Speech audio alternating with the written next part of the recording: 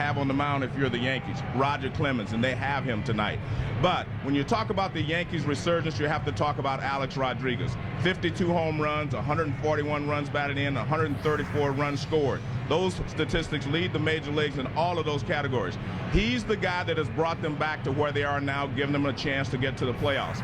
And to use a quote from one of my favorite players, Reggie Jackson, he is truly the straw that stirs the drink in the Bronx now.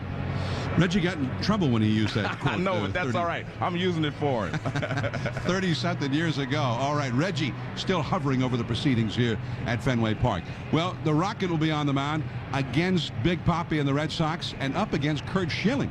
Two great veteran starters going head-to-head. It's the first time they've actually been matched up in the same game since Game 7 of the 2001 World Series. And what a game that was. Clemens almost got the best of him that night. But Peter Gammons, Curt Schilling, himself coming back from injury. This is his 6 or 7 starts since coming back. And he is a little bit of a different pitcher than the one we've seen all these many years.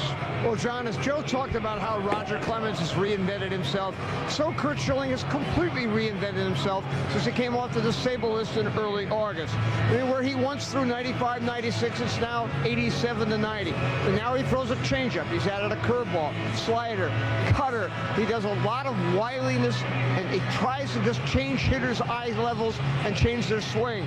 In his last 4 starts, he's had quality starts. His earned run average since he came off the DL is down almost a run from what it was before he got hurt in June. He's a very important pitcher now. If the Red Sox are going to be in the postseason, he's back at the top of their rotation right behind Josh Beckett. And it'll have to be good to shut down these Yankee sluggers. And Big Papi will be in there, and Curt wouldn't mind if Big Papi hit a homer or 2 on his behalf. The Red Sox leading the Yankees atop the East. The rivalry a little bit different this year than in the past. Bob Swift, total eclipse. The Bronx Bombers, the Red Sox, About to renew hostilities. baby ain't over yet. The pitch, driven deep down the right field line into the corner. Kicker scores. Taylor scores. They all score. Deep to right. A home run. David Ortiz. Look out. And that one is on its way.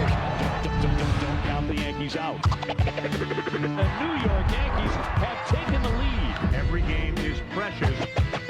The Bronx Bombers, the Red Sox at Fenway Park.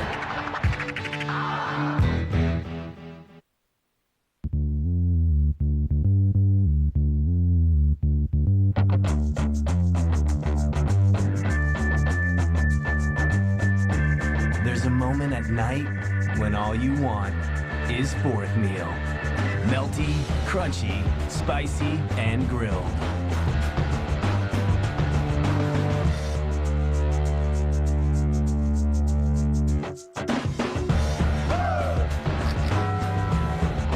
Never let pain stop you in the pursuit of your passion. New Excedrin Back and Body. Its dual-ingredient formula works 2 ways, as a pain reliever and a pain blocker. So the pain stops. You don't. Excedrin. Go. And the amazing thing is you can stay any hotel anywhere using your points. Last year we went to Trinidad and Tobago. All on points. My uncle was eaten by an alligator on a trip to Africa, but we used our points. So in the end, it wasn't a half-bad trip. This year, we're thinking about going. I remember one time I fell asleep in a tanning bed. Ugh, how embarrassing, huh? I didn't do a tanning bed. Why are you asking that? Why do you have goggle lines? What did you just say to me?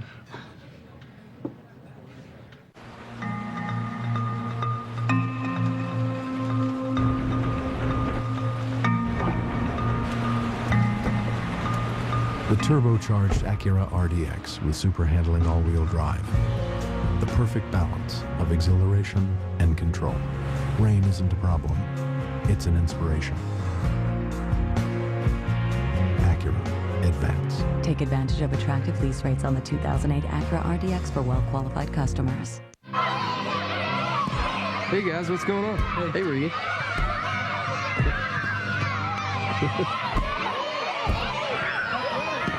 Not cool, guys.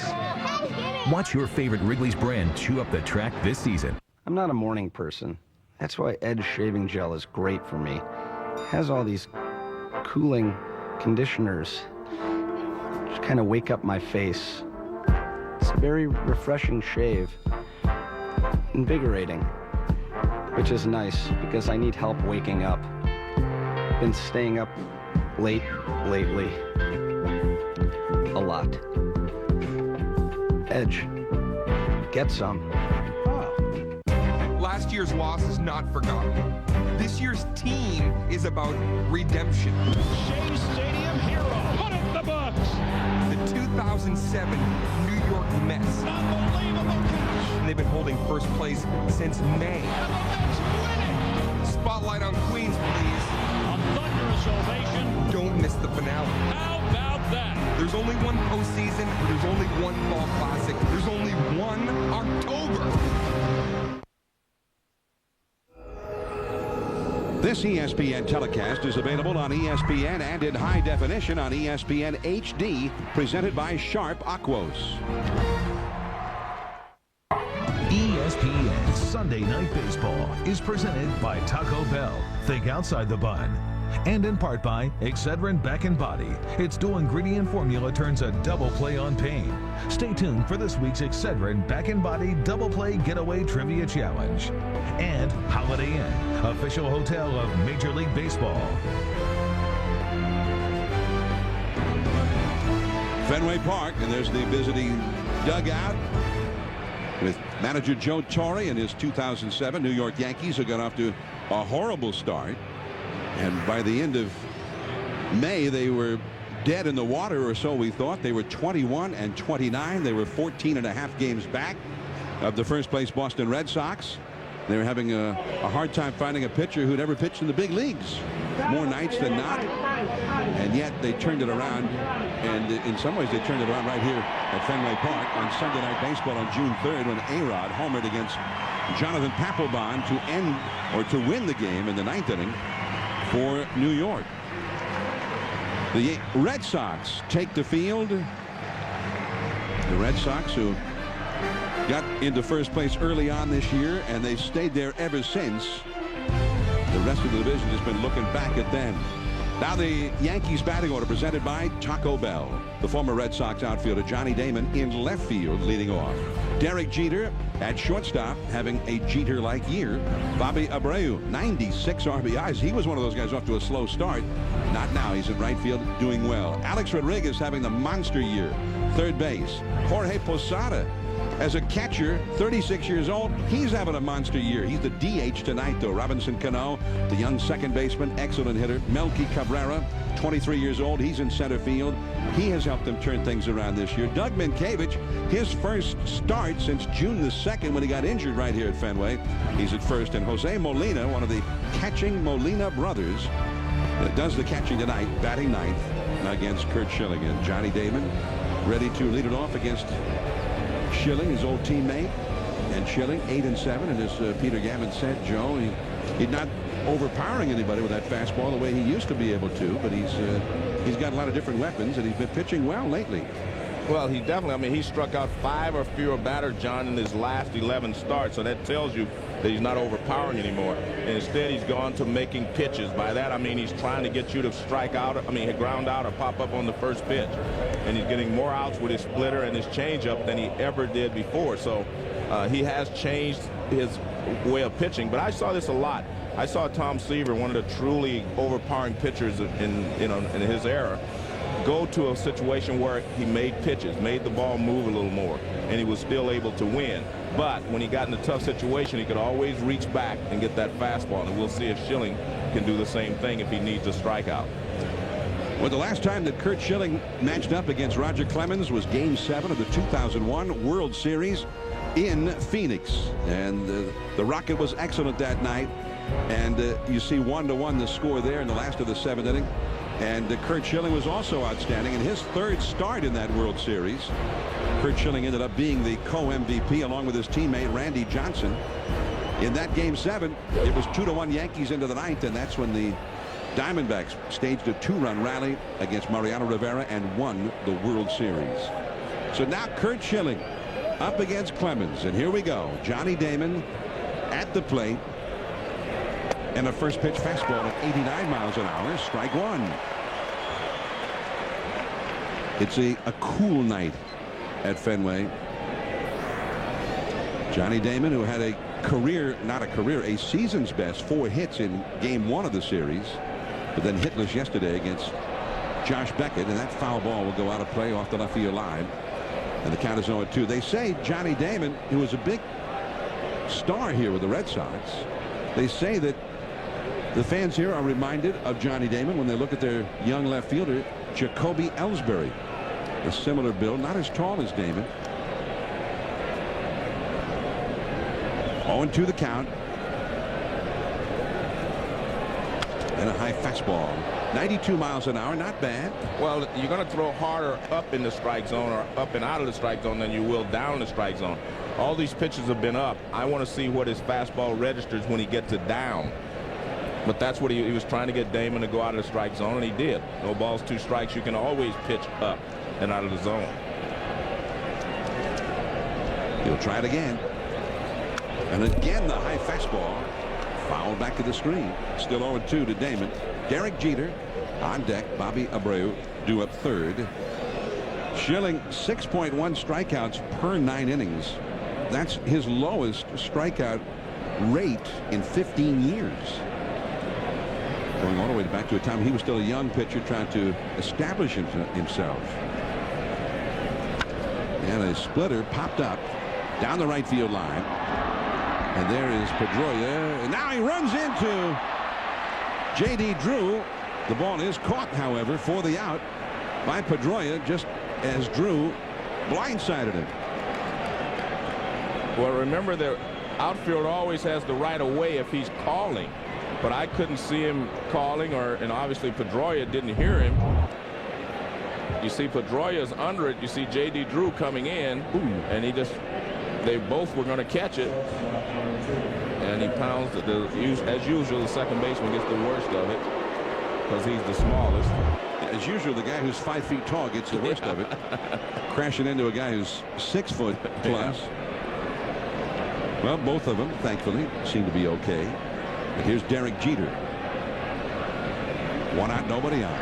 And a curveball that hangs high and tight for ball 1. And John Jeter has struggled, with his right knee. It's been bothering him. He missed a few games, game or 2 here and there, but it's really affected him more offensively. He has, his batting average are up around 340, 330 most of the season, and he's dropped down because he's just not able to push off as well as he was early in the year. And a foul back out of play on that high fastball. So far he's staying up with that fastball. Yeah, well, I think he knows he's got to if he's going to have any effect with it.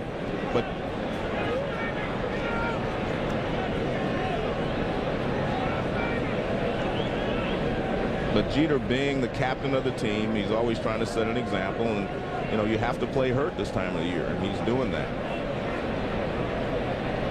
A ball and a strike. Just off the inside corner with a fastball, and 89 miles an hour with that fastball that was down. And that's pretty good, John. There's Jeter the last 11 games, 8 for 44. I mean, that's just very un-Jeter-like, but the reason is he's playing with an injury. It's tough enough to play this game when you're 100% healthy. Rips that one. Ellsbury will play it off the wall, and he will hold Jeter to a single. Jeter, who hit a home run in the first inning yesterday against Beckett for New York's only run, rips a single here at Fenway tonight. Oh, we saw Schilling get the ball down. It was 89 miles an hour. As we take a look at the defense, Pedroia at second base has been great. And we saw before the game they gave Lowell his gold glove, which is unusual. They usually give it to you at the beginning of the season. But Pedroia has played great. 6 errors in 125 games. That's very good defense. The Red Sox have been reinvented really the last couple of years. They have become a very strong defensive club. That was the changes they started to make, when they traded Garcia Parra. They were going for defense. They were going to make this a more defensive-minded ball club, and they've done a good job. And that was one of the reasons that they were able to win the World Championship. They started playing better defense, added a little speed, and this is a different ball club. Mike Lowell at third base, again, I mentioned he won his gold glove. Won a gold glove. Now, if I'm Nomar sitting there watching tonight in L.A., I'm saying, oh, yeah, like I couldn't field. No, I didn't mean he couldn't field. They were going defense instead of power. Nomar had hit 37 home runs, hit a lot of home runs here. And they decided that they were going to go more defense. so you sacrifice the power. There's Mike Lowell, and Lowell's been the whole package since he came to Boston. Looked like his career was over. In Florida, they were just trying to lay him off to anybody who would pick up his salary. They sent Josh Beckett here to Boston, but to get Beckett, they had to take Lowell. Lowell's been a great benefit in that trade. He's had 2 outstanding years here for Boston. And the count to Abreu, 1 ball, 2 strikes. Took something off that one. Yeah, I'm not sure if it wasn't a slider, John, or something. I don't know what that pitch was, but it was different. It was didn't have a lot of movement. I thought it was a high slider. Well, it may have been. That's what it appeared to be.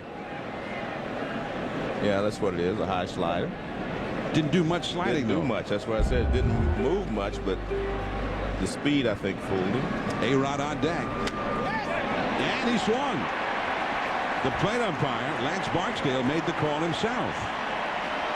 If you're the Yankees and you're sitting over there watching Schilling pitch, you have to see that he's going to throw the fastball up when he gets ahead of you. If he gets 2 strikes, he's going to throw the fastball out of the strike zone, try to get you to chase it, as Bobby Abreu does there. He tried it with Damon. He tried it with Jeter.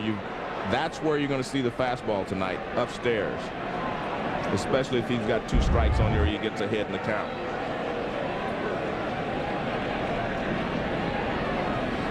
Alex Rodriguez. And a fastball and strike. And that's a beautiful pitch, John. That ball starts off the plate, works its way back over the corner. And there are the numbers I talked about in the open. 52 home runs, 141 ribbies, 134 runs scored. The last guy to lead the majors in all those categories was Roger Maris. That's a long time ago.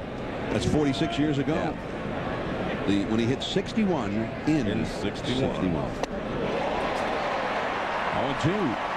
And he made A-Rod look bad on that swing. That was a splitter, and that's the first one he's actually thrown. And it did fool A-Rod.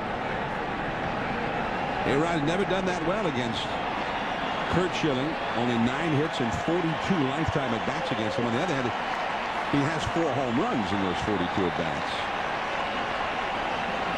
2 down.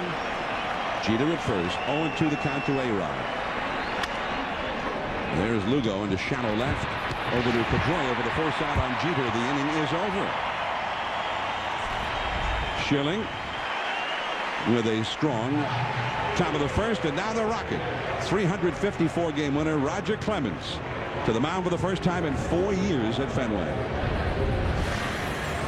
Preserving your auto investment with committed quality service makes all the difference. It's the Dean's difference. The professional team at Dean's Car Care has been the leader in auto detailing for over 34 years. Whether it's cars, trucks, SUVs, vans, boats, motorhomes, or campers, there are many services and custom packages for you to choose from. Let us take care of the details. Dean's Car Care, corner of 3rd and Buck Streets, Bangor, Maine. Call for an appointment at 945-3016 or visit our website at deanscarcare.com.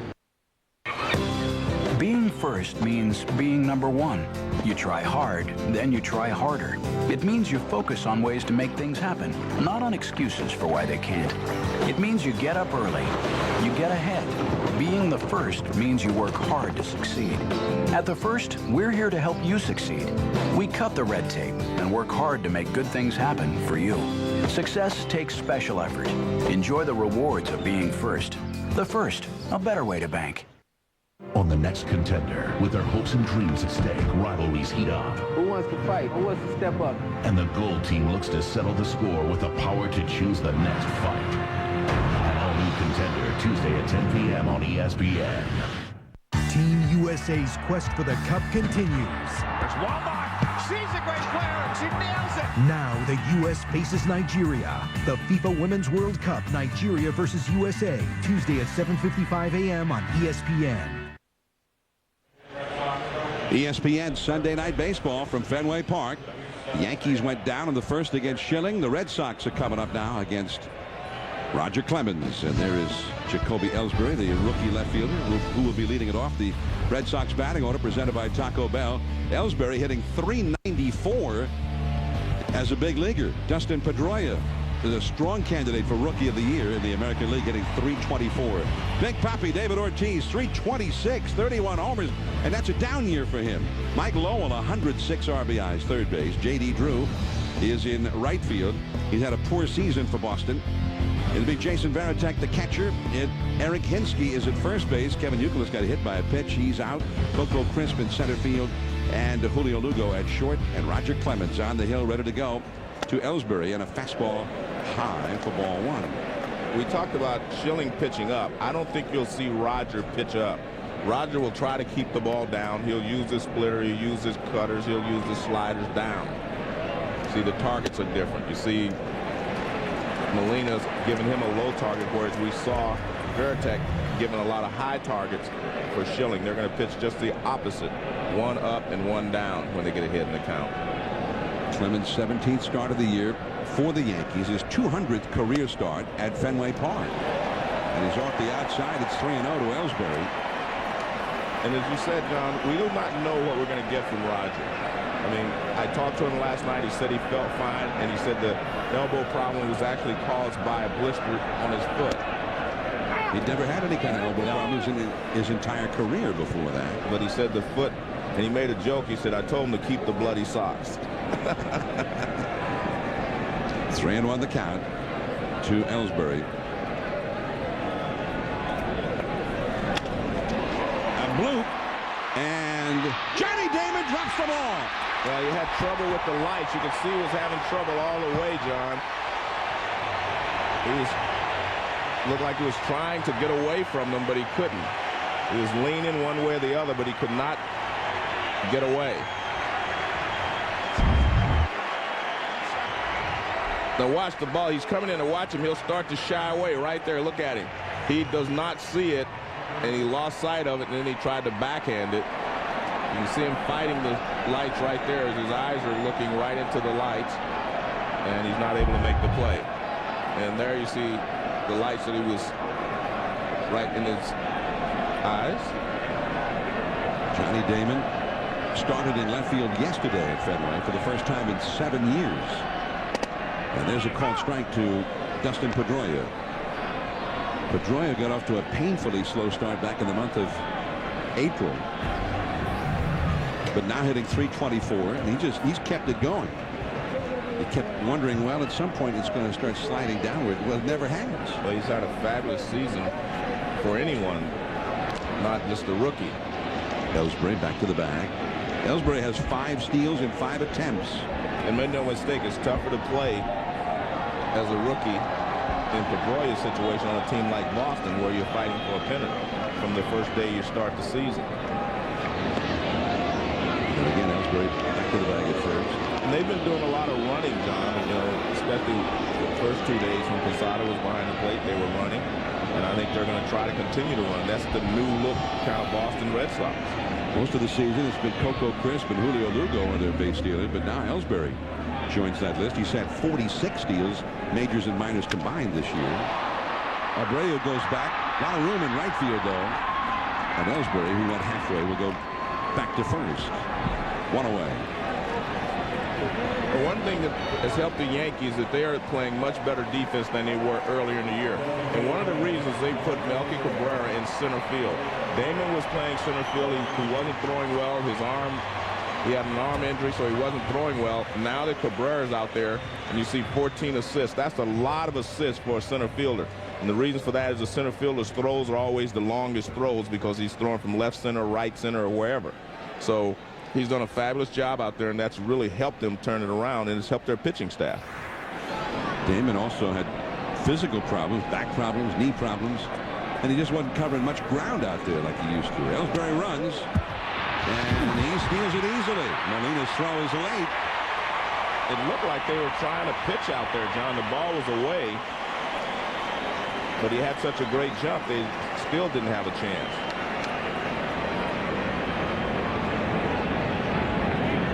And, you know, the Red Sox have gone weeks at a time in the past without stealing a base. Now that's part of their offense. You see, he had a great jump. It's a good pitch to throw on a fastball away. But he had such a great jump, as you say. No chance. It didn't matter. The slider inside to Big Papi. Now, when's the last time the Red Sox have stolen a base with Big Papi standing in the batter's box? Yeah, if you get late into the ball game, they're going to have to temper that because you're going to walk David Ortiz in these situations, especially if it's a game-winning situation. See Cano playing him out in shallow right field. It looks like Clemens is not interested in pitching to him right now either. I would not pitch to him either if I was on the mound. If you have a base open, that's Big Papi's base. Ortiz only 5 for 22 lifetime against Ortiz, but he has a couple of home runs against him. And he's hitting .455 against all comers in Yankee uniforms this year. And he swings away 3-0 and fouls it onto the rooftop. 3-1. Earlier this week, Papi sort of revisited the past when he hit a game-ending home run against Tampa Bay in the last of the night. They were down by a run. They were about to lose. There was a man on base, and he hit a 2-run homer, and they ended up winning it. Big Papi over the years since coming to Boston has done that more often than any other player. 8 times, to be exact, since 2003. 1 out, no score, 3-1. And the breaking ball is just off the inside. I don't know if that was Roger yelled or not. Yeah, someone yelled. I don't know if he yelled because he missed the pitch, but I think it's the umpire now. Well, Barksdale's getting a little testy now. Yeah, and Molina's trying to calm him down. Yeah, Roger was upset with that 3-1 call. I thought I heard him yell.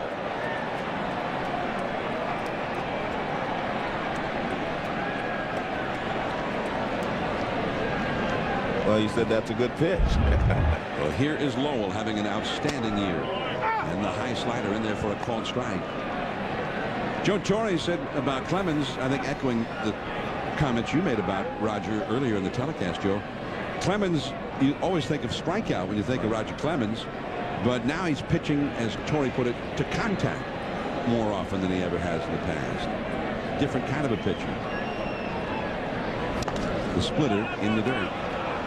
Ellsbury holding at second. One of the things that happens, John, is when you strike out a lot of hitters, that means more pitches.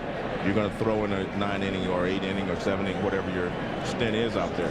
So, but if you can get a ground ball on the first pitch, fly ball on the third pitch, you know, it'll help your pitch count and keep you stronger. And at his age, Roger needs to conserve his pitches. He's thrown 14 pitches already in this inning. Ellsbury reached on the error by Damon, a walk to Ortiz, 2 men on, 1 man out. A-Rod through, base hit. Ellsbury heading home. Damon's throw through. 1-0 Boston.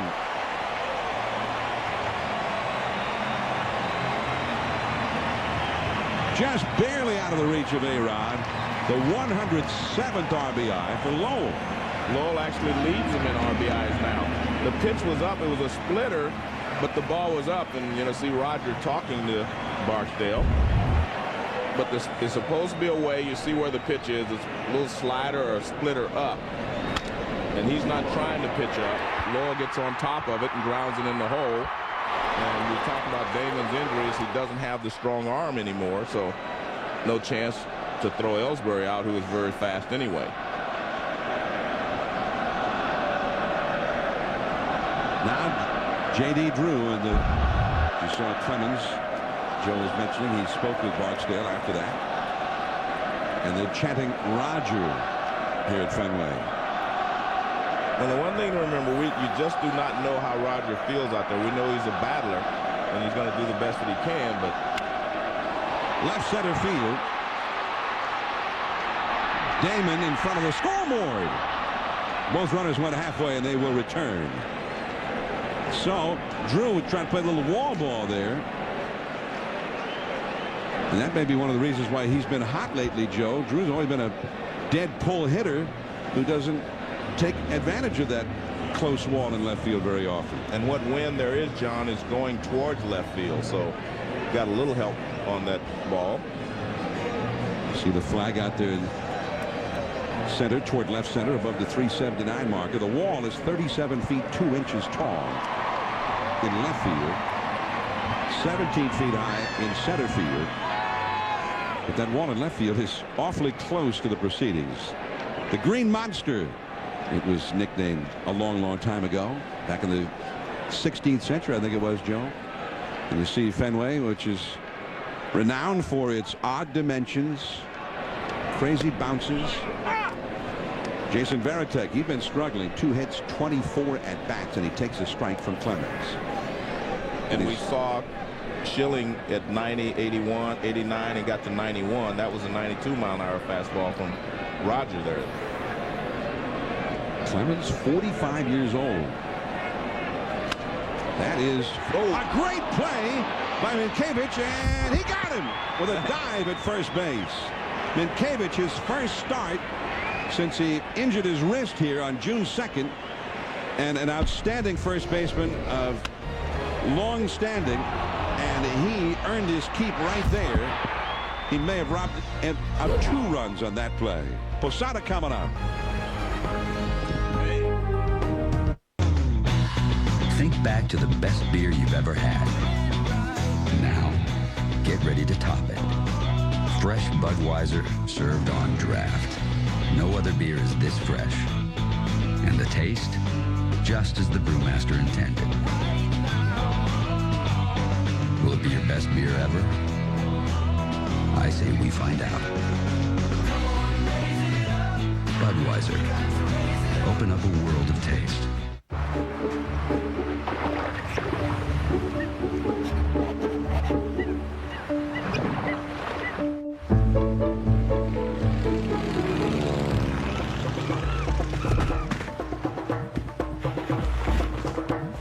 Greg, this should get your business going. Thank you, Bob. Perfect. With dedicated account managers who understand what you need when you need it, we're there. CDW. Money should not sit around. It should be invested. Right, like in a nice car. I'm talking about something that could actually increase in value. Well, a really nice car can increase in value. Really? Really? I'd put it in Fidelity Mutual Funds. I'd pick 4- and 5-star funds. And you can drive it. You're not going to win this argument. No matter what kind of investor you are, Fidelity can help you make a smart move. Before investing, consider the fund's investment objectives, risks, charges, and expenses. Contact Fidelity for prospectus containing this information. Read it carefully.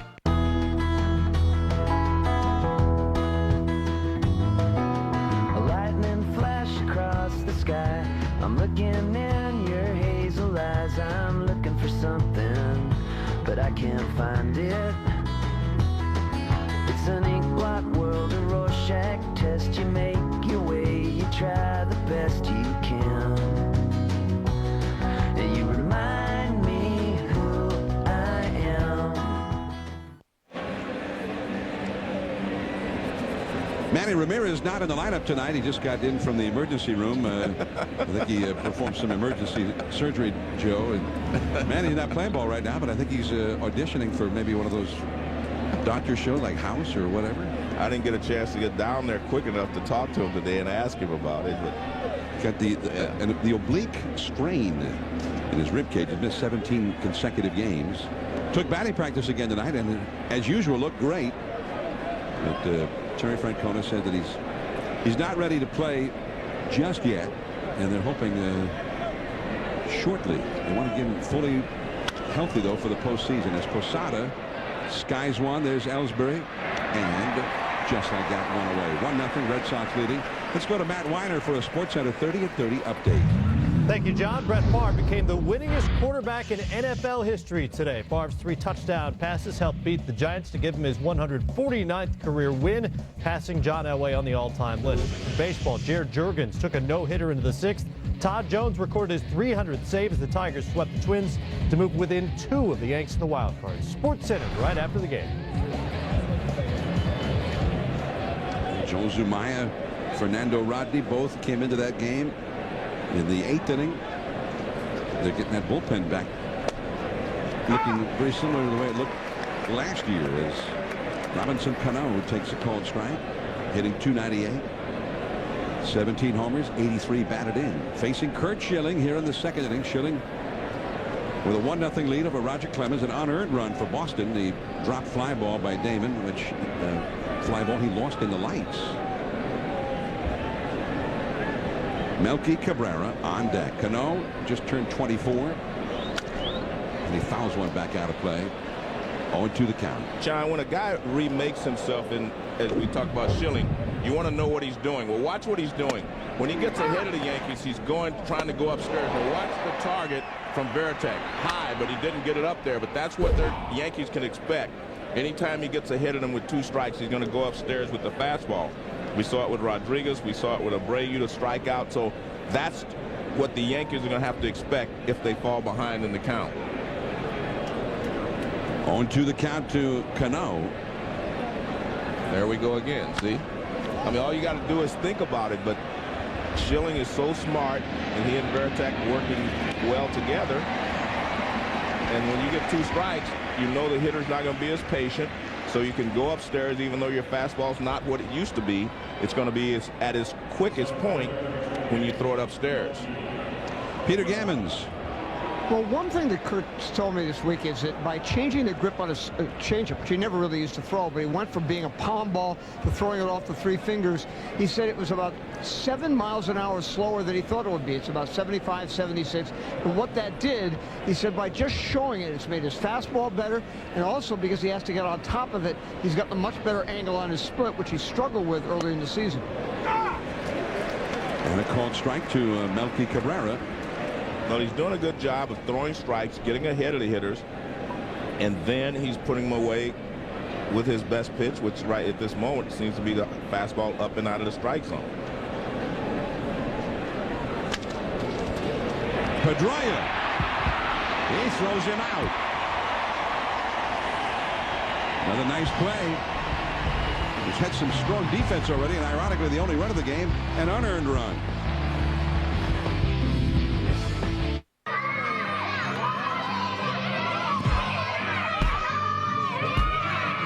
Hey guys, what's going on?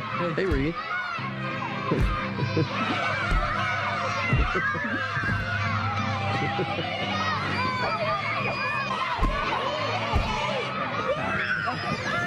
Not cool, guys. Watch your favorite Wrigley's brand chew up the track this season. Worst part about shaving for me?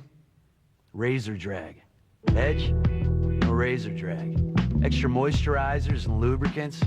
Razors glide effortlessly across my bare skin. So smooth. Just gliding. No hang-ups. It makes shaving feel so good. It makes shaving feel so right. Edge. Get some.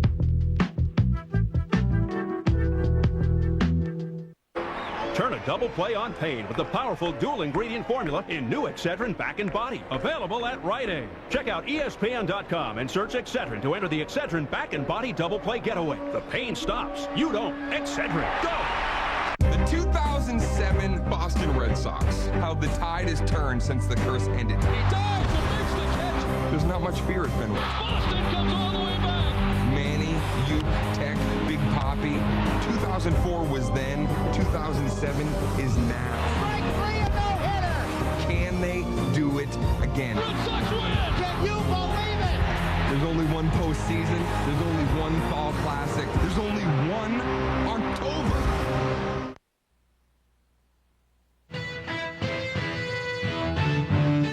This baby ain't over yet. The Red Sox are threatening to run away with the AL East. Don't count the Yankees out.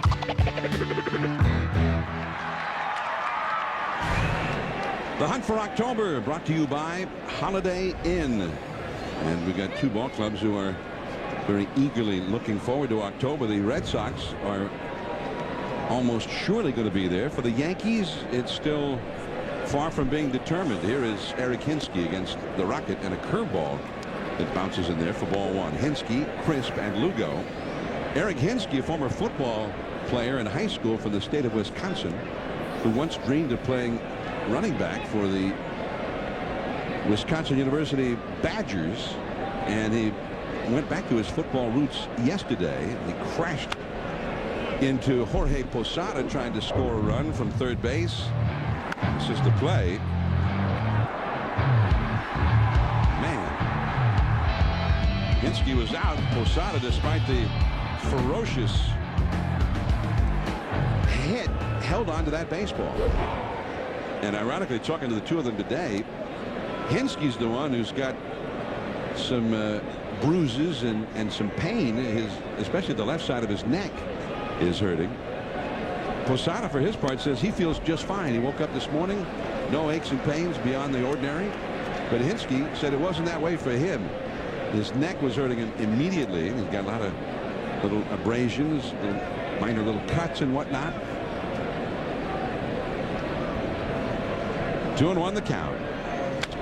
I want to show you something about that collision, John, because Posada got caught in an awkward position. See, he is blocking the plate. There's no place for Hinske to go. There's no place for Hinske to go, so he had to. There was no plate. You know, catchers usually will give you some part of the plate to slide towards. There's no plate. The plate's back here. So what is Hinske going to do other than try to bowl him over? You see what I mean? He had no choice but to run into Posada. I don't think it wasn't a bad play. I mean, there was no place for him to go. See where the plate is? Now, how is he going to get to this plate? You can't slide. There's no place to slide. Posada's got it blocked. The only place you can go is try to run over him, and that's what he did. So I don't want, the Yankee fans to think that was a dirty play, because there was no place for him to slide. There was no place to go. Posada usually will give you, the catcher will give you some place to slide, but he got caught in a bad position, and there was no place for Posada to go and no place for Hinske to go.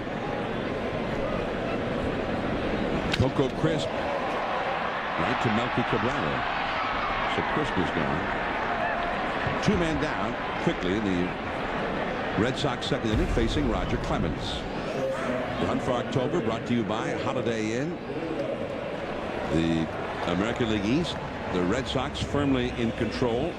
The only way the Yankees could have been a threat to them really was to come in and sweep them this weekend. Right. If they had done that, they would have left town only 2.5 in front. But even then, the Yankees are also well ahead of the Tigers, who are right behind the Yankees in the wild card. So for the Red Sox to not make the postseason would be very, very difficult. The Tigers did win today back of Jared Jurgens, the rookie, at Minnesota, 6-4. The Tigers have been winning very steadily here lately. That's their 5th consecutive victory.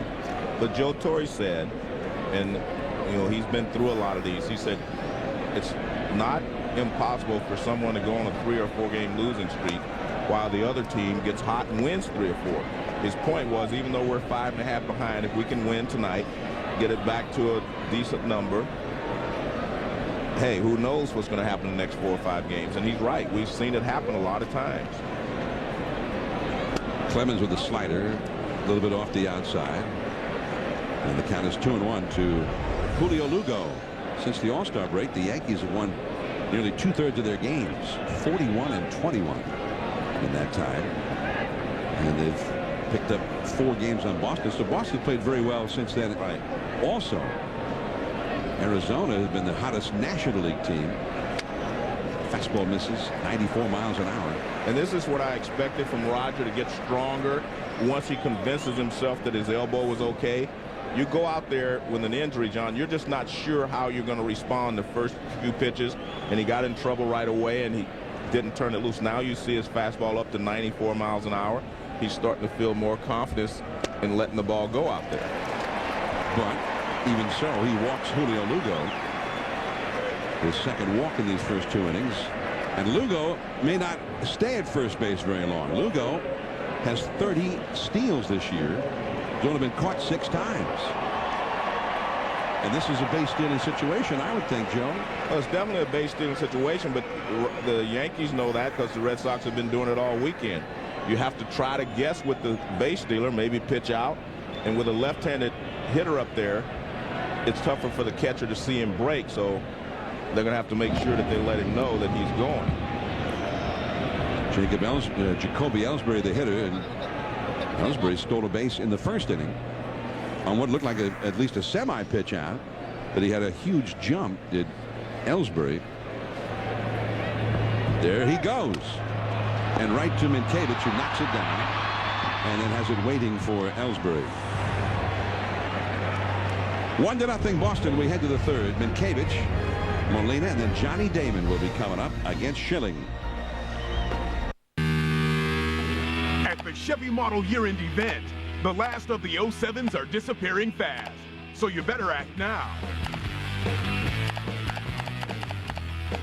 Just click and go to Chevy.com to check out great offers. Then get to your Chevy dealer before yours is gone. Get these 07 Silverado half-ton crew cab models with $56.19 in average finance savings. Get to your dealer before the Silverado you want is gone. Click on Chevy.com. Then see your main Chevy dealer.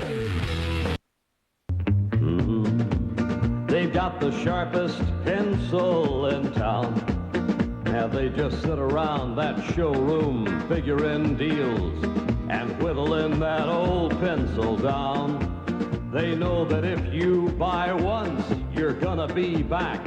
So instead of buying one, you're buying two, and that's a fact. They've got the sharpest pencil in town. So come on down, neighbor. The coffee pot's on. Oh, what a wonderful morning. It's time to rise and shine. All I need is a steaming cup of coffee. Today is gonna be. Life comes at you fast. But with nationwide Blue Ribbon Claim Services, you don't have to worry. We can guarantee all your repairs in writing for as long as you own the car. Nationwide is on your side. GM OnStar, how can I help you? Can you run a quick diagnostic check for me? No problem, Mr. Gordon. Transmission? Check. Emissions? Check. Airbag system? Check. Car wash? 2 blocks up on your left-hand side. Nice.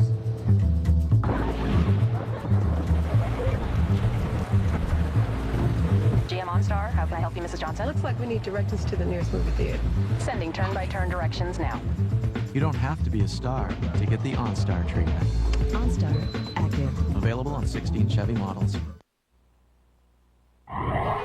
ESPN Sunday Night Baseball, presented by Taco Bell. Brought to you by Chevy and American Revolution. And Nationwide. Nationwide is on your side. Beautiful look at Fenway Park from high above. Brought to you by H.P. Hood. And we're pleased to have them and their beautiful blimp as part of Sunday Night Baseball this evening from Boston, as Kurt Schilling throws a called strike to Doug Minkiewicz. Minkiewicz is the reason it's only 1-0 Boston and not at least 3-0. He took away, I thought, something that easily would have been a 2-run double from Jason Varitek to end the first inning. And of course that inning would have still been going on with 3 runs in. And Eric Hinsky coming up next. That was quite a play. I mean, you can't make a better play than this. Wachi still has to beat him there because Wachi waves Clemens off very quickly. I don't know if Clemens is going to get there anyway, but he waved him off. Then he's got to avoid another injury by diving to the foul side of the base, because if he runs head on, he's going to ride into Varitek. I have a theory as to why Roger wasn't there yet. Why? Minkiewicz was injured before Clemens started pitching for the Red Sox this year. That ball's been a hit all season for Roger Clemens anyway. But Minkiewicz is one of the best over there defensively, and he showed it. Definitely. So a base hit now for Minkiewicz as well. He's been activated since September the 1st. He only had 4 or 5 at bats in that time. Nonetheless, a single to left to try and get the Yankees started. Only their second hit against Kurt Schilling. And here is Jose Molina, one of the catching Molina brothers. Almost every team has a Molina catching now. Joe, did you notice that? There's the bunt. And that's going to get him over. Nicely done there by Jose Molina, who came over here from the Angels, who, of course, play that small ball game, the little ball game, as Ozzie Guillen calls it, the smart ball game. Tomorrow night, Monday Night Football with an NFC Eastern Division clash.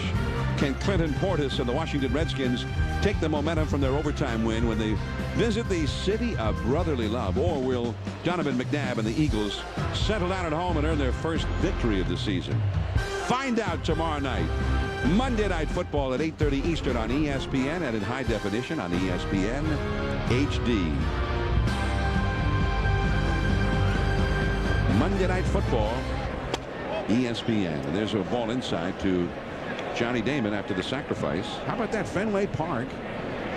And Joe Torre is playing for 1 run. Well, no, that doesn't surprise me, John.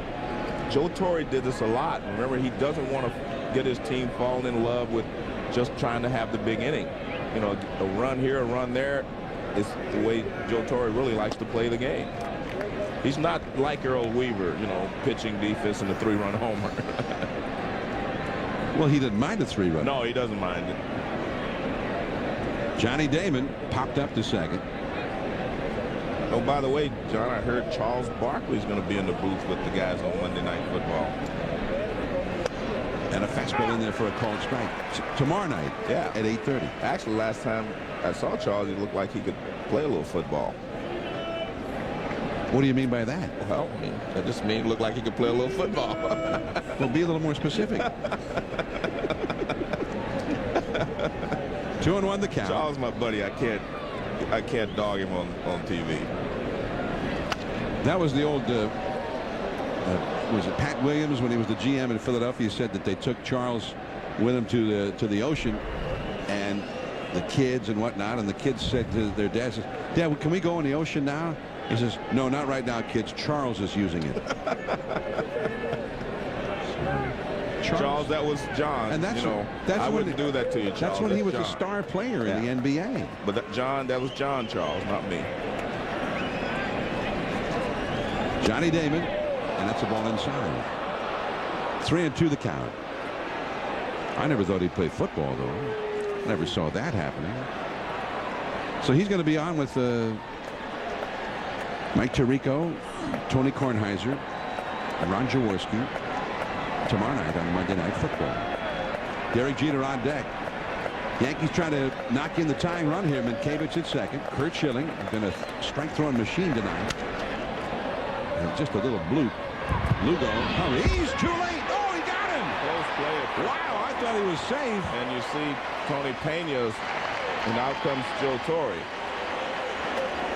Man, I was sure that was going to be a safe call from Tim Welke. Tony Pena had some words with Welke, and here comes Joe Torre to pick up the discussion. Minkiewicz goes to third.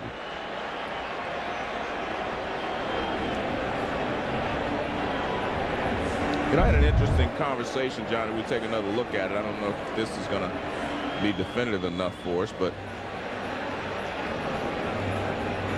well, he's clearly safe from that angle too. I'd say that was pretty definitive. Yeah, that's pretty definitive. He was safe. Yeah, I had a talk with one of the Angels players when I was out there, John, and they were talking about trying to get the best record so they could, you know, if they had to play the Red Sox, they could play that, you know, the deciding game in Anaheim. And they were saying things happen in Boston. You know, sometimes Boston gets a call here or there, and they were concerned about it. I don't think the umpires obviously do it intentionally, but that's the way teams feel. And sometimes, you know, things happen in Boston. And that just happened. Something just happened. It should have been first and third with 1 out and Jeter up. Now, Minkiewicz at third, 2 down. Jeter hit a line drive single his first time. Ball 1. Jeter with his right knee giving him some trouble. Peter Gammons. Jeter's been hobbling a little bit lately. Well, he has. But the thing about Derek is he says, I don't want to talk about it. Nobody wants to hear about excuses in September. All I care about is winning. He's had the ankle. He's had the foot. He's had the knee. It's affected his mobility, both sides on defense. But the great thing about him is he just plays through it. And a strike on the outside to him. And he's right, John. No one cares in September. I mean, if this is April or May, you say, okay, Derek, take some games off, get yourself healthy for the long haul. But the long haul is almost over. Now, everybody, I don't think there's probably not anyone on either team that doesn't have something that's bothering them, bone bruises or something over the course of the season that you're hurting a little bit. A-Rod's left shoulder's giving him some trouble. Yeah, I mean, it's a stolen base attempt a while back. Right center field. J.D. Drew, he gets there. So it could well be that call at first cost the Yankees at least 1 run. 1-0 Boston. Big Papi coming up. The dream is still alive. Someday it will come true. And this country, it belongs to folks like me and you. So let the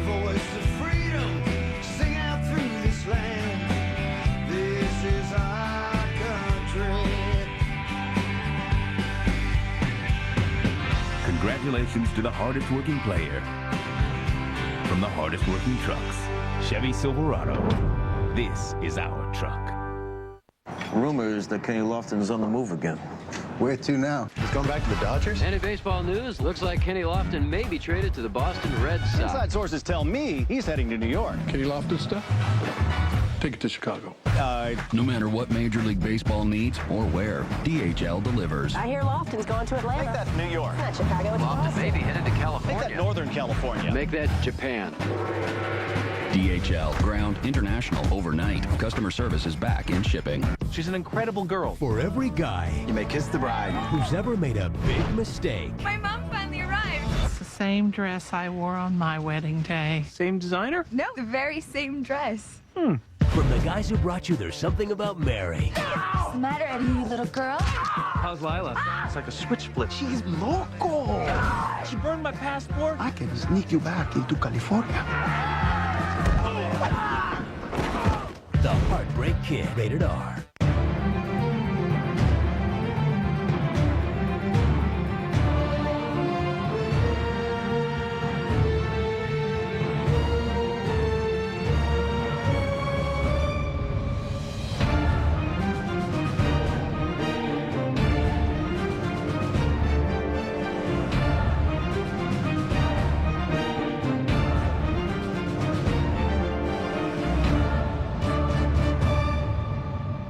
On the next contender, with their hopes and dreams at stake, rivalries heat up. Who wants to fight? Who wants to step up? And the gold team looks to settle the score with the power to choose the next fight. An all-new contender, Tuesday at 10 p.m. on ESPN. ESPN Sunday Night Baseball presented by Taco Bell. Fenway Park. The Yankees and the Red Sox. The return of Roger Clemens. Perhaps the final time the Rocket will pitch at Fenway. Pedroia, left center. Johnny Damon on the warning track. Pedroia took aim at the big wall. Maybe in the summertime when it was 80-something degrees and there was a good strong wind blowing out to left field, that would have been different. But once the summer disappears, things change at Fenway. 55 degrees, 55 degrees at game time tonight. I'm surprised at how well Pedroia has continued to do, because he has a pretty big swing. And it surprises me that he's been as consistent as he has been with that big swing. Little guy, big swing. Yeah, hitting a lot of fly balls like that. I mean, but obviously hits a lot of line drives as well. David Ortiz. This is Fenway Park, Sunday Night Baseball. The Red Sox first place in the East, the Yankees second place, but also first place in the wild card division. 2 weeks away from the end of the season. The Red Sox can pretty much put away the Yankees in the Eastern Division if they beat them tonight. As Roger Clemens, perhaps in his final game at Fenway Park, where it all began for him 23 years ago. And Clemens just back after some elbow problems. He had 2 cortisone shots for that. And threw a bullpen on Tuesday, pronounced himself fit, threw again on Thursday, no problem. So here he is back in Fenway, his 200th career start at Fenway. Swing and a miss here by Papi. 1 ball and 2 strikes. So David Ortiz, 31 homers. The home run leader for Boston, now 1 RBI back of Mike Lowell, who drove in the only run tonight. He's won 100 games here at Fenway. The last time the Rocket pitched here in the regular season, August 31st, 4 years ago. And I remember, Joe, that game, that was probably the last game that he was ever going to pitch at Fenway, because he was going to retire after that season. 2-2 the count. Now tonight, here it is 4 years later, Joe. Perhaps the last game he's ever going to pitch at Fenway. I've done several of these last games. Yeah, I'm not going to say that. I'm not going to get caught up in that one this time.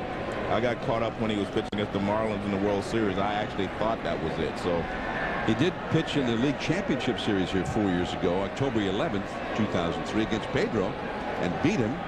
That was surely his last game at Fenway because he was retiring.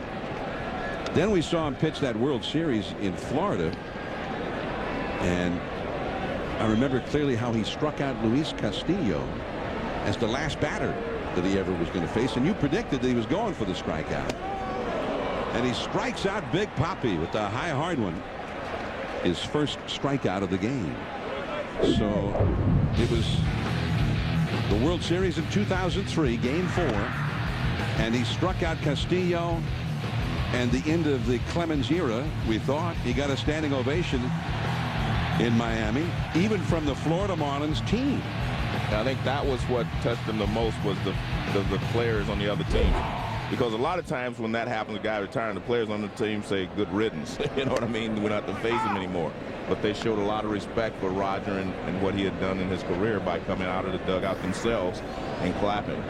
And that was quite a battle with Castillo. Not an easy guy to strike out. Well, he a 9 or 10 pitch at bat. And I think, you know, he had used that Nolan Ryan philosophy that night. I came in as a power pitcher. I'm going to leave as one. And he just went after him with all fastballs, and he finally got one by him for strike 3. Mike Lowell, the hitter, the cleanup hitter for the Red Sox, with Manny Ramirez still on the shelf. Lowell knocked in a run with a single his first time, the only run of the game. That fastball fouled out of play. 1 ball and 2 strikes. Well, Roger Clemens, we're talking about those last starts, maybe his last game ever, the World Series 2003. Then there was his last start the next year, Game 7, the League Championship Series of the Cardinals. Then there was the last start in the World Series with Houston playing in Chicago. Remember, he left that game early with an injury. So many times pitching for the last time, Roger Clemens. And of course, last year, his final start of the year against the Atlanta Braves while with Houston could well have been his last start. But the Yankees coaxed him out of retirement, Joe. How did they do it? Well, it cost him a little bit. They made him an offer he couldn't refuse. And Lowell is down on strikes. A little cutter on the outside. And he's getting better. An impressive inning there for the Rocket. Abreu, then A-Rod will be coming up in the 4th. Meanwhile, we'll visit with Terry Francona, Boston manager, from the dugout in 60. Preserving your auto investment with committed quality service makes all the difference. It's the Dean's difference. The professional team at Dean's Car Care has been the leader in auto detailing for over 34 years. Whether it's cars, trucks, SUVs, vans, boats, motorhomes, or campers, there are many services and custom packages for you to choose from. Let us take care of the details. Dean's Car Care, corner of 3rd and Buck Streets, Bangor, Maine. Call for an appointment at 945-3016 or visit our website at deanscarcare.com. It takes more than quality home furnishings to make a room look great. It takes an eye for design. Meet Allison Aramita, a professional interior designer and buyer for Dorsey Furniture. With over 20 years experience in the field, Allison seeks out the newest fashions and national design trends and puts them on display in over 30 beautifully decorated collections. So stop by and see what Allison and all of us here at Dorsey Furniture have on display for you. Professional designs with you in mind, only at Dorsey Furniture, Route 1A, Holden. Red Sox 1, Yankees nothing as we head to the 4th inning. And we're very pleased to be joined by the manager of the Boston Red Sox, Terry Francona, from the Boston dugout. And Tito, many thanks. Okay, guys, nice to see you. Terry, you know, it's very difficult sometimes to pick out one game over the course of a season. But yesterday's game, to me, was a big, big game for this ball club after blowing the lead on Friday night. There's a, you know what, I don't disagree with you, but, and you've been to Boston enough to know there's no game that's not big. It is just the way it is here. All right, well, looking at Schilling tonight, are you getting what you wanted or what you expected from him? I'll tell you, in about 2 hours. We got about 3 hours of baseball left. He looks fine. Their lineup is so good. We know we have a lot more baseball to play, but we're pleased with how he's throwing the ball. Tito, went. Manny Ramirez took batting practice tonight. Again, another good session. When do you expect him back in the lineup? I think, John, realistically, we're hoping for Wednesday. That would give him Thursday off before we go to Tampa Bay. I think it's realistic. I think we're real hopeful. And Okajima, how is he? He's okay. You know what? He's pitched a lot of baseball, and it's a little different. Not just the pitching, but the travel. And, you know, it's so much different here, but he has done a great job for us, and he will continue to. All right. Terry, many thanks. Okay, guys. We'll let Terry Francona go back to work as the Yankees bat here in the 4th inning. And I asked that about Okajima because he's been a great find for the Red Sox. Matsuzaka got all of the headlines, and he's done pretty well most of the year. But Okajima turned this bullpen into something special, working 7th, 8th inning as a setup man in front of Papelbon. And he was almost untouchable in the first half of the season. A .83 ERA. There he is out of the bullpen. But he'd been hittable here in the second half of the season, and he got lit up by the Yankees here on Friday night when they made their dramatic comeback. And there's a ball too high to Bobby Abreu, leading it off for the Yanks here in the fourth. Alex Rodriguez on deck. He went 1/3 of an inning and gave up 4 runs, 2 home runs, and that's his worst outing so far this year with the Red Sox. There's J.D. Drew. And Abreu, who struck out his first time, is retired again by Curt Schilling. And here comes the Majors' home run leader, Alex Rodriguez, to the plate. And John, we talked about it earlier, but he's just having a magical season to put everything together, driving in runs, scoring runs, and hitting for an average. And we saw it when we were here in June. He hit the home run off Papelbon. Everything he was hitting at that point of the season was going to right center and hitting home runs straight away. And they started pitching him inside. Now most of his home runs are going to left field because of the way they're pitching him. And you basically predicted that night, as I recall, on Sunday Night Baseball, as he takes the curveball for a strike, saying the fact that he's hitting with such authority the other way, center and to the other way, to right center, is going to force them to go back inside, and then he'll start pulling the ball again. Well, it's just the way things are in this game. If you force them to come inside, then they're coming to your strength. But if you go out there and hit balls the other way, then that's what's going to happen. This was the 9th inning home run back on June 3rd. You were talking about it. Broke a 5-5 tie. A stunning home run against Papelbon, who at times is just untouchable. About 99% of the time. 0-2 the count to A-Rod. Hit into a force play his first time tonight. 1 out, nobody on. And a broken bat. Lugo walks it a little high hop, but he stayed with it. Got the out. That's the difference between a major league shortstop and, say, a minor league shortstop.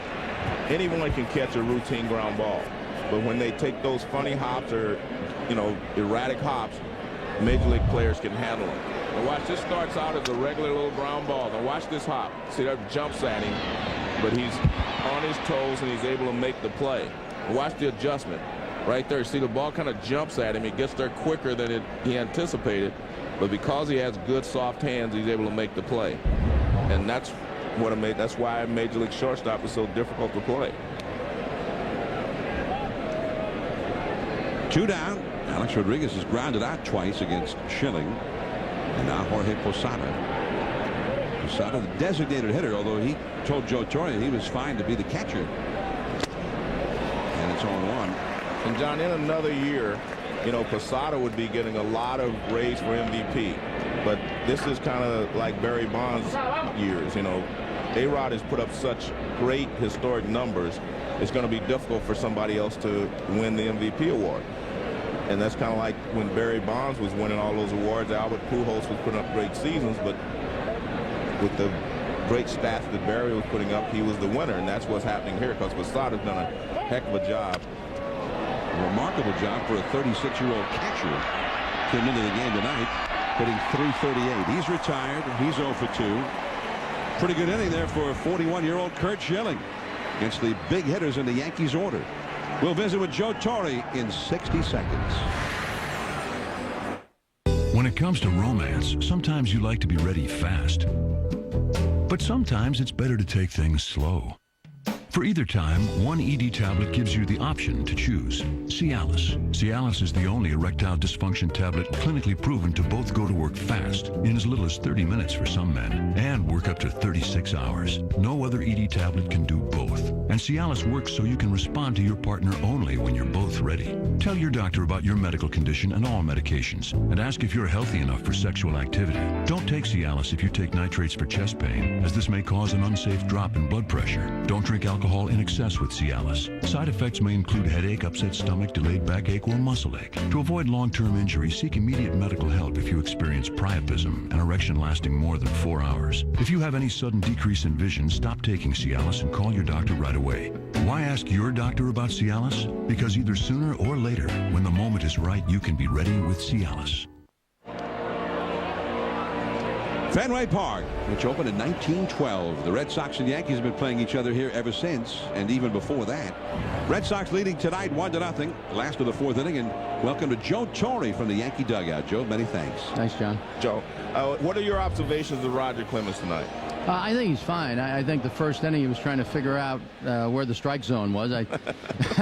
You know, Roger, the veterans seem to try to, you know, just sort of find out what they can get away with, and it just seems the last couple innings he's been more comfortable. Earlier in the year, you were looking for starters. You had to find some, bring guys up and down. Yeah. Now it looks like you have a pretty good starting rotation set. Oh, it's interesting. We have 6 guys now. We left spring training. We didn't think any of the young kids would be called upon because, you know, we had Pavano and we just had a number of different starters. And now all of a sudden we wind up with 3 kids who are playing a big part in what we're doing right now. Well, Jabba Chamberlain's one of them, and he's had some days off, so I imagine he's available tonight. How long could he go? He could probably, depending on pitch count, John, he could probably go 2 or 3 innings. All right, Joe, many thanks. All right. Thanks a lot. Joe Torre, there's Jabba Chamberlain out there in the Boston bullpen. In New York, they talk about some special rules in terms of how Jabba Chamberlain is to be handled, and they call them the Jabba rules. And Joe Torre told us a story about the Jabba rules on Friday, because normally he had already pitched, so he had to wait for 2 days. And Joe Torre said that they came up and asked him, well, is Jabba going to pitch tonight? He said no. Well, then he can sit on the bench. He said okay, and he allowed him to sit on the bench instead of going to the bullpen where they have about 1,000 guys. It's a little crowded out in that bullpen right now. And it got close to, you know, we know that was a 4-hour and 43-minute game, so it got close to midnight. And Torre made a joke with him that, you know, the Jabba rules would be over after midnight that night. And he said he wasn't sure that Jabba knew that he was joking, and Jabba went upstairs and actually put his cleats on and was getting ready to pitch. About 1:45. Yeah. Jabba disappeared, went back into the clubhouse. And Joe said, what are you doing? Yeah. What are you doing back here? He said, well, I'm getting my cleats on in case we go past midnight. Jabba thought there was a little loophole in the Jabba rules there. Jabba Chamberlain, 21 years old. And I was with Roger last night for a while, Johnny. We were talking, and he really thinks that Jabba is a special kid, not just as a pitcher. He says he's soaking up all the information he can. He talks to Roger every day. And Roger says he has told him things, and Roger will be out there pitching, and he'll come back and remind Roger, you told me this, but you're not doing that, you know. So he's actually learned a lot in a short period of time of being around Roger Clemens. Yeah, it was it. But you know what? That's what you want. You want guys that are listening, and you try to help them. And obviously, Jabba listens, and so he would point something at Roger. Said he came to me one day, Joe said, well, you're not doing that. I said, oh, okay. And he really enjoys being around Jabba. So he's the precocious prize student and the professor. Right. And professor, wait a minute, you told me to do it this way. How come you're not doing that? That old saying, do as I say, not as I do. 3-1 the count, and it's 3-2. But Roger's done a good job of being around a lot more than people thought he would, and he is also helping a lot of the young pitchers, not just Jabba, but a lot of the young pitchers, you know, come to him for some instruction. Strike 3 call. J.D. Drew called out on a high fastball. He thought he had a walk. Well, let's take a look at the nationwide K-zone, and we'll play umpire here. You do it anyway, John, but I only wait till we see the, well, it looks like it's a perfect pitch. Letter high over the outside corner. And he doesn't move it, so you have to agree with Kazan on that particular pitch. I know you don't always agree with Kazan, but I always agree with Kazan. Oh, okay. You're the one who doesn't agree. You're the one who's always saying, oh, the computer, it doesn't know anything. Jason Varitek, and he was robbed of, I thought, at least a 2-run double. And I say, I mean, there were only 2 men on base, but depending on his catcher's legs this time of year, it could have even been a triple. But Doug Minkiewicz just out robbed him and ended the inning. So that was a hit that Varitek, I'm sure, felt he needed. He's only 2 for his last 25. Hits have been hard to come by for the veteran lately. And the Rocket throws a slider in there for a strike. It's 2-1. We were talking about Jabba Chamberlain. His dad, Harlan Chamberlain, whom Jabba said he's not only my dad, he's my best friend. And his dad grew up battling polio. His family didn't have the money to get the medical treatment he needed. And that's called strike 2. So his dad is in a wheelchair, and he goes to the games with a scooter. And he finally got to see his son Jabba pitch in the big leagues when the Yankees were in Kansas City about a week and a half ago. And that splitter is too low, and it's 3-2. And this was the reunion back on September the 7th, 9 days ago in Kansas City. Jabba Chamberlain came in the game in the 7th inning. His dad Harlan kind of teared up as he watched his son pitch from the stands, and he was rooting him on. He drove 3 hours from the family home in Lincoln, Nebraska with other family members. Jabba pitched 2 innings in that one as Clemens puts away Varitek, and that's 4 straight strikeouts for Roger Clemens. And you can see him getting better as I said earlier. He just after the first inning, he felt his elbow was okay, so now he can just let it go. But until you go out there and start letting the ball go, you really can't tell how your elbow is going to feel. That's a perfect pitch, going down right on the edge of the strike zone. Here's Eric Hinsky. He struck out Ortiz and Lowell, the last 2 hitters, in the 3rd inning, and has struck out Drew and Varitek to start the 4th inning. 4 consecutive strikeouts for the Rocket.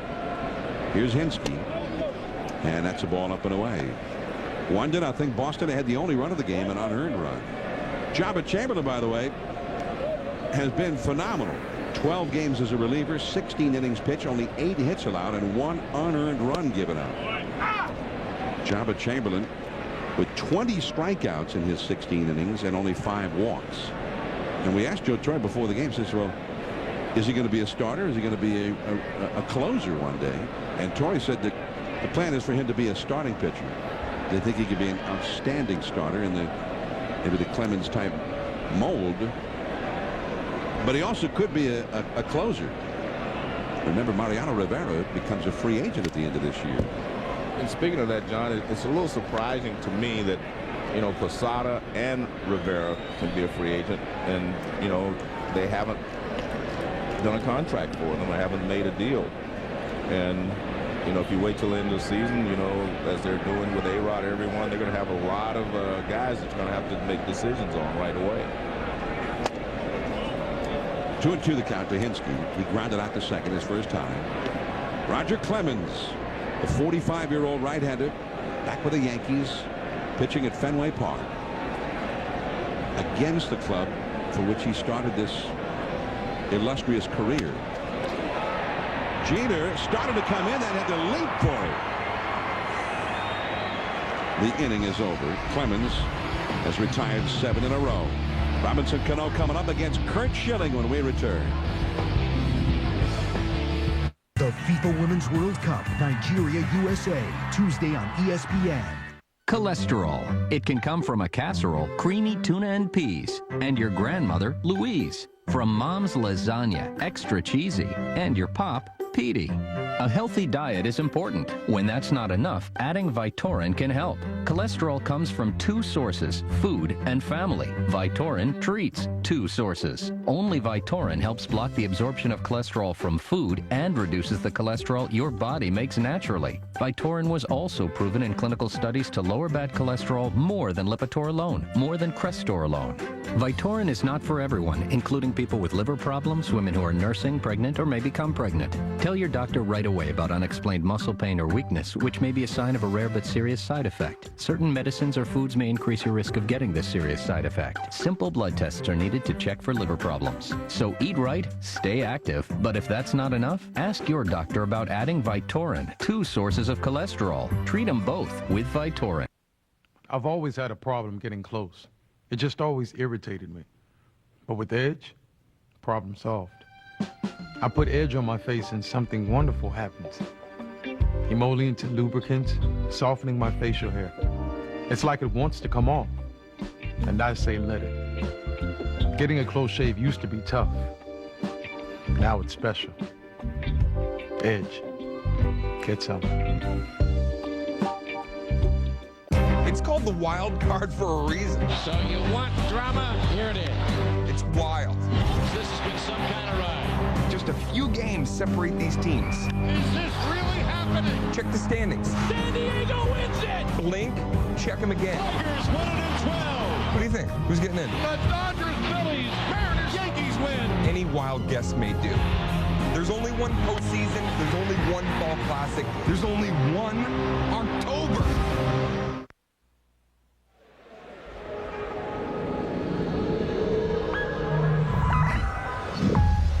In high definition from Fenway Park, John Miller, Joe Morgan, Peter Gammons, your Sunday night telecasters. And now the Yankees bat in the fifth against Curt Schilling, 1-0. Boston leading, and that's a ball too low.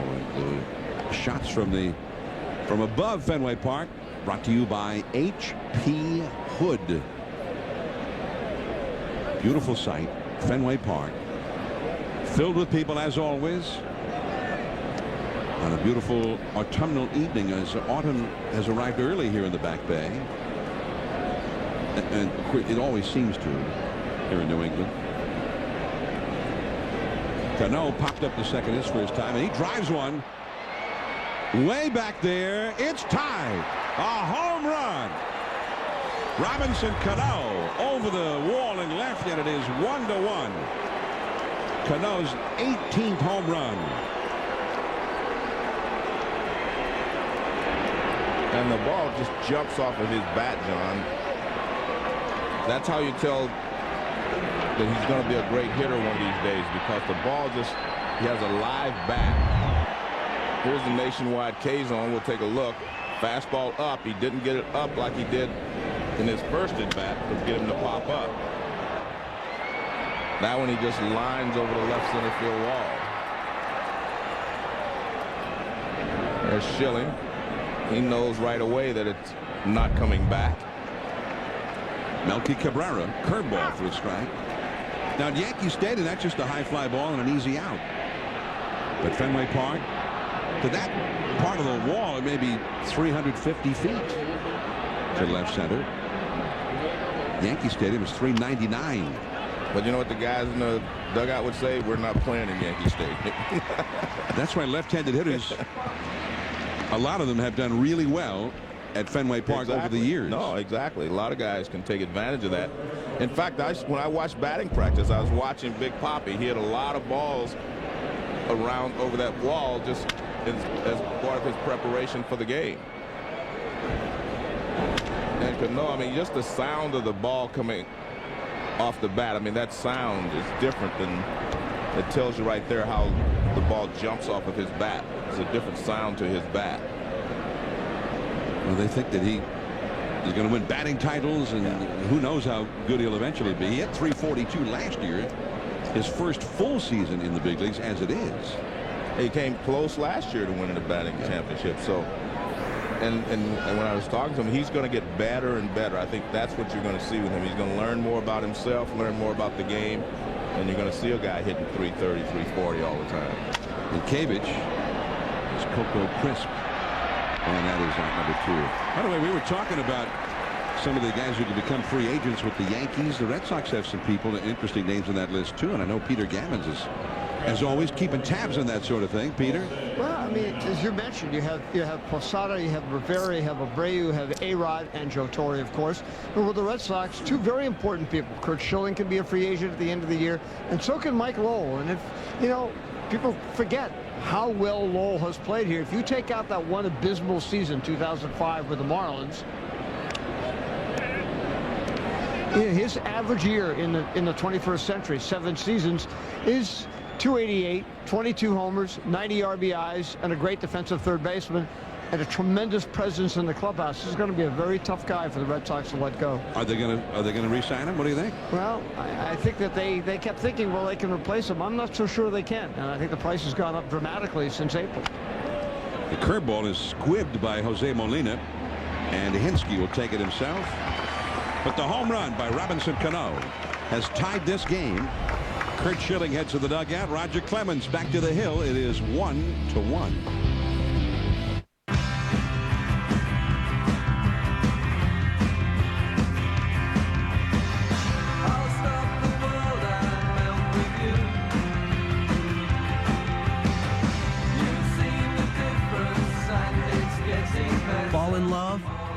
melty cheese. Taco Bell's new Cheesy Beefy Melt. To get seasoned beef, melty, and even more glorious melty cheese, think outside the bun. First game, age 2. Tears shed, too many. Player you wish you were, 27. Trades you wish they made, hundreds. The chance to become more than a fan, priceless. You could win a week with your MLB team. Use your MasterCard or go to priceless.com. On September 28th. This is the worst crime in Kingdom's history. Allow us to help you catch this criminal. Leave your world behind. What's that? You think I'll allow? We are about to find out and enter the kingdom. The Kingdom, rated R. Stanley, I'm sending you to Boston to make a good impression on the clients. Okay, but why me? Because you're so likable. Everyone likes you. I doubt that. No, seriously. Watch. Who threw that? Stanley, you're so funny. How does he come up with this stuff? He's so funny. They chose you for a reason, and you chose Embassy Suites for a reason. Like our complimentary cook-to-order breakfast, Embassy Suites Hotels. Hey, Coach, do you know that Coors Light tastes as cold as the Rockies? You must think I'm dumb. No. Coach, no, it's just that some people don't know the Rockies are cold. Would they be someone that you would think would know anything? No. Hey, Coach, you ever consider changing your nickname from Big Tuna to Big Coors Light? This conversation's going nowhere, okay? Okay. Frost Brewed Coors Light, official beer sponsor of the NFL. Coach, our girlfriends think we talk too much about football and Coors Light. But that's a good thing. Not a bad thing. Preaching to the choir. There's nothing like being at Fenway Park, and when you come to Fenway, not only all of the sights and sounds, but the aroma coming from those concession stands. Now, that's our kind of a place right there, Joe. Definitely. Let's get somebody down there right now. I think I'm gonna pass tonight, but I do like Fenway dogs. Oh, pass tonight. That's the first time. Coco Crisp, the hitter against Roger Clemens. Rogers retired 7 in a row. At one point, he struck out 4 consecutive hitters. Crisp lined one to the center fielder Cabrera his first time. And the Rocket, as Joe Torre mentioned, he was kind of feeling his way early in the game, and then and you mentioned it a few times, Joe. He seems to have found himself long about by the end of the second inning, and now he's on a roll. Well, he's definitely convinced himself his elbow's okay, but the blisters are what causes the elbow problem, so you have to be careful with that. He says he thinks he took care of that blister problem on his foot, and it was causing him to compensate for that. And it's sort of the classic case of a problem somewhere else ends up causing a problem for the arm. 2-2 the count. He never had elbow problems at any time in his career. Roger Clemens, perhaps in his final game at Fenway Park, and we're certainly pleased to have a chance to be here for what may be his final game at Fenway for the 5th or 6th time for us now. And maybe he'll be here again in the league championship series if they both make it in. On the warning track, Johnny Damon, and Crisp is retired. One away. Let's go to the studio. Here's Matt Weiner with the Sports Center, 30 at 30. All right, John, a very small score led to a very large prize for Tiger Woods today. His lowest 4-round total of his career won Tiger both the Tour Championship and the PGA Tour's new FedEx Cup. All in all, an $11 million day. And in Chicago, Jim Thome made the most of his 500th home run. Thome's milestone shot was of the walk-off variety to beat the Angels. He's the 23rd member of that club. Sports Center comes up right after the game. Congratulations to Jim Thome.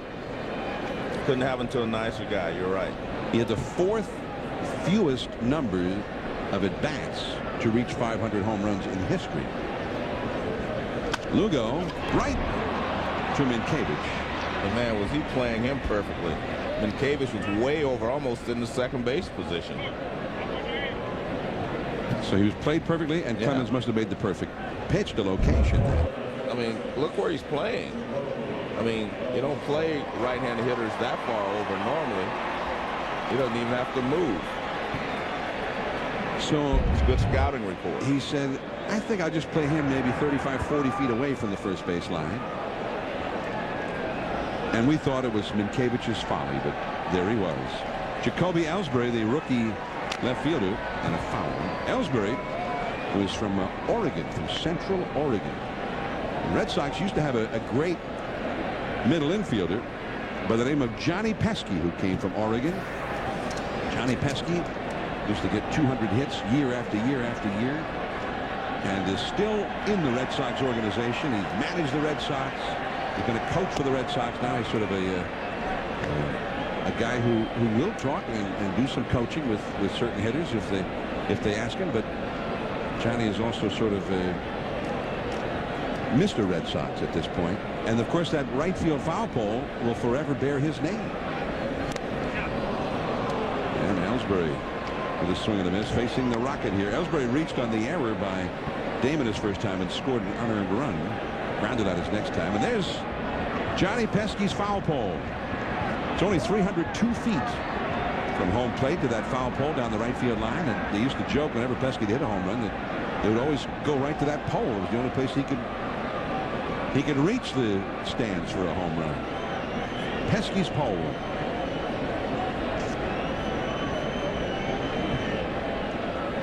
Now everybody who's ever been to a game at Fenway signs that foul pole, Joe. I think you should pay a visit down there.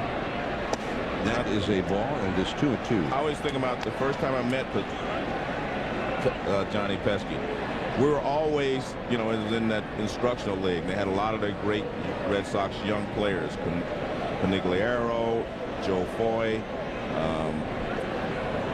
George Scott? Rico Petrocelli, George Scott. Man, what a great play again. Ooh. Ellsbury can really move, and Roger Clemens at age 45, I'm saying he's not having any blister problems tonight so far. He got there pretty quickly. Nicely done on both counts, and the Rocket kicks at the bag, got him. Good call by Tim Welke. Top of the order coming up for the Yankees. America's Mattress and Furniture Gallery is Maine's largest home furnishings retailer, featuring better quality from Lazy Boy, Lane, and Serta, all at the guaranteed lowest price. We have recliners 2 for $2.99, microfiber sofas from $3.99, and genuine leather sofas just $4.99. In our Serta Mattress Gallery, we have twin sets from $169 and pillow top queen sets from just $3.99. Better quality, selection, and price with free delivery to most areas in Maine is only at America's Mattress and Furniture Gallery. Proud to be Maine on Civic Center Drive in Augusta and on Broadway in Bangor. We only look expensive.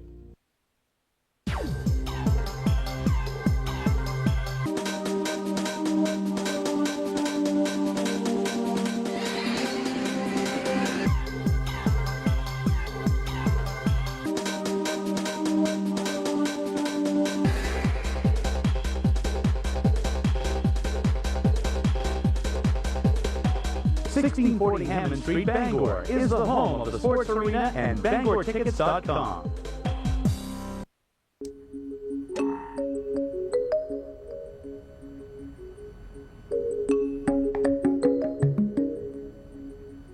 Bluetooth hands-free link, MP3 connectivity, ELS surround sound. All the luxuries of the modern world. To go, the Acura TL. Acura. Advance.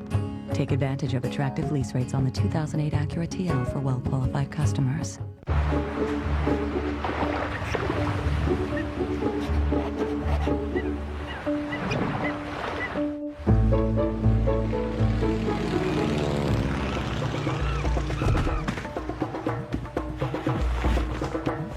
Greg, this should get your business going. Thank you, Bob. Perfect. With dedicated account managers who understand what you need when you need it, we're there. CDW. ESPN Sunday Night Baseball, presented by Taco Bell. Brought to you by Acura. Acura. Advance. CDW. The right technology right away. And Frost Brewed Coors Light, the world's most refreshing beer. Johnny Damon taking ball one from Curt Schilling. Yankees won, Red Sox won here in the 6th inning. Two old masters going head-to-head. Curt Schilling for the Red Sox, Roger Clemens for the Yankees. And they've both been strong. It's a 1-1 game as Damon takes the strike. Damon has popped to second and grounded out to short, although I think he was out only on a missed call by the umpire. Jeter and Abreu to follow. That is foul. Hinske made the dive, but the ball was foul. 1 ball and 2 strikes. Yankees and Red Sox playing each other for the final time in the regular season. The Yankees go home and the Baltimore Orioles come in. The Orioles have been struggling big time, but the Orioles have made life miserable for the Yankees. They're 8-4 against the Yankees this year. Then the Toronto Blue Jays come in, and the Blue Jays have also played the Yankees tough. Then finally, the final week of the season, they'll be at Tampa Bay and at the Orioles again. So all teams that you would figure by their place in the standings that the Yankees might do well against. That's a check swing. No, says third base umpire Cederstrom. He agrees. He checked. Well, that's what Joe Torre said to me before the game, John. He said, we have to go out and beat the teams that we're supposed to beat.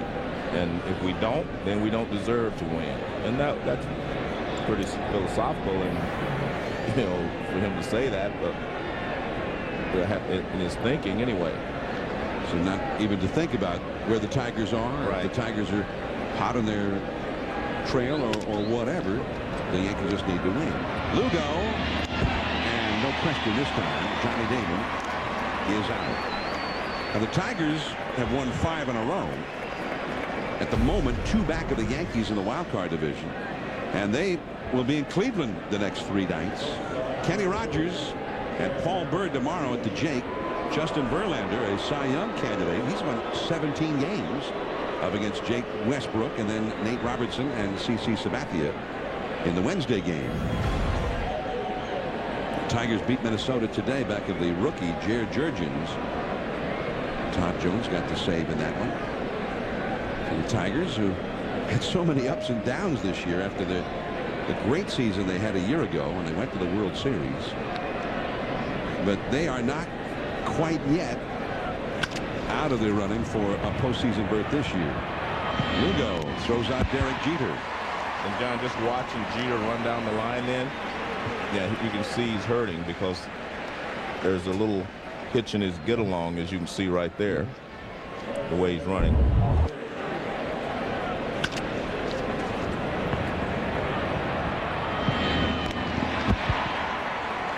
I think when he had to leap to catch that little pop fly by Hinske in the 4th inning, he came down on that right leg, and I think he hurt himself because he went way up in the air. And even the way he just came down on that right leg, you could see that he was hurting the moment he came back to earth. Goes back to that old philosophy that most managers think about. You know, 80%, 85% of Jeter is better than 100% of whomever else I can put out there. And you need him in the lineup.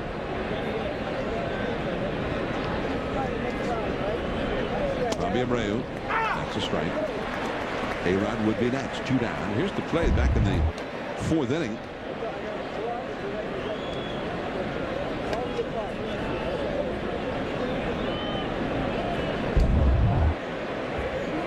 One ball, 1 strike to Abreu.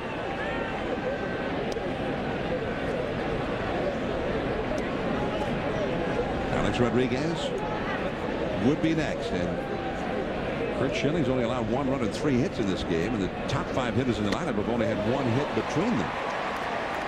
1 and 2.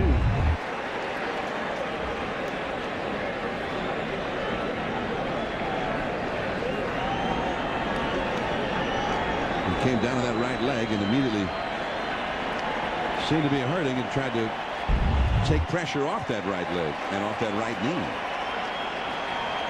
And he was not running well on that ground ball, as we saw.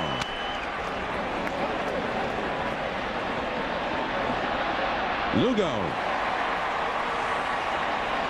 Schilling is handling those big hitters at the top of the order with the Yankees. Pedroia, Ortiz, Mike Lowell coming up against the Rocket. Yesterday's history, just a nice memory. I never think about yesterday. The only day that matters is today. Start today with Gillette Fusion Power and the confidence you get from the world's closest, most comfortable shave. Turn it on. Soothing micropulses help you reduce friction. You'll barely feel the blades. Gillette Fusion Power. Be your best today. Gillette, the best you get. Hey guys, what's going on? Hey, Reed.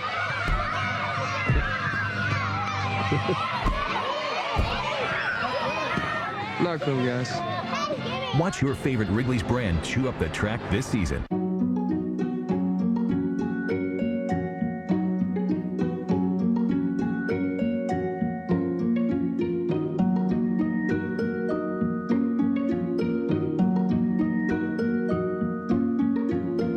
You've always loved the details, but you've never seen them like this. The full HD 1080p Aquos liquid crystal television from Sharp. I'm a student. I grew up in Philadelphia. What are you doing, sweetie? I am texting, Mom. But I go to school in Delaware. Mitochondrion is the powerhouse of the cell, so you can see that the big... My brother goes to school in Prague. Jak se máš, pracho? I got a bunch of friends who study in Chicago. So I need a network that works where I live. A place called Philaware Prague-Chicago. He's back. Yep. The new AT&T works in more places like Philaware Prague-Chicago. The Big Bird in Philadelphia, grounded much of last season, has returned. Donovan McNabb tries to get the Eagles to 500. Clinton Portis leads the Redskins, who try to get to 2-0. Washington and Philadelphia at 8:30 Eastern on ESPN's Monday Night Football. It's not Monday yet. That's tomorrow. Monday Night Football. Mike Tirico, Tony Kornheiser, Ron Jaworski, and Donovan McNabb is moving up on Ron Jaworski on some all-time lists for Eagles quarterbacks. Only 4 fewer wins as a starting quarterback than Jaworski now. So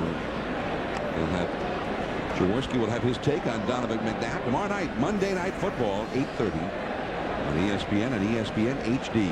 Dustin Pedroia, the rookie second baseman, facing Roger Clemens. He is flied out to right, flied out deep to left center.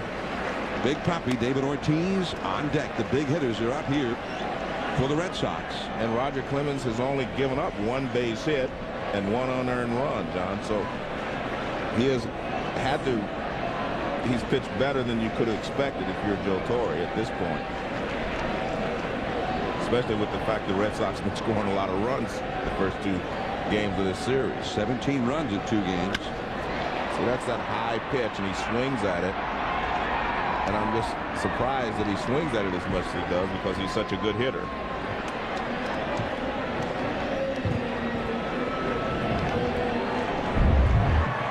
Let's take a look at the nationwide K-zone. See, that pitch is up. Look at the big swing. And normally, you know, smaller guys do not have that big a swing, but I mean, that's a pretty big swing. And on the high fastball away, if you hit that ball in the air, he's hit 3 fly balls tonight, but he's such a good player that I guess maybe it's Roger Clemens that's bothering him rather than him being his normal self tonight, because Roger, of course, is throwing the ball very well now. He's throwing better and better since the first inning. David Ortiz, 31 homers, 106 RBIs. That's a pretty good year with a .325 batting average. But for David Ortiz, that's a down year. He's been so good. The slider for a strike. Well, part of the reason he's down, John, he's had a hamstring injury all year long, and he says that his knee is bothering him. He's going to have surgery at the end of the season. So he's had some reasons that he hasn't hit as many home runs as he has in the past, but he's still hitting 300. It's if anything, it's been good for his average. Right. Last year he hit 287. This year he's hitting 325. Last year he had 54 home runs. The year before, 47 homers, 148 batted in. He drove in 137 last year. Sometimes RBIs, though, are more effective how many guys are on base in front of you. Exactly. 2-1 the count. And ball 3, 3-1. David Ortiz. If many a team would love to have a guy with Ortiz numbers, just the way they are right now. 3-1 the count. He'll give this one a good look. Ortiz has walked and struck out tonight. And Clemens defers. He walks him again. He's walked him twice in 3 trips. John, we've talked about these guys remaking themselves because they were both power pitchers, meaning Schilling and Clemens. Look at Clemens. There's the slider. He goes with the slider. He's throwing a lot of sliders with a perfect pitch down and away. Look at that. Right on the outside corner. And Schilling, he's gone even slower. He's throwing curveballs, and he's using his curveball tonight. Whereas, again, they were both power pitchers earlier in their career, and now they've become a little bit more finesse pitchers. But that's what you can do. That if you were a power pitcher before and know how to pitch, you can start changing speeds and extend your career, as both of them have done. A strike to Mike Lowell, who has singled home the Red Sox only run and has struck out.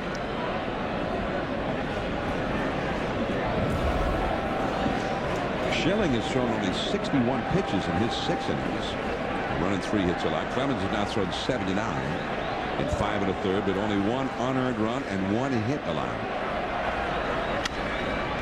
We did a game years ago, John, with Pedro pitching against Roger Clemens in Yankee Stadium. I thought it was one of the best games that I'd ever seen. Both of them were on top of their game that night. Roger, in my opinion, actually pitched better than Pedro, although he lost that game on a home run by Trot Nixon. This reminds me of the way that those two guys were pitching that night, in complete control of 2 teams who had been really, scoring a lot of runs. That's when Pedro was really at the top of his game. The best pitcher in the game. And Clemens sort of, I think, had that little extra incentive that night to say, hey, I'm not too bad yet myself. And that was a 0-0 game. I think Nixon hit the home run in the 8th inning of that game. Yeah. What a night that was on the Memorial Day weekend. And I bring that up to say that Clemens and Pedro, they bring that wow factor to the mound with them. When they are on the mound, you say, wow, these guys are good. There are a lot of other pitchers that have that too, but in particular these 2 guys, and right now there are 2 big guys in a pennant race. Pedro, of course, has come back for the Mets and pitched great, although he's only won. He pitched great yesterday. He didn't win the game. He left with a 3-run lead. He's pitched great. He's won 2 games since he's been back. Roger's going to be counted on now for the rest of the way to help them to get into the playoffs. And both of those 2 guys are special pitchers to me. Pedro has, again, the ball is fouled as Lowell battles here against Roger Clemens. J.D. Drew on deck with Ortiz at first, 1 out in the 6th inning. And, John, it's not just statistics with these 2 guys I'm talking about. Just their presence on the mound changes the energy for your team. A lot of guys, you have to have statistics to help your team win. These 2 guys, they bring more than just statistics with them. And Curt Schilling has some of that, too. I said there are several guys that have that. Base hit. Quite an at-bat there by Lowell. He was behind in the count. He fouled off several tough pitches, and then finally rips a base hit to right field. Only the 2nd hit for Boston, and Lowell's got both of them. Well, that's, as you said, good hitting. I mean, he was up there battling, and he finally got a pitch out over the plate, took it the other way for a base hit. And you can see fastball right on the edge, outside corner, and he just shoots it to right field. Big poppy over to second.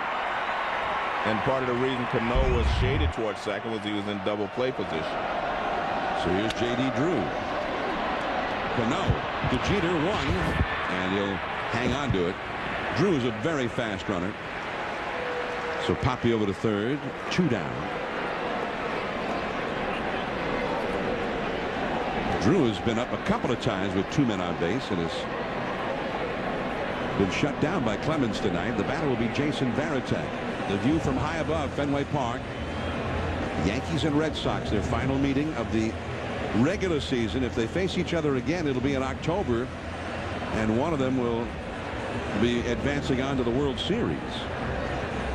Well, what you see now is Jose Molina out there talking to Clemens. They want to make sure they don't make a mistake here.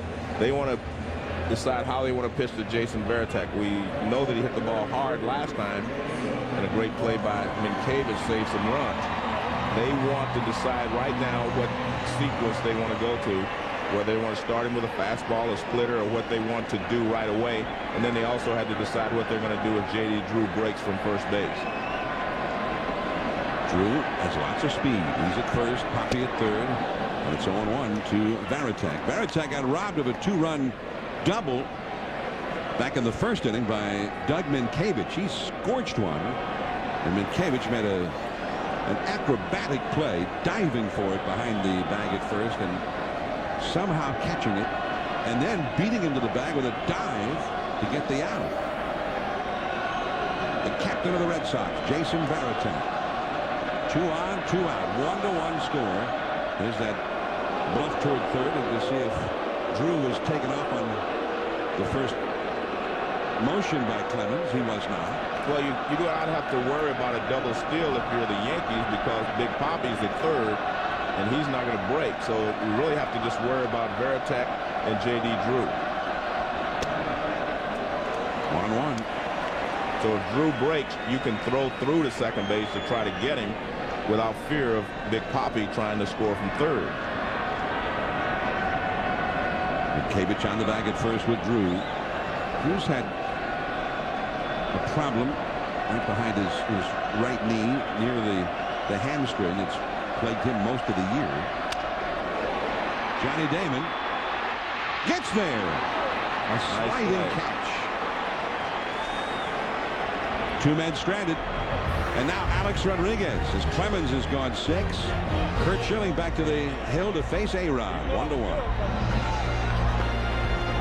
Hey, what's wrong? Joe's athlete's foot. It's brutal. Ah, show him the new stuff. It's new Lamisil Gel Advanced. Cures athlete's foot with half the treatments. Half the treatments? Half the treatments, all the cure. Miller Chill, the new light beer, brewed with a hint of lime and salt. It's refreshment unlike any other light beer. Miller Chill, Viva Refreshment. Me, I better get in line. I can't hear what he's saying. The sunshine, come on back another day. I promise you I'll be singing.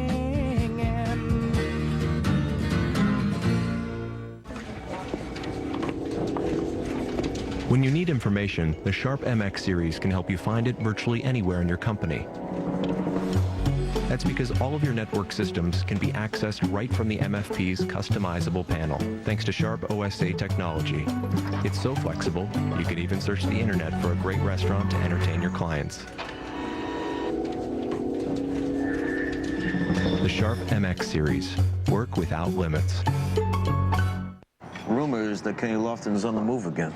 Where to now? He's going back to the Dodgers? Any baseball news? Looks like Kenny Lofton may be traded to the Boston Red Sox. Inside sources tell me he's heading to New York. Kenny Lofton stuff? Take it to Chicago.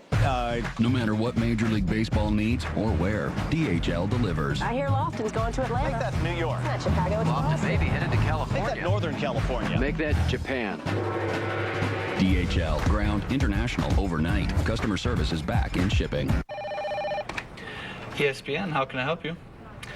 John Anderson is at extension 5634. There you go. Oh, Stan, got a message for you.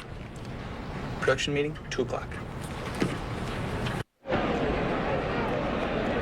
Sunday Night Baseball. The New York Yankees won. The Boston Red Sox won. Top of the 7th inning. And the 41-year-old Curt Schilling back to work against the great slugger of the Yankees, Alex Rodriguez. And Schilling has gotten the best of him twice tonight. A-Rod is 0 for 2. He's hit 2 ground balls to short. The last time his bat just shattered. 52 home runs for A-Rod.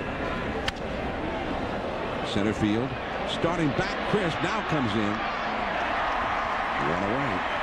Just like that.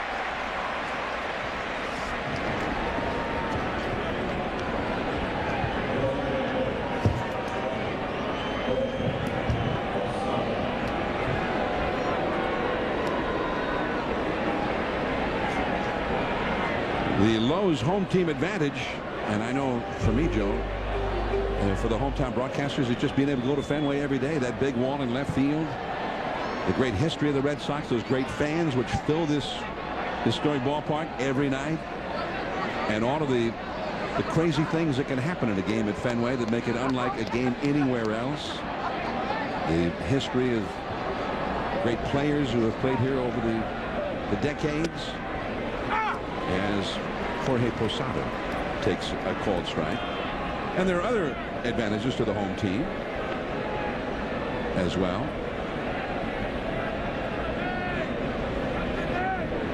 One strike to count to Jorge Posada, who has flied out to shallow left center and flied out to center. And the changeup is low from Curt Schilling. For instance, the Red Sox always sell out 382 consecutive times. That's the second most in the history. The Red Sox have won most of those games during that long stretch of sellouts. The hanging curve, Posada rips it, but J.D. Drew is there. Posada is over through the first 5 hitters, and these are all outstanding hitters. Damon, Jeter, Abreu, A-Rod, Posada. They've had 1 hit in 15 at-bats against Curt Schilling so far. And Joe, maybe the pitch count is catching up to the Rocket. The Yankee bullpen is busy. Well, you mentioned Johnny hadn't pitched in a couple of weeks. I mean, so you can't. I think he's given them a lot more than they could have expected. I mean, you couldn't expect them to shut down Boston without an earned run after Boston scored 10 runs yesterday and 7 the day before. So he's pitched a fabulous game for him so far. Jabba Chamberlain was the right-hander closest to the field, number 62, who was warming up. Matt DeSalvo is the closest one to the camera. But Chamberlain is the guy who pitches in the late innings when the Yankees are in a tight game, ahead, or in this case, a tie ball game. Torrey told us when we interviewed him from the dugout that he thought Jabba should be able to give him at least 2 innings tonight. As Cano, who homered in the 5th inning to tie this game, fouls one out of play this time. And the home run by Cano over the big wall in left field. The only run so far against Curt Schilling, who has been superb, matched up with the Rocket, Roger Clemens. Perhaps in his final start at Fenway Park, his first start here in 4 years. Curt Schilling, who last faced Roger Clemens in a game in Game 7 of the World Series 6 years ago in Phoenix. And that fastball taken by Cano too high, 2-1. Curt Schilling has retired 14 of the last 15 men he has faced. The only one he did not retire in that stretch, Robinson Cano, who hit that home run in the 5th. Now Schilling takes a little time to gather his thoughts, Joe. Goes back on the grass behind the mound, rubs up the ball. It's a cool, crisp night here. It feels like October at Fenway. It was 55 degrees at game time. Facing a very dangerous hitter, Robinson Cano. Pedroia, it's 3 up and 3 down. He's retired 9 in a row since Cano's home run. Curt Schilling 7 strong in a 1-1 game. And perhaps a new pitcher coming for the Dunkin' Donuts knows it's not easy being a regular, everyday working guy. To prove it, we tried this experiment with hip-hop star Jermaine Dupri.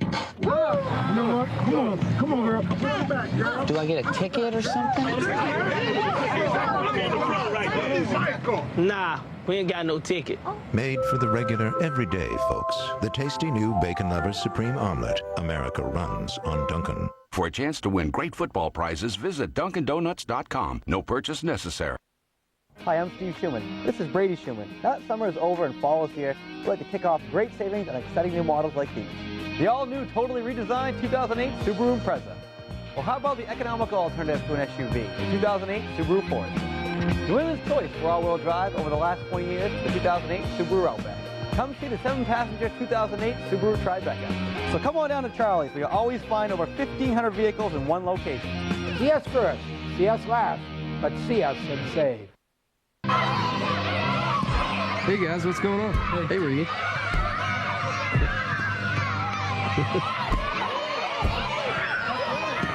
Not cool, guys. Watch your favorite Wrigley's brand chew up the track this season.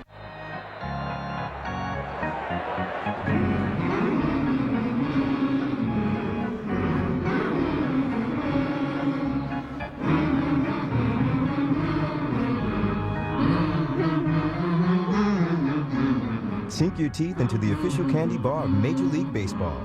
Baby Ruth from Nestle. It's loaded with good stuff you can really savor. Baby Ruth. Savor the good stuff. Looking for a decidedly different kind of beer refreshment? Miller Chill, the Latin-inspired light beer brewed with a hint of lime and salt. It's refreshment in a whole new light. Miller Chill. Viva Refreshment. 1, 2, 3, 4. Tell me that you love me more. Sleepless, long nights. That's what my youth was for. Oh, teenage hopes arrive at your door. Left you with nothing, but they want some more. Oh, you're changing your heart. Oh, you know who you are. 1, 2, 3, 4.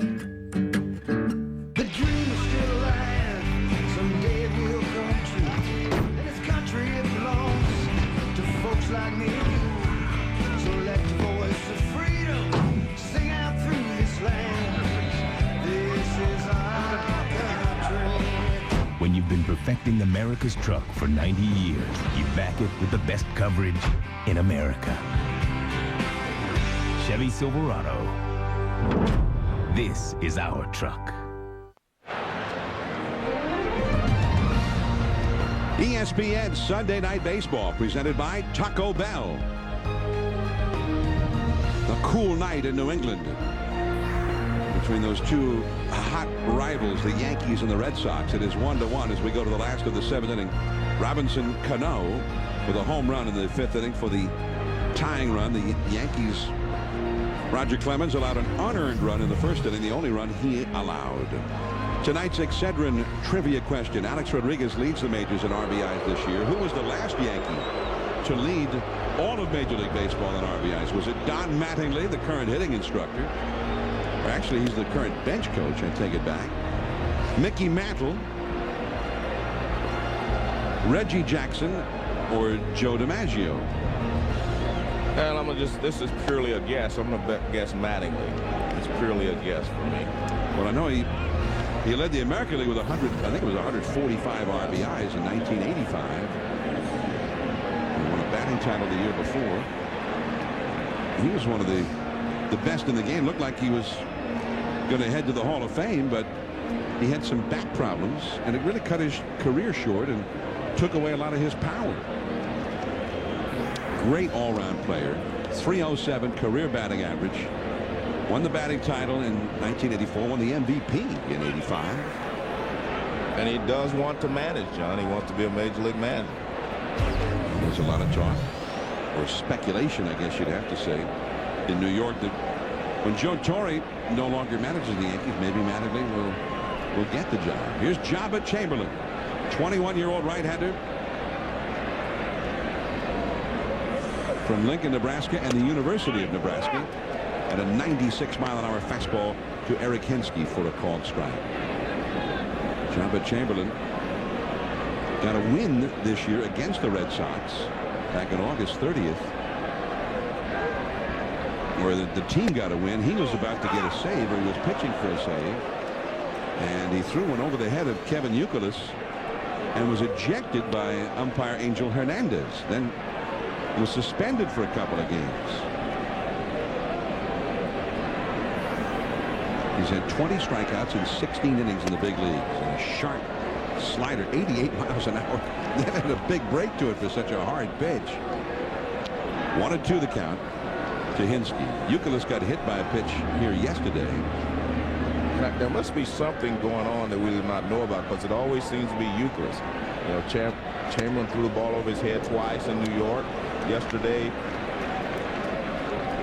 he was hit. I mean, there's something going on with Youkilis. He seems to be the guy that they're picking on when the Yankees retaliate or do whatever. He's been hit 4 times by the Yankees this year. He's been hit 15 times to lead the Red Sox in that category.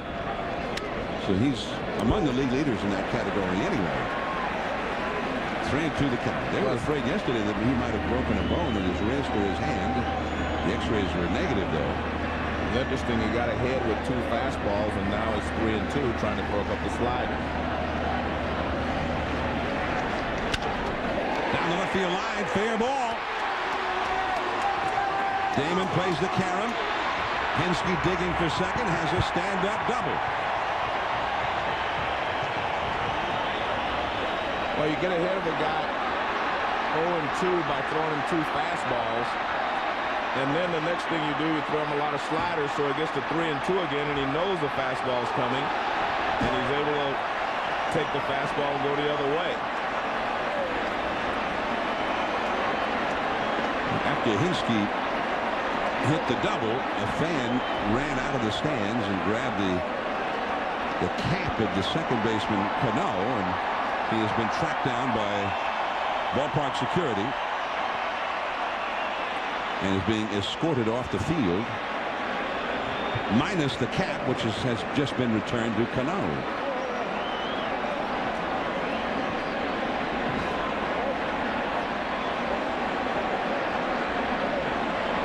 But Eric Henske, after falling behind in the count at 0-2, looked like he was not going to be around very long. Well, the first 2 pitches, 0-2, and then he started with the sliders. Threw him 3 straight sliders, and now it's 3-2, and now he has to go with a fastball again. There's no mystery there once you get to 3-2. And I guarantee you, that's what they're discussing. Ron Guidry comes out there, and he's probably saying, you go 0-2 on a guy, and then you throw him 3 straight sliders for ball 3, and now you have to come in with a fastball. Ron Guidry, the pitching coach, out with Jabba Chamberlain, and of course they also might be talking about the bunt defense and whatnot with Coco Crisp coming up. Jabba Chamberlain's not used to being in a situation like this, Peter Gammons. No, he's been a starter all his career, but I mean, the thing is, he throws so hard, and they were worried a little bit about his innings, so they put him in this position. I mean, you got a guy, he's throwing 100 miles an hour, his slider's been clocked as high as 92. They just decided, you know, what the heck, it's a way to put him in. The Red Sox have done the same thing with Clay Buchholz, who of course threw a no-hitter in his second start, and they've got him in sort of the same position as Chamberlain in their bullpen. Well, he certainly has not had to endure a leadoff double in a tie ball game very often. He's only given up 8 hits in 16 innings total before tonight. Well, he's got a lot of pressure here because Coco Crisp, a good bunter, and A-Rod comes way in at third base. Bunted hard, he makes A-Rod field it. That's the idea. Yeah. Over to Minkiewicz. Coco Crisp does his job beautifully, very fundamentally sound, to getting Henske over to third. And a smart play by A-Rod, not trying to cheat so that you can get back to third base. Make sure you get 1 out, and that's what he did.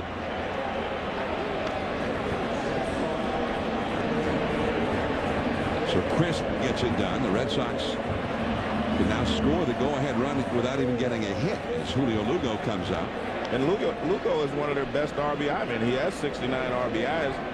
His batting average is not that high, 239, but he's driven in runs, driven in lots of runs.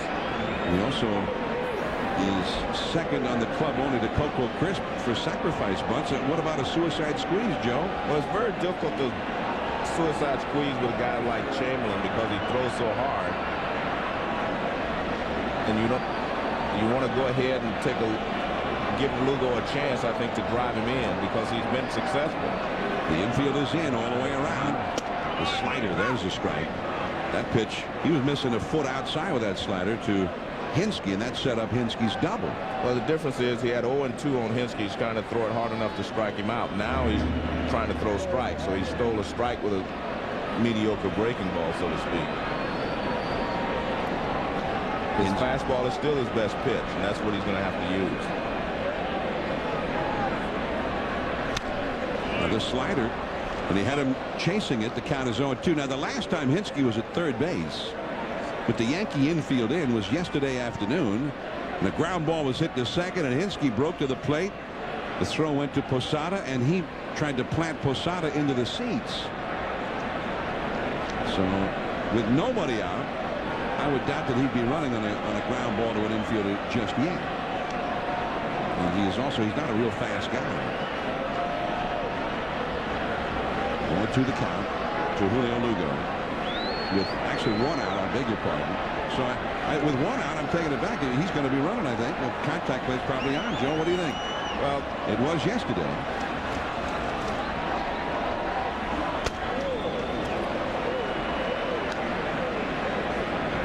One and two. Yesterday, I think it was a different story. The score dictated that. Now you're in a 1-1 game. You're in the 7th inning. You do not want to give up that run at the plate because you have Ellsbury coming up next, and he's been a pretty good hitter in the clutch for him. So you give yourself a chance. He's a left-handed hitter. You give yourself a chance to drive him in if you want. So he's not going on a ground ball right now. I don't think so. Not if it's not chopped. Well, we won't worry about it. The fastball blows him away. Well, Lugo has been successful driving in runs, but he hasn't had to do it against Jabba Chamberlain. There's a big slider on the outside corner. Comes back with a fastball or something away. Now he throws him a high fastball and then comes back with another one. And you see that all those pitches were toward the outside corner. And the fact that Chamberlain is so intimidating out there, you do not see a lot of right-handed hitters go out to get that pitch. Now the infield back, normal depth. And here is Jacoby Ellsbury. So you've got the young 21-year-old Jabba Chamberlain, the Yankees phenom from the minors, and Jacoby Ellsbury, the Red Sox phenom from the minors. Look out. 98 miles an hour right toward his right shoulder. And there's one thing that good hitters in their minor league can do. That's hit a good fastball. They can handle the fastball, the young guys. Kevin Youkilis, who had 2 of those fastballs go right over his head back on August 30th, at which point Chamberlain was ejected from that game. Goes up and in again, and a check swing by Ellsbury and a foul. Well, you can see where Molina is setting up. He's setting up inside. That's where they're trying to pitch Ellsbury. See the target on the inside part of the plate.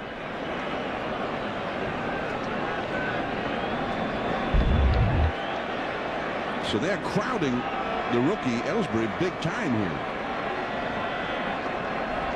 Jacoby Ellsbury, who has had a hit in every game he's played since being recalled here in September. 13 games, he's had a hit in all 13 of them. Back inside again. That almost hit him with the slider. 2-1. Well, they probably watched him over the first 2 ball games, and they feel like the ball out over the plate, he can take it to left field, which they've seen him do, or he can pull the ball. So you're trying to limit his options by just staying in tight on him.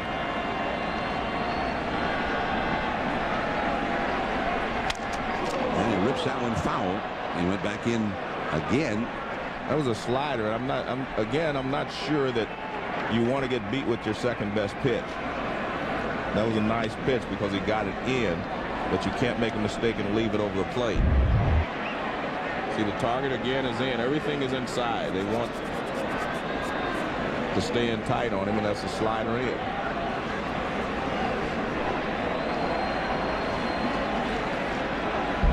Jacoby Ellsbury, whose mother, Margie, a full-blooded Navajo Indian tribe member, and Jabba Chamberlain, whose father was a Winnebago Indian tribe member. So 2 Native Americans facing off at Fenway Park with a runner at third in a 1-1 game. Right up the first base line, and Mientkiewicz just did beat him. He had a little moment's hesitation as that ball was spinning around in his glove. And that little split second almost cost him the out. Still 1-1.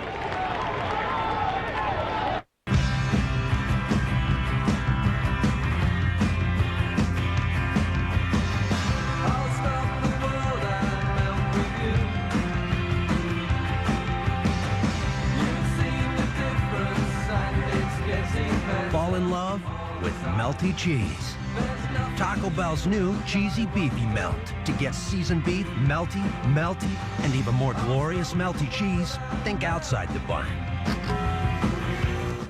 And the amazing thing is you can stay any hotel anywhere using your points. Last year we went to Trinidad and Tobago. All on points. My uncle was eaten by an alligator on a trip to Africa, but we used our points. So in the end, it wasn't a half bad trip. This year we're thinking about going. I remember one time I fell asleep in a tanning bed. Ugh, how embarrassing, huh?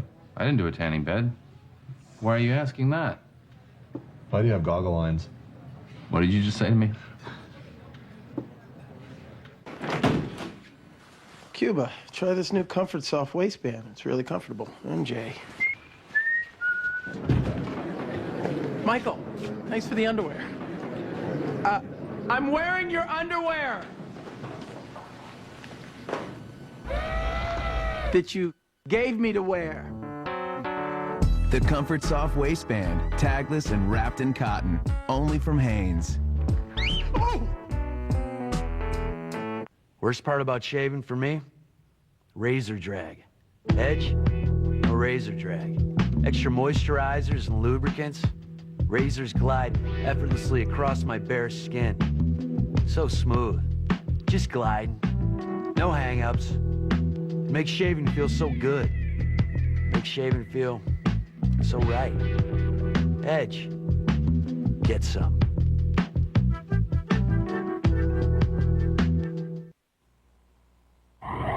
ESPN Sunday Night Baseball is presented by Taco Bell. Think outside the bun. And in part by Holiday Inn, official hotel of Major League Baseball. And Nissan, who invites you to shift the way you move through the world. At Fenway, here we go to the 8th inning. Curt Schilling is still in there, the 41-year-old right-hander who has had 214 career victories. And that is a called strike to Melky Cabrera. The last third of the Yankee batting order is coming up here tonight. Something happened here at Fenway that had never happened before. Curt Schilling, who actually has 215 career victories, Roger Clemens 354. They faced each other with a combined total of 569 wins. That splitter is too low. 1 ball, 1 strike. And that's the highest total for two starting pitchers in any game ever played at Fenway Park. The previous high was from two Hall of Famers, Lefty Grove and Ted Lyons, who battled in 1941 here with 535 wins. And the splitter is low, ball 2. And the total victories, 569, is the most for two starting pitchers in any Yankee Red Sox game in 99 years. Since a fellow named Cy Young himself pitched for the Red Sox in 1908. Javi Lopez, the left-hander, Manny Del Carmen, a right-hander, getting ready in the Boston bullpen. And Schilling, he shouldn't be overtired. He's only thrown 72 pitches for the night. He's had 3 innings where he got through with only 8 pitches thrown. He's just been superb. And he hangs a curve. It's 3-1. To Melky Cabrera. Doug Minkiewicz on deck. Then Jose Molina. Roger Clemens went 6. 1 unearned run allowed. Only 2 hits while he was in there. Schilling has allowed 1 run, 3 hits. And interestingly, Joe, you talked about the strikeout totals. He only had 1 strikeout. That's a fastball for a strike. 3-2. And our Excedrin trivia question. The last Yankee to lead the majors in RBIs, it was, in fact, Don Mattingly with 145 back in 1985. I'm getting pretty good at you guessing. You are so good at trivia. Guessing. Log on to ESPN.com and search Excedrin for additional trivia questions. The splitter. He struck him out. His second strikeout.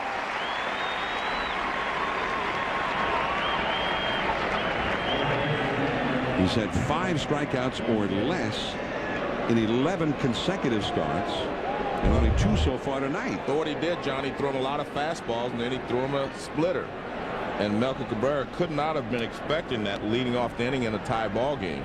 But it's a great pitch down and out of the strike zone, and it fooled him completely. Doug Minkiewicz now, so Cabrera back to the dugout. The big curveball. Got the high strike there. To the surprise of Minkiewicz. And you see a completely different Schilling even here in the 8th inning than you saw at the beginning of the ball game. He was featuring a high fastball at the beginning of the ball game. Now he's gone to off-speed stuff. And that's what good pitchers do. They realize you're going to go through the lineup 2 or 3 times. The second, third time, the guy's going to be looking for what they saw the first time. Curt Schilling. He lost his previous start to Tampa Bay to Scott Kazmir, 1-0. That's a base hit. Mientkiewicz just pokes it into left field. Jacoby Ellsbury hurries it back to the infield, holding Mientkiewicz to a single. Mientkiewicz has 2 of the 4 hits by the Yankees tonight. Jose Molina due up. They're going to pinch hit for him. Meanwhile, Mientkiewicz may be the key man of this game because of that play in the first inning with runners at first and second, 2 down. He robbed Jason Varitek. And then later he made a beautiful throw to Roger Clemens just in time to get Ellsbury to end the 5th inning. And then he just got Ellsbury himself fielding a ground ball, took a tricky little hop and got him at first, stranding a runner at third that would have scored the go-ahead run if he had not beaten Ellsbury to the bag. Meanwhile, Jason Giambi, who's not playing tonight with Mientkiewicz getting in there. And Joe Torre didn't put it this way to us, Joe, but it's almost as if he said, hey, Schilling, Clemens could be a low-scoring game. I'm going for the defense out there tonight. And so Giambi, who's been playing first base a lot lately, sat on the bench for this one. Well, I think what he was trying to do there, John, is decide who he wanted to send up there. He sees that Schilling is throwing off-speed stuff. Who on your bench handles that pitch better than anyone else? And I think he decided that that's Giambi. Although they have a left-hander bullpen, you never know if he's going to stick with Schilling. So Giambi is pinch hitting for the catcher, Jose Molina. The fans getting a little upset that it's taken so long for Giambi to get to the batter's box here. Well, Schilling took some warm-up pitches. Giambi was ready. It was Joe Torre trying to make up his mind whom he was going to send up there. Giambi's had 4 home runs and only 36 career at-bats against Schilling. He's not hit well against him overall, but 4 homers. When he has hit him, he's done damage. And a curveball for a strike. And that's what you're going to have to handle, some off-speed pitches. And again, I think that's why it took Joe so long to decide who he thinks in that dugout could handle the off-speed pitches at this point in the game. The Yankees' other catcher is Jorge Posada, by the way, and he is the designated hitter. So this means the Yankees would lose the DH with Molina going out of the game. No, but Joe told me before the game, remember they brought up some young catchers. They have 2 more catchers for that reason. That's what he said. So they may not use, they would use one of those young guys instead of Posada.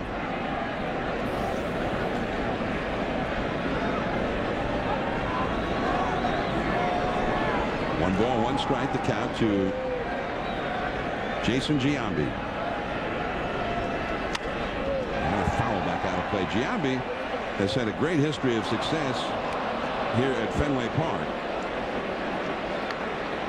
And an even better success on Sunday Night Baseball. He's hitting .404 on Sunday Night Baseball. 8 home runs in 27 games and 29 runs batted in. And his batting average is the highest for any active player in the history of Sunday Night Baseball. Even better than Big Papi, and he's done well on Sunday nights. Remember last year we were here on a Sunday, and he had 2 home runs against the Sox. Schilling tries to put him away with that high fastball, but Giambi, who's generally pretty particular at the plate, he was not swinging. John, Peter said that they told him they didn't have another catcher, but that he's got his catcher's gear on. But Joe Torre told me specifically that they brought 2 catchers up.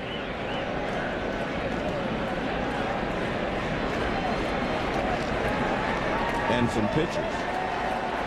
We got a whole room full of pitchers out there. 14 relief pitchers now with all of the September call-ups.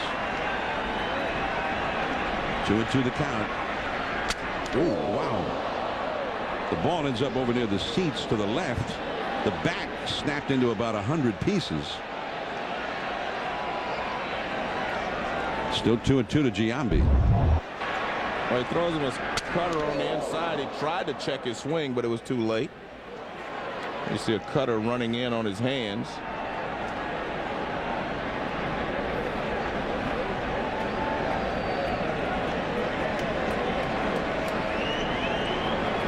Giambi, he knew that there was part of the bat and some sawdust and whatever else flying out into fair ground. But the ball itself was foul, which he eventually learned. 2-2 the count to Jason Giambi. Doug Minkiewicz hit a one-out single to left. He's still at first. A 1-1 game in the 8th inning. Leadoff man Johnny Damon on deck. Get the shift out for Giambi. 3 infielders to the right side. Toward the wall. Way back there. Off the top of the wall. The throw comes in toward the plate. Minkiewicz will stop at third base, but because the throw went in toward the middle of the infield, Giambi, who's not very fast, makes it into second with a double. Well, a great play there by Ellsbury because he played that perfectly, and that kept Minkiewicz from scoring. But Joe Torre knows who can handle certain pitches, and I think that's what he was trying to decide in the dugout. That's why it took so long before Giambi came to the plate. He runs a fastball away, and Giambi does a great job of going the other way. But look at the play by Ellsbury. See, that keeps Minkiewicz from scoring, even though he threw to the wrong base, but he kept Minkiewicz from scoring. If this ball bounces away, they would have tried to score Minkiewicz. A nice play there, played it perfectly, and gets the ball back to the infield. It'll be scored as a single, as you see where it hit. I mean, that, what, 3 feet away from being a home run? Now Giambi leaves, and a pinch runner has gone in at second base.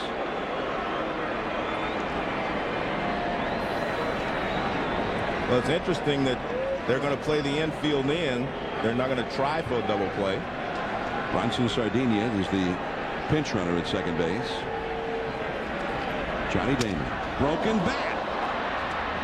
The runners hold as Pedroia throws out Johnny Damon. And the first baseman, Hinsky, had the outer half of that bat just helicoptering right toward his head. With a jagged edge, no less.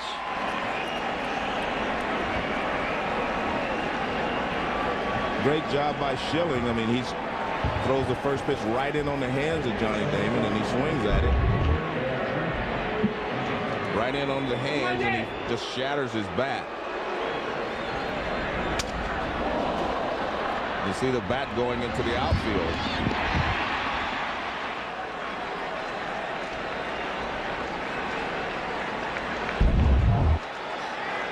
Doug Minkiewicz, and you talked about this earlier, Joe, but with 1 out, I'm surprised he wasn't running. Yeah, I am too, but he maybe thought he didn't get a good read because the bat went as far as the ball did. He may have thought it was in the air.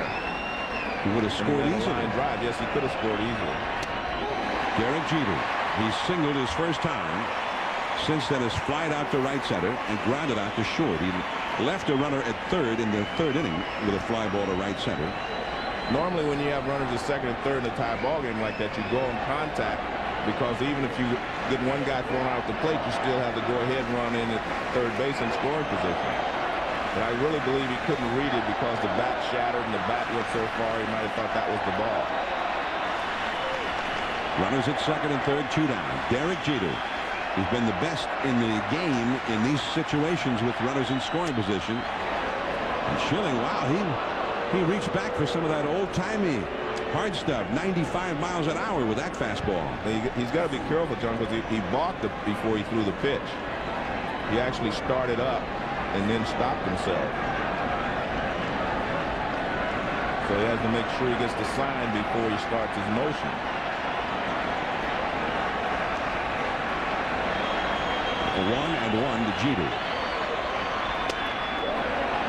Just off the outside. 2-1. Crowd thought it was there. I think Schilling thought it was there. At least at this point of the game, he was hoping it was there. Well, let's take a look on K-zone and see where it was. That's clearly off the plate. Well, Varitek thought it was too. He brought the ball back after he caught it.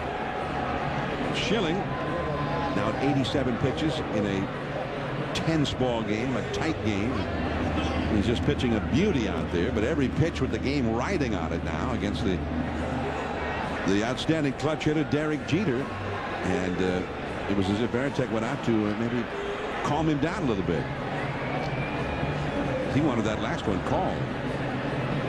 Bullpen ready if needed. Javier Lopez, the lefty. Manny Del Carmen, the right-hander. And now the plate umpire, Lance Barksdale, goes out, asks him to move it along.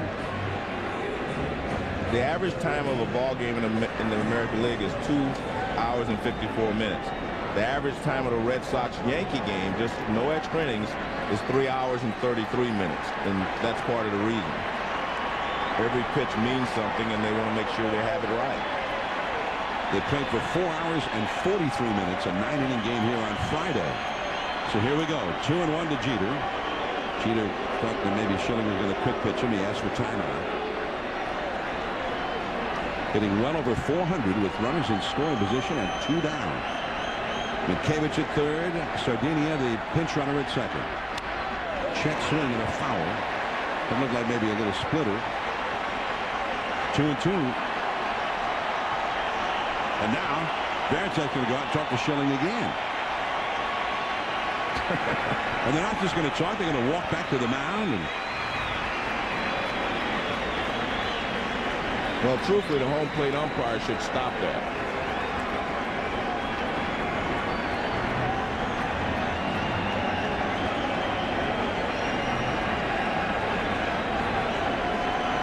Temperatures forecast to get into the 40s tonight here in Boston. They may be there already. Curt Schilling been blowing on his hand. It was only 55 degrees when the game began. 1-1 in the 8th inning. 2 down. Mankiewicz at third. Sardinia at second. Derek Jeter trying to put the Yankees ahead.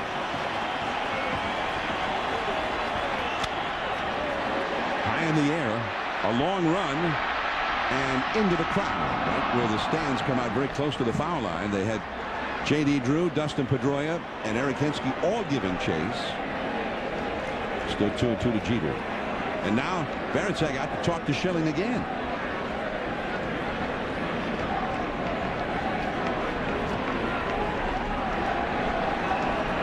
Terry Francona. Schilling has thrown only 89 pitches for the game. He's thrown 20 of them in this inning. And every one a critical pitch, especially after Giambi hit one off the wall in left field, putting runners at second and third. Damon grounded out on a broken bat. Jeter with a 2-2 count. To the wall and left. Way back there. It's a 3-run homer. On the 90th pitch of the night from Curt Schilling, Derek Jeter plants one way over the wall. And another hit in the clutch for the great Yankee captain. 4-1 Yankees. That's why I said 80% of Derek Jeter is better than anyone else he can put out there. Even though he's hurting, you want him in the lineup. You want his toughness in the lineup. You want his intensity in the lineup.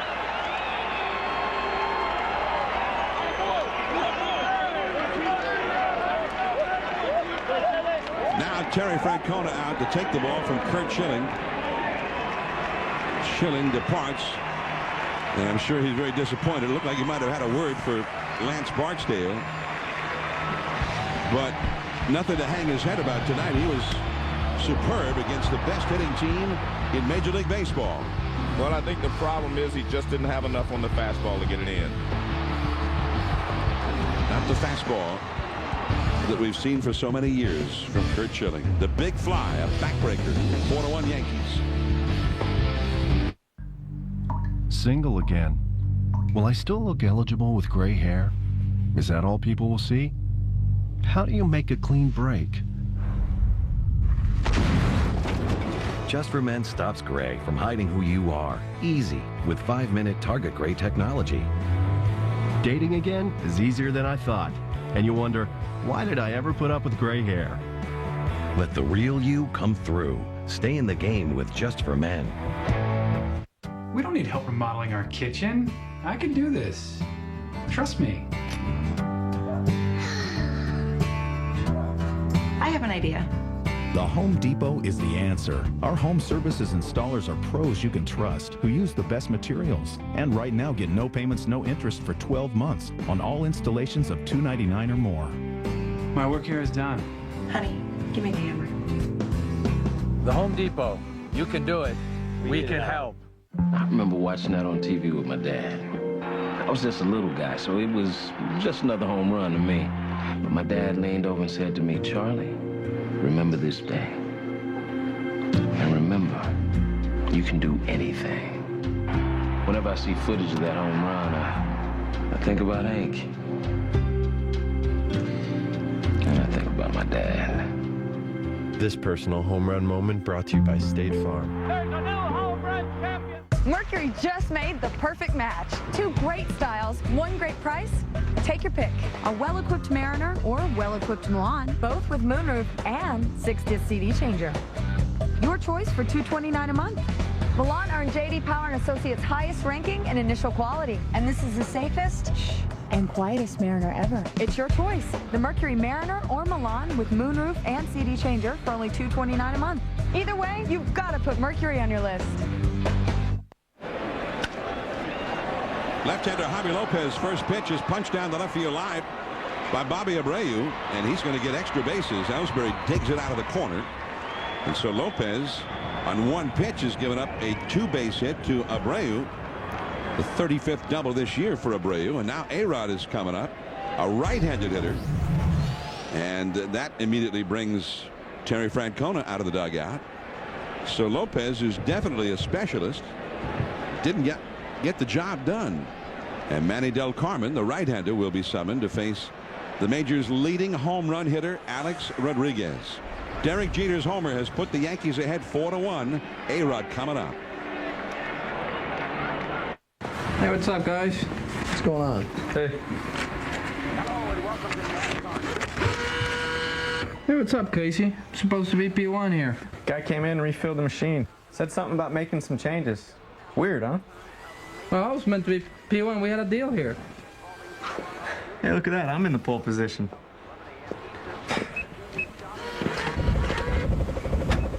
Watch your favorite Wrigley's brand chew up the track this season. Do I know anything about freedom funds? What? Nothing. Talk. Okay, well, the closer you get to retirement, the more your investments should shift away from long-term things like stocks into shorter-term things like bonds and cash. No. I'm really not interested. Freedom Fund does it automatically. Any of it. It's all in one fund. Nothing. No, okay. No matter what kind of investor you are, Fidelity can help you make a smart move. Before investing, consider the fund's investment objectives, risks, charges, and expenses. Contact Fidelity for prospectus containing this information. Read it carefully. Miller Chill, the new light beer brewed with a hint of lime and salt. It's refreshment unlike any other light beer. Miller Chill, Viva Refreshment. I'm Matt Weiner with the SportsCenter 30 at 30 update. Timing is everything in the first race for the chase for the Nextel Cup. Clint Boyer got his first ever Nextel Cup win today at New Hampshire and moved from 12th to 4th in the standings. Greg Dobbs' pinch hit grand slam carried the Phils to a sweep of the Mets, their 8th straight win over the Metropolitans. Shrek New York's NL East lead to just 3.5. Details coming up on SportsCenter after the game. Yankees 4, Red Sox 1. Here in the top of the 8th inning, Derek Jeter with a 3-run homer against Curt Schilling after a dramatic at-bat. And then a long homer high up into the monster seats, way over the wall. Javi Lopez came in and gave up a double on the first pitch to Bobby Abreu. So now Manny Del Carmen has come in.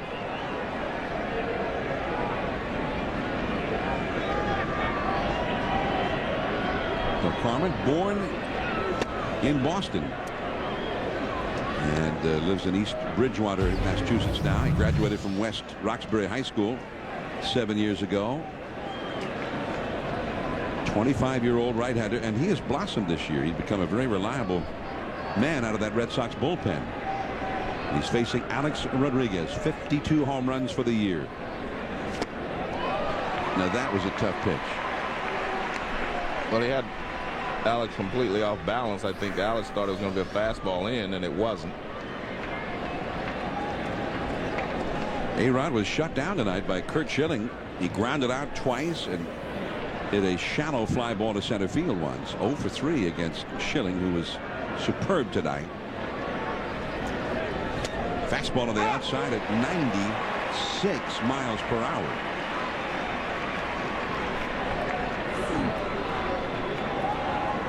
Luis Vizcaíno warming up in the Yankee bullpen now. Jabba Chamberlain pitched the 7th inning for the Yankees in a 1-1 tie.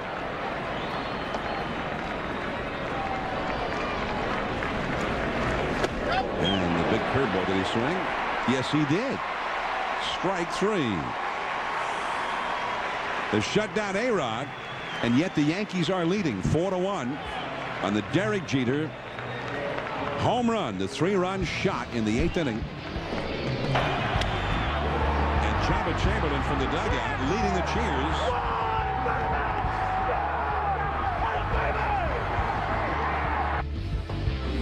$4-1 Yankees. Good morning, NFL fans. It's Dick's Sporting Goods Fan Friday.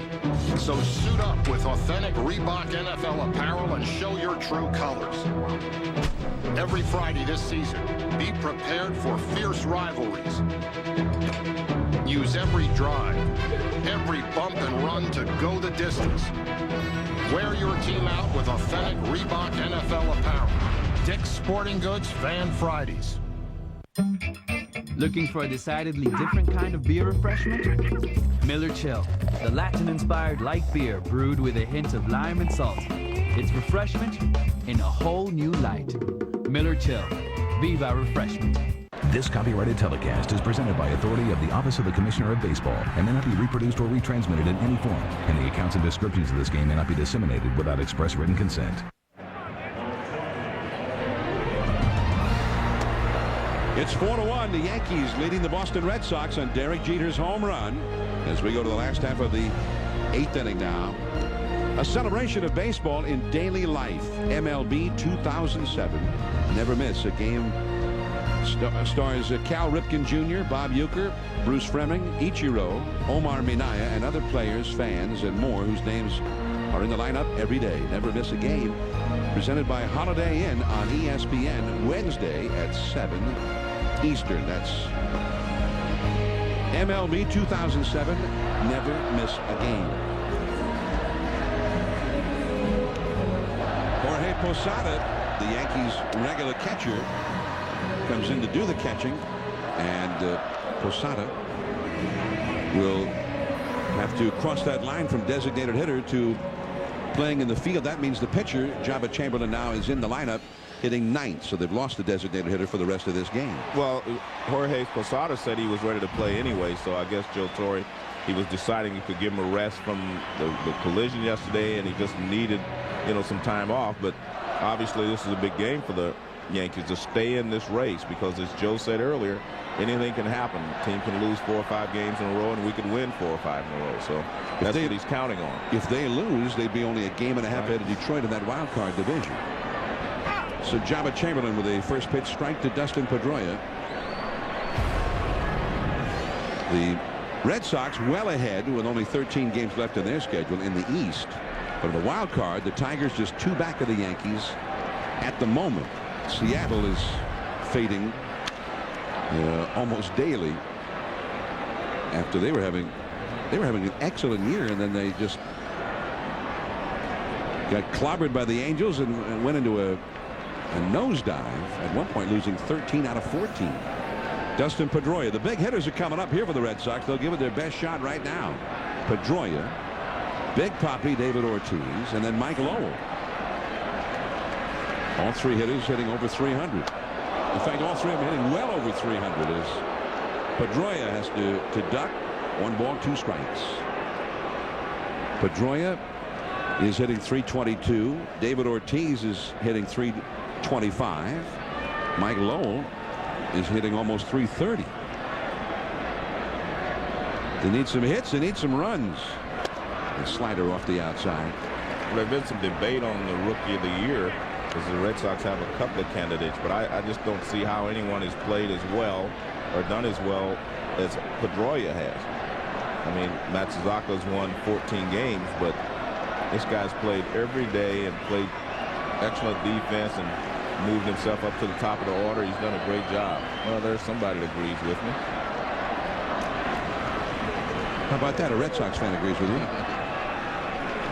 Pedroia's in the top 10 hitters in the league. Delman Young of Tampa Bay's had an excellent year. That strike 3 called. Pedroia is gone. And that was a curveball. He's thrown some sliders, but that was a curveball. Kind of came over the top a little bit more. And watch, see the release over the top a little more, bigger break, a little more downward action. Right there, that's a curveball straight over the top. Beautiful pitch. And it's tough for a right-hander to, he's throwing so hard, and you're, like I say, he has that intimidation factor out there anyway. You're not going to go out there and get a ball. As Tony Perez used to say, you think out there, you just don't go out there. David Ortiz, a 99-mile-an-hour fastball off the outside. Ortiz has walked twice and struck out. All of that against Roger Clemens. Clemens cannot get the win. He went 6 innings, 1 unearned run, and 2 hits allowed is all. Fastball, a little bit low, 2-0 to Big Papi. And the spot where just getting on base would be what the Red Sox need here. 36,543, another sellout at Fenway Park. But the hometown team is on the short end of it at the moment.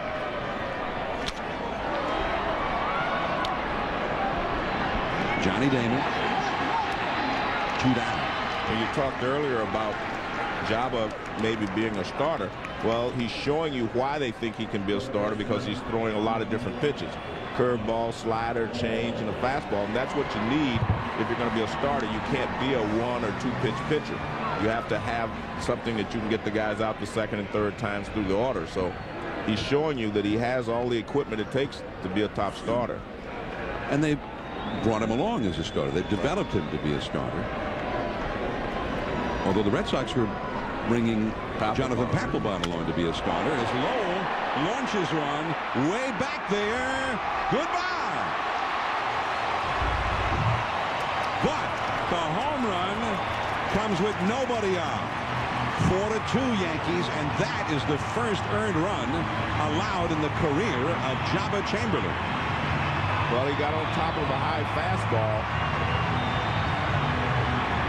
And Mike Lowell is just having a fabulous season as well. That's his 3rd hit of the ball game. He had the 2 hits off of Clemens. And now he hits a home run off of Jabba. And Ron Guidry is going to go out and talk to Chamberlain, because this is something that Jabba hasn't had to endure as a big leaguer. That's giving up an earned run. Well, this fastball up. And watch how Lowell gets on top of it. See, that's even out of the strike zone, but he's able to get on top of it, get his hands up, and level it out. Now, to take a pitch up there at 98 miles an hour, you got to be pretty quick. And that was no cheapie. That's way up there. Jabba says, "Oh, well, let me get the next guy." It's a good point, though, because it's just the 1 run. The Red Sox are still 2 runs down. And the fact that he did not allow Pedroia or Ortiz to get on base, he didn't walk anybody, was, I think, a key there. Mariano Rivera, the great Rivera, getting ready now in the Yankees bullpen. 2-0 the count to J.D. Drew. Mike Lowell, a 3-hit night, as Joe mentioned. And Lowell, what a year he's having. That's the 29th time he has hit a ball either over the wall or off the wall this year. He's playing wall ball more than any other Red Sox by far. And a foul off to the left by Drew, who was 0 for 3 in this game. A-Rod goes all the way over, but that one is well back into the crowd. And you have to remember, this is David Ortiz and Manny Ramirez team, and yet Lowell is leading the team in RBIs with 108. course, Manny's been on the injured list for a while, but Ortiz has 106. They came in tied tonight, and Lowell has driven in 2 runs. Both of the runs that the Red Sox have scored. He drove in the only run that Clemens allowed with a single and an RBI single back in the first. Drew's been a hot hitter lately. Even with his 0 for 3 tonight, he's had 11 hits in his last 25 at bats. And he needs just to get on base here. Jason Varitek is on deck. If he can get on base, Jason Varitek would become the possible tying run. 4-2 Yankees in the 8th.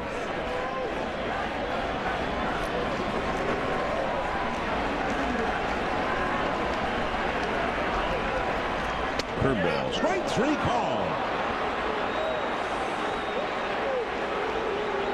Chamberlain, 2 innings in relief. It's 4-2 Yankees as we go to the 9th. Posada coming up.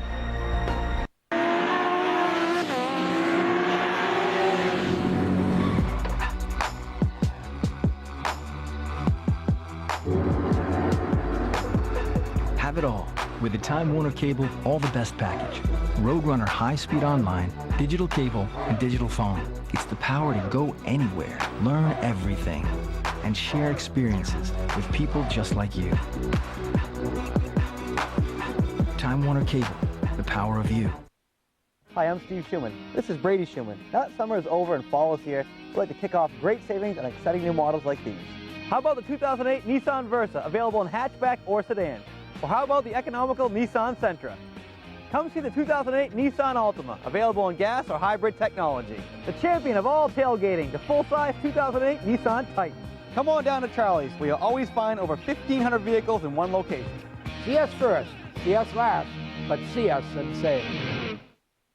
1, 2, 3, 4, tell me that you love me more. Sleepless, long nights, sad is who my youth was for. Oh, teenage hopes are alive at your door. Left you with nothing, but they want some more.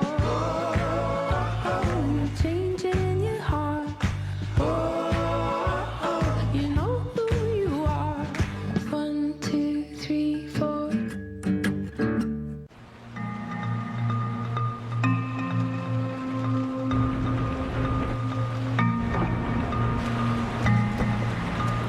The turbocharged Acura RDX with super handling all-wheel drive. The perfect balance of exhilaration and control. Rain isn't a problem. It's an inspiration. Acura Advance. Take advantage of attractive lease rates on the 2008 Acura RDX for well-qualified customers. An all-new Contender, Tuesday at 10 p.m. on ESPN.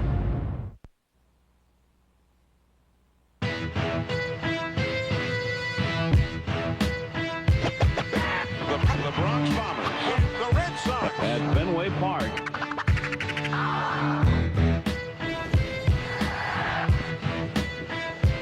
Yankees Red Sox from Fenway. They could meet again if they can both make it into the October tournament in the league championship series. They can't play each other in the first round, the division series, because a division winner cannot play a wild card team that is from its own division. If the playoffs were to begin tomorrow, the Yankees would be the wild card team, and they would be playing either Cleveland or Los Angeles. Cleveland and Los Angeles each have the same record right now, but they're 3 games behind for Boston, trying to catch Boston. The Red Sox have the best record, and the team with the best record is supposed to play the wild card. As Eric Gagne comes on, throwing a strike to Jorge Posada, who's 0 for 3. 4-2, the Yankees are leading. Mariano Rivera will surely come on in the last of the 9th inning. Posada having an extraordinary year, hitting .335 at the moment, even though he's 0 for 3 in this game. Aerial coverage of tonight's game has been brought to you by H.P. Hood. Those are very beautiful views of this great old yard. Fenway Park. 2 strikes to count to Posada. High and tight. Posada, there's only one Yankee catcher ever who's had a higher batting average for an entire season than Posada has right now, and that's Bill Dickey. Bill Dickey did it twice. He hit .339 in 1930, and in 1936 he hit .362. That's the all-time Yankees record for batting average by a catcher. And the high fastball at 95 strikes him out. Well, that looked like the Gagne we saw in Los Angeles years ago. Great curveball, changeup, and a good high fastball. There's the high fastball, and Posada was completely overmatched. He's looking for something else. You see all that slow stuff. Yeah. How can you hit that? John, I wanted to make a point. I saw where Terry Ryan, the general manager for the Minnesota Twins, is retiring at the end of the season, and you know, he's done such a fabulous job with the Twins. The only time he's ever done anything that could possibly construe it wrong was letting Big Papi go, but he's made up for that tenfold. There's that splitter. So he's done a fabulous job, and just want to make mention that he has, you know, decided to retire. We wish him well. Yeah. And in fact, Peter Gammons was talking about that earlier today to us. And Peter, apparently he has a love for scouting and going out and finding young talent. Well, he does. John, he loves going to games. He cares much more about evaluating young players than dealing with all the contracts. Let's face it. They have Torrey Hunter. They have Morneau. They have Santana. They have so many decisions to make over the next couple of years. Joe Nathan, but I mean, this allows him, after all this time, he rebuilt the franchise from the early 90s. It allows him to go back to his roots and do what he really loves. He's a very, very humble man and one of the most decent men any of us have ever known. And he's going to stay on as a special advisor to the Twins, so he's not leaving completely. No swing there, says Gary Cederstrom. And that also brings me to the point of Brian Cashman. You know, earlier in the year when the Yankees were struggling so badly, everyone wanted him to go out and do this, do that. He stuck and brought up the young players, and the young players have really responded for them. And the Red Sox have done the same thing. We see an influx of young players into this great rivalry that, you know, can be there for years to come. And both Cashman and Epstein should get credit for that, as well as Terry Ryan did it for all those years with the Minnesota Twins. Well, Joe, Doug Melvin of the Brewers said that one of the worst things that's happened to free agency is the fact that the Red Sox and Yankees have decided to go with young players. And save that money, huh? Well, if you have excellent young talent, let's face it, the Yankees, there is as much resources as they have, as many resources as they have. Are they going to go up to a $400 million payroll, a $500 million payroll? What? They needed to start getting young players, and Brian Cashman set about to make that a priority. And he took a lot of hits early, you know, for making that decision. A lot of people thought he should have done more early in the year. Cano got jammed. Pedroia. And that is out number 2. So 2 men are gone. Show the world what a real fan looks like. Reenact an immortal postseason moment, and you could win a trip to the World Series. Just go to Actober.com for your chance to win. It feels like October at Fenway Park tonight. It's cool. October weather. And the Yankees and Red Sox doing a pretty good facsimile of October baseball, as they always seem to do. And the fans trying to, whatever way possible, to keep themselves warm. Temperatures will go into the 40s tonight. Here's Melky Cabrera, and Gagne misses inside for ball 1. Gagne was picked up from the Texas Rangers at the trading deadline. He was the closer for Texas and had a pretty good year for the Rangers. But he has struggled for Boston. Then he was hurt there for a while. This is his 3rd appearance since coming back. Julian Tavares is warming up in the Boston bullpen. And Ellsbury. That's it for Cabrera. He's 0 for 4. 3 up and 3 down for Gagne. Varitek, Hinsky, and Crisp. Mariano Rivera will come out in relief of that man, Jabba Chamberlain.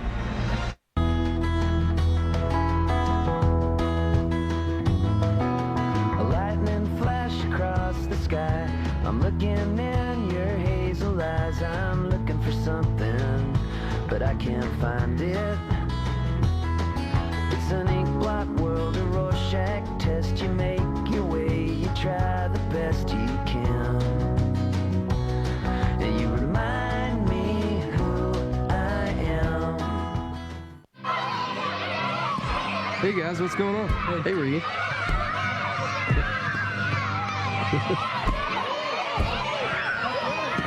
Not cool, guys. Watch your favorite Wrigley's brand chew up the track this season. Looking for a decidedly different kind of beer refreshment? Miller Chill, the Latin-inspired light beer brewed with a hint of lime and salt. It's refreshment in a whole new light. Miller Chill, Viva Refreshment.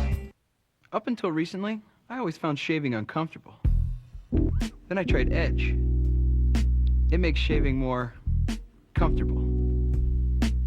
Probably because Edge has special moisturizers and lubricants inside of it. More comfortable. Like a ton more comfortable. Edge. Get some.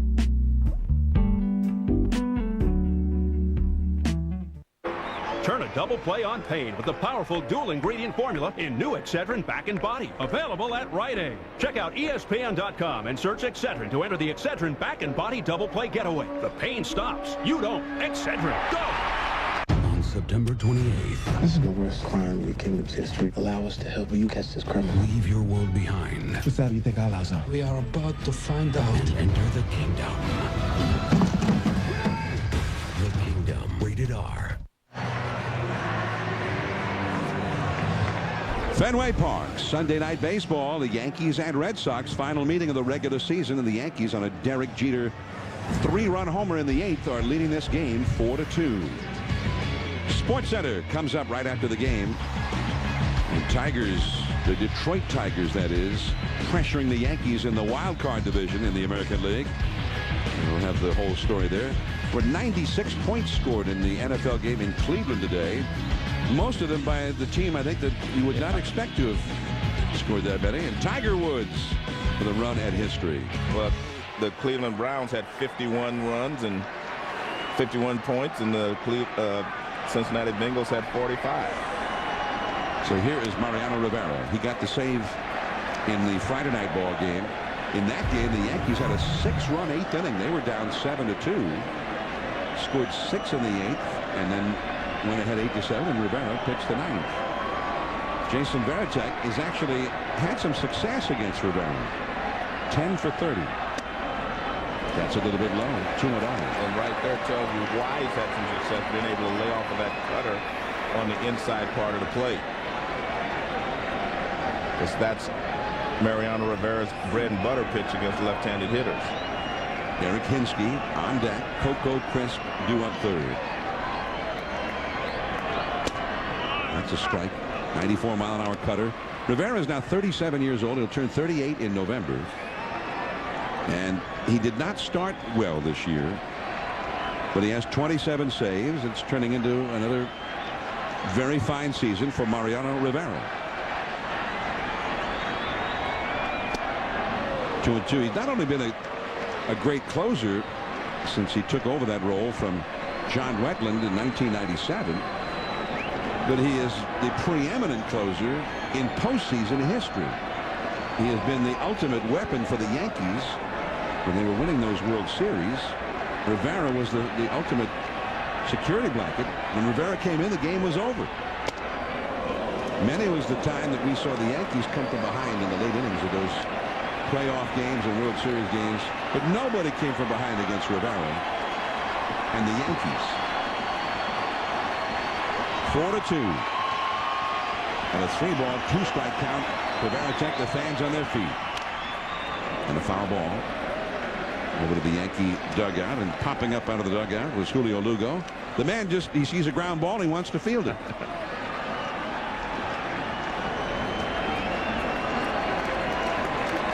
Showed his good hands there. Hinsky on deck. Rivera will try it again. This is the 7th pitch of the battle. He walked it. Rivera had walked 8 hitters all year in 65 innings, and 2 of those were intentional walks. Rivera, since 2002, 23 saves, but in 31 save opportunities against the Red Sox. So roughly 3/4 of his save opportunities cashed in against Boston, but over 90% against everybody else. So the Red Sox have been the team that has been able to give him the most trouble.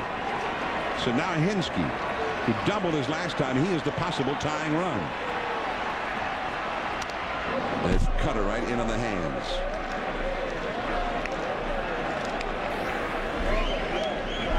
Hinsky 3 for 11. Lifetime against Mariano Rivera.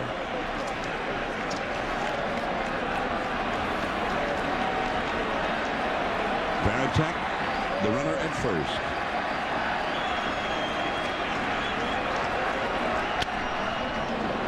And Minkiewicz looks at second, but he'll get the sure out. No heroics here with a 2-run lead.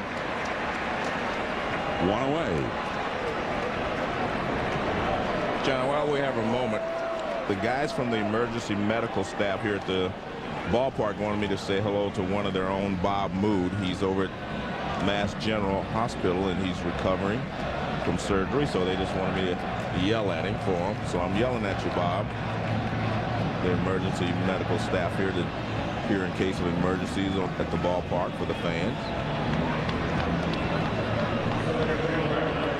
We send our best wishes to Bob. A lot of folks at Fenway, they call it Red Sox Nation. The Red Sox fans all over New England and all over the country. Even when you fly in here from out of town, on the flight yesterday, they welcomed us to Red Sox Nation. Coco Crisp, the hitter. He backdoored him with that cutter for a called strike. Well, we can see Coco Crisp has not had a lot of success like most people against Mariano Rivera. He's hitting 200. I guess he's jinxing Mariano Rivera. He's in a trance. And that's low for a ball. 1 ball and 1 strike. There are a lot of folks who've worked at Fenway Park their entire adult lives. Al Forrester, our good friend who worked here for over 50 years. And a lot of others like Al have been here seemingly forever. Crisp. Slow chop. He's got lots of speed. Cano throws him out. Over to third base goes Varitek, but now with 2 down. And Julio Lugo is the Red Sox final hope in this game. Mariano Rivera trying to save a win for Jabba Chamberlain. And the Yankees are going to conference up now. A-Rod, Minkiewicz, and Posada. Still, Jeter hit the home run, but maybe the biggest play of the night was Minkiewicz. Great defensive play all the way back in the first inning. Well, I guess the point is a couple of runs. I guess the point is they all gathered at the mound. I think Mariano Rivera has been in this position before. I mean, he knows what to do. So if they asked him, what are you going to do? He's right. He might have said, I'm going to throw him a cutter. Exactly.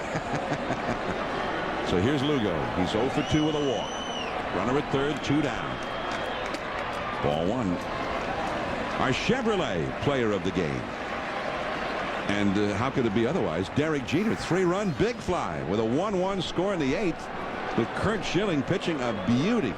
An impressive performance by Schilling. Chevrolet will make a $1,000 contribution to Major League Baseball's youth outreach program, reviving baseball in the inner cities. Derek Jeter, and after a long battle, Schilling, and you pointed out at the time, Joe, just did not have enough steam on that inside fastball to get it by Jeter.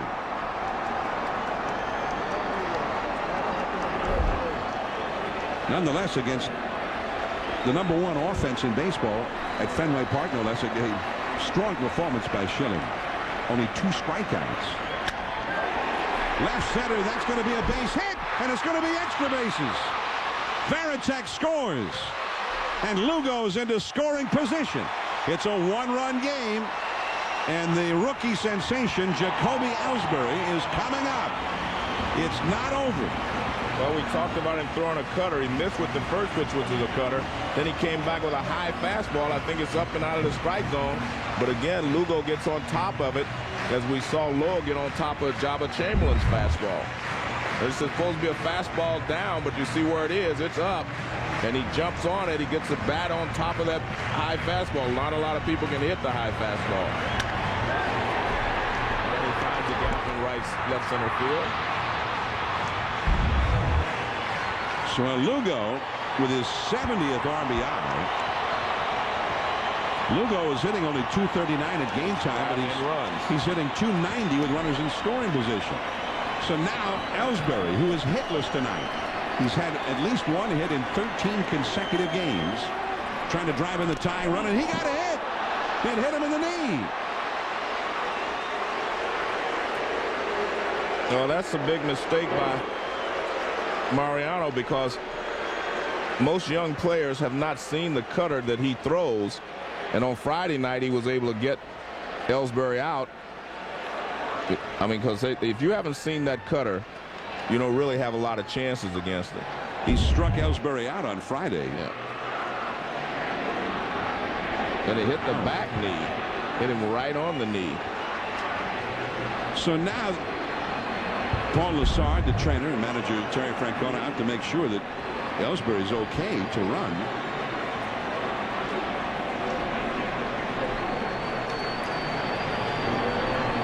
Red Sox have a chance to, if he can run, if he's okay,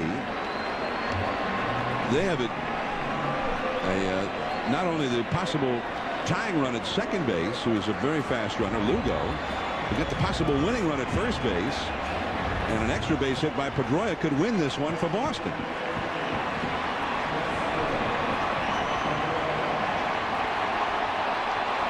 So a strong candidate for Rookie of the Year in the American League, Dustin Pedroia, comes up now. He is 0 for 4 in this game. Well, they were able to get him out early in the season with the ball away, but he had made the adjustments. Let's see how Rivera goes after him. A run is in. Mariano's control not quite as crisp. A strike call on the outside. Posada was appealing to the first base umpire, but Barksdale was in the process of calling it a strike. 0-1 on the count. A walk to Veritek started the inning.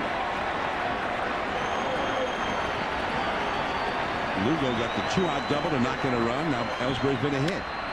And that's a foul, and strike 2 off the right field line, back out of play. So Rivera quickly ahead of Pedroia.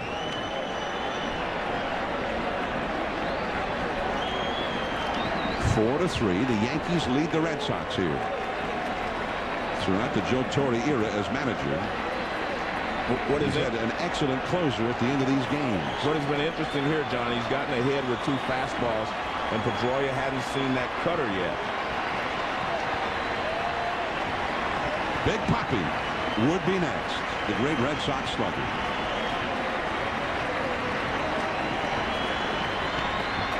There's the cutter off the outside. And that's good discipline there by Pedroia, because he'd gone away with 2 fastballs, and that started toward the outside corner, and he could have easily have chased that. So a good job there by Pedroia.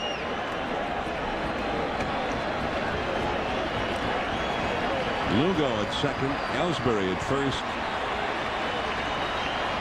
Ready to go at the crack of the bat with 2 down. He goes inside and off the corner. Got a little extra on that one, 96 miles an hour. And Rivera has thrown 20 pitches in this inning. Pedroia 0 for 2 against Rivera. 2 men on, 2 men out.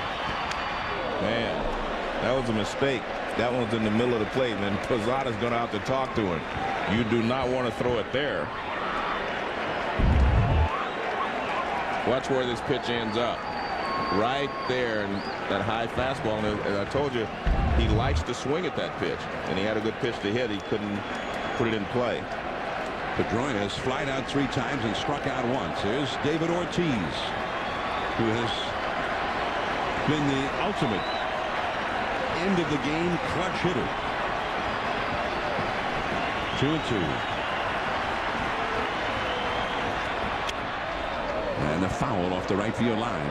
And actually you can see why Pedroia has adjusted and become such a good hitter, because that last pitch after fastball in, he got a pitch away and he's going that way, fouling pitches off. He's got good plate coverage.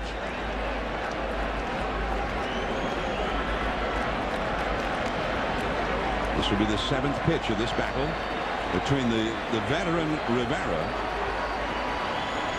and the rookie Pedroia. Mariano Rivera pitched in his first World Series when Dustin Pedroia was 13 years old.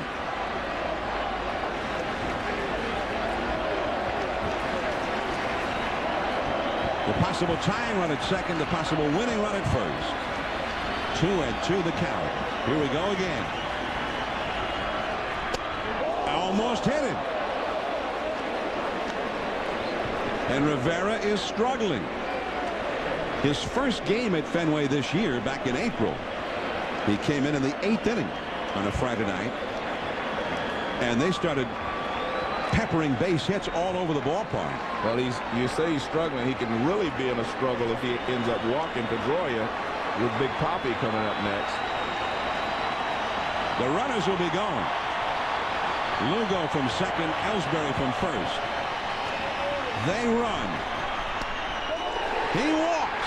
And here comes Big Papi with the bases loaded. And a great job of defending the plate after getting behind 0-2 by Pedroia.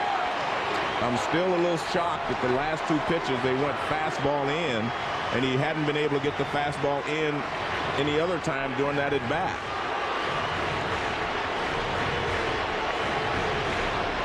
Here in New England, it was a great night for the New England Patriots, who annihilated the San Diego Chargers in the NFL 38-14. And now the Red Sox, after a tight, beautifully played 1-1 game featuring Roger Clemens against Curt Schilling, it went in the Yankees' favor when Derek Jeter hit a 3-run homer in the 8th to break the tie. The Red Sox got a run back in the 8th when Mike Lowell homered against Java Chamberlain, the first earned run allowed by the young prodigy of the Yankee bullpen. And now another run is in against the great Rivera. Joe Torre out for a word. And Rivera, 24 pitches into the inning, has the bases loaded. And the great Red Sox slugger, David Ortiz, coming up. He's already ended 1 game this week, with the Red Sox trailing in the 9th with a 2-run homer to win the game. And he'll try and perform some magic again. And he got the high cutter, fouling it back. It's 0-1. Well, he's walked 2 hitters and hit a batter this inning, and that's why he's in so much trouble. He's actually only given up the 1 base hit, and that was to Lugo, the double to drive in a run. Lugo hit the 2-out double with Varitek at third. Then Ellsbury got a hit in the knee, and Pedroia drew a walk. The bases are loaded. A base hit could end the game in Boston's favor. 1 ball, 1 strike. He has not been able to control the fastball toward the inner half of the plate to the right-handers and away to David Ortiz. He has missed badly off the plate with that pitch. Ortiz a 368 lifetime average against Rivera. Ball 2. Rivera is out there without his best stuff. Well, control is his best stuff. You're right, you know, but he doesn't have the same control that he has had.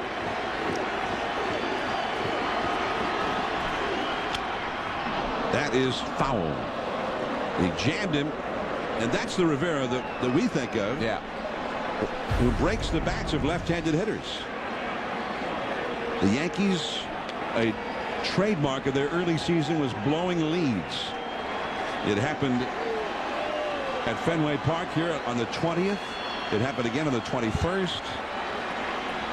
And it happened on the 22nd, although not as late as on the 20th. That was the game in the April 20th that Rivera came on in the 8th and got lit up.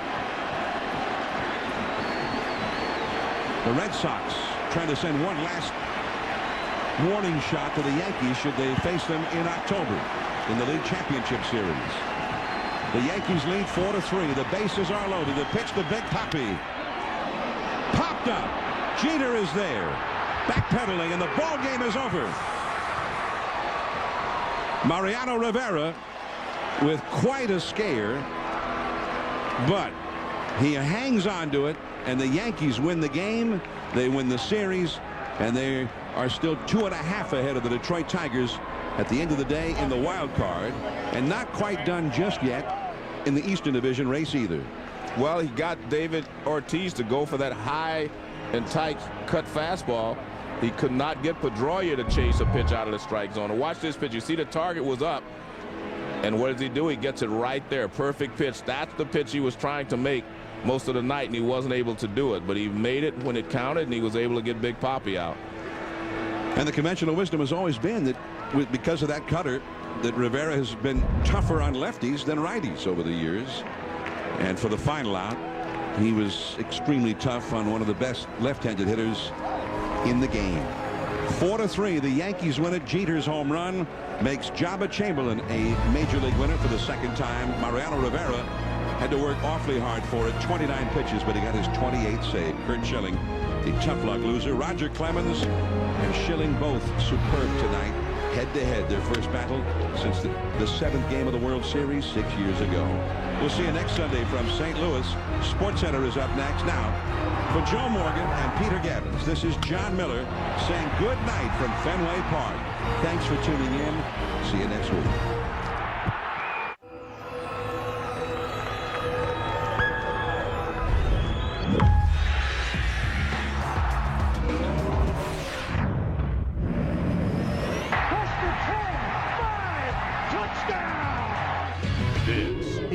Center. Another unreal NFL Sunday, nowhere more so than the dog pound. 11 touchdown passes, 96 points, and it was a nail-biter. Brett Favre tries to pass John Elway, but first he had to pass a giant test. He wasn't alone. Who withstood their Week 2 exam? Huge Sunday off the football field. Red Sox looking to play wild card. Spoiler. Some guy named Boyer takes the chase checkers. And this guy, you know, but the Tiger flirt with another record. And Las Vegas police put the squeeze on O.J. Simpson. He's arrested. The details on SportsCenter right now.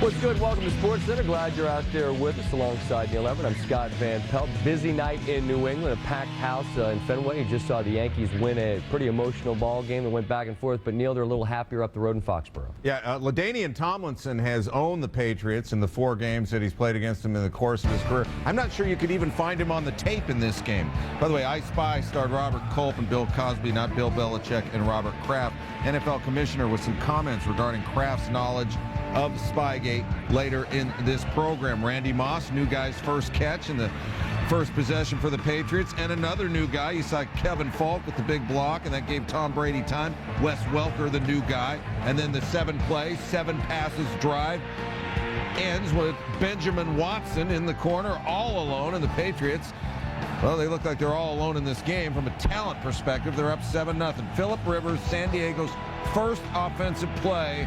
Roosevelt Colvin, the interception. 1 play, 1 turnover for Norv Turner's squad. Later in the first, it's that Brady guy again to Welker. Beautiful move there, and he picks up 15 yards, and here comes New England again. Same drive, Brady, pump fake. Randy Moss, 23 yards, Patriots up 14-0. Tom Brady had a career-high 151 yards passing, 13 of 16 in the first quarter. Second quarter, it's 17-0, a 3rd and 1. Another new guy, Adalius Thomas, the interception, and he's got reservations for 6. from 65 yards. It's 24-0. Remember, San Diego had an 11-game regular season win streak going. And look at Rivers. He never sees Thomas, who had the angle, read the quarterback's eyes. That's why they paid him the big money. Rivers, 2 interceptions in the first half, 63 yards. Opening possession, third quarter, LaDainian Tomlinson. Swing pass. He's tackled by Junior Seau. LaDainian Tomlinson averaging under 2 yards per carry, the lowest in the league among guys who play. 4th and goal. Rivers says, let's go play action. Lorenzo Neal, it's a 24-7 game. Patriots unfazed. Randy Moss, 8 catches, 105 yards, 2 touchdowns. That's 17 catches, 288 yards, and 3 touchdowns in 2 games. Ran right by Drayton Florence right there. It's the Patriots big, and Tom Brady says, Coach, we kept the focus. So does Teddy Bruschi. Been a big week for Bill Belichick, one he hopes he doesn't have to repeat. Take a look. Patriots 38-14 is your final. New England has won its last 6 home openers. Tom Brady's numbers through 2 games, spectacular.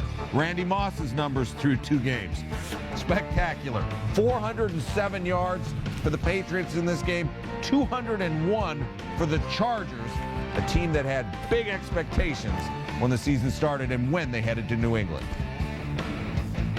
Like Tom Brady and many of the New England Patriots are, Mark Schlereth is a 3-time Super Bowl champion. And Mark, this is a matchup of 2 of the perceived best teams in not just the AFC but the NFL. New England comes out and shows that they're on a different level, at least in this ball game. How impressed were you with what they did, particularly on the offensive side of the football? Well, they came out right there and did a Arnold Schwarzenegger most muscular pose, because they put the flex down on the San Diego Chargers, and the San Diego Chargers didn't know what hit them. And what I love about this football team, listen, we're just going to do what we do. Here we go, 5 guys out in the pattern right here. You're a staunch defensive front. We'll let Tom Brady orchestrate from the pocket. It all starts with pass protection, because Tom Brady is not getting touched. And you know what? Right there, Kevin Falk, step up in there, give him some time, give him some presence, and then right there, Wes Welker. Tom Brady orchestrated. Again, look at the receivers out here. We're not going to bang our heads against the wall. Very smart coaching by Bill Belichick and that New England staff. And then right there, again, as I mentioned, the time, unbelievable. You give him that kind of time, and he will dissect the defense, and that's exactly what he did. As an offensive lineman, it must just make your heart swell with pride to hear these numbers. Through 2 games, 47 of 59, 6 touchdowns, 1 pick, which came off a tip ball. And the reason, I suppose, on some level, is that he has got all day to throw. He does have all day to throw, and anytime you protect a quarterback, you're going to have good things happen to as an offense, and they protected him. Just, again, another great weekend of protection by the New England Patriots. All right, we're going to get to their defense in a minute, how they befuddled Phillip Rivers in San Diego. But first, the coach, you want to hear what he's got to say? There he is, Bill Belichick. They played well. They played hard tonight, and you give them all the credit in the world. They made a lot of good plays out there.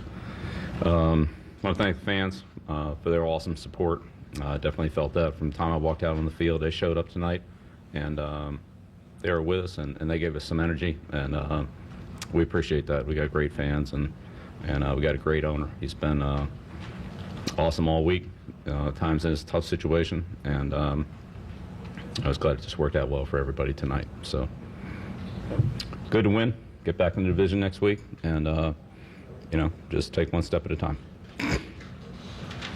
Bill, you came out and you threw a bunch of short passes at the Chargers. Was that maybe, I guess, a product of what they bring in the pass rush and wanting to get the ball out quickly and maybe get them to back off a little bit?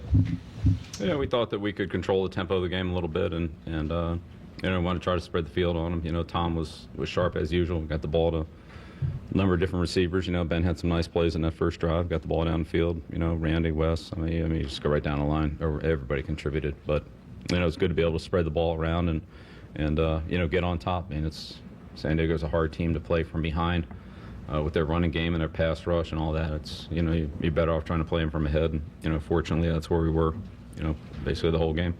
Bill, when you say you want to thank the fans, are you speaking on behalf of yourself or the team? The team. Was there concern about their focus level coming in tonight after all the transpired during the week? No, I just think that the players did a good job this week getting ready for the game. I think it showed out there, you know, tonight. I don't think you get ready for the game, you know, 20 minutes before the game and say, well, it's time to get ready. You know, it's a whole process. And I think they did a good job this week, and I think that showed up in the play tonight. Coach, for you personally, was this one of your most difficult weeks as a coach? Are you glad to see it finally end? Well, the Chargers are a tough football team. They're not an easy team to prepare for, and you know, they challenge us, like I said, at every point in the game, offensively, defensively, special teams, the running game, the passing game, and all that. So, you know, they're a tough team to get ready for. We have a lot of respect for them. So, why does this team have the ability to be able to put distractions behind them?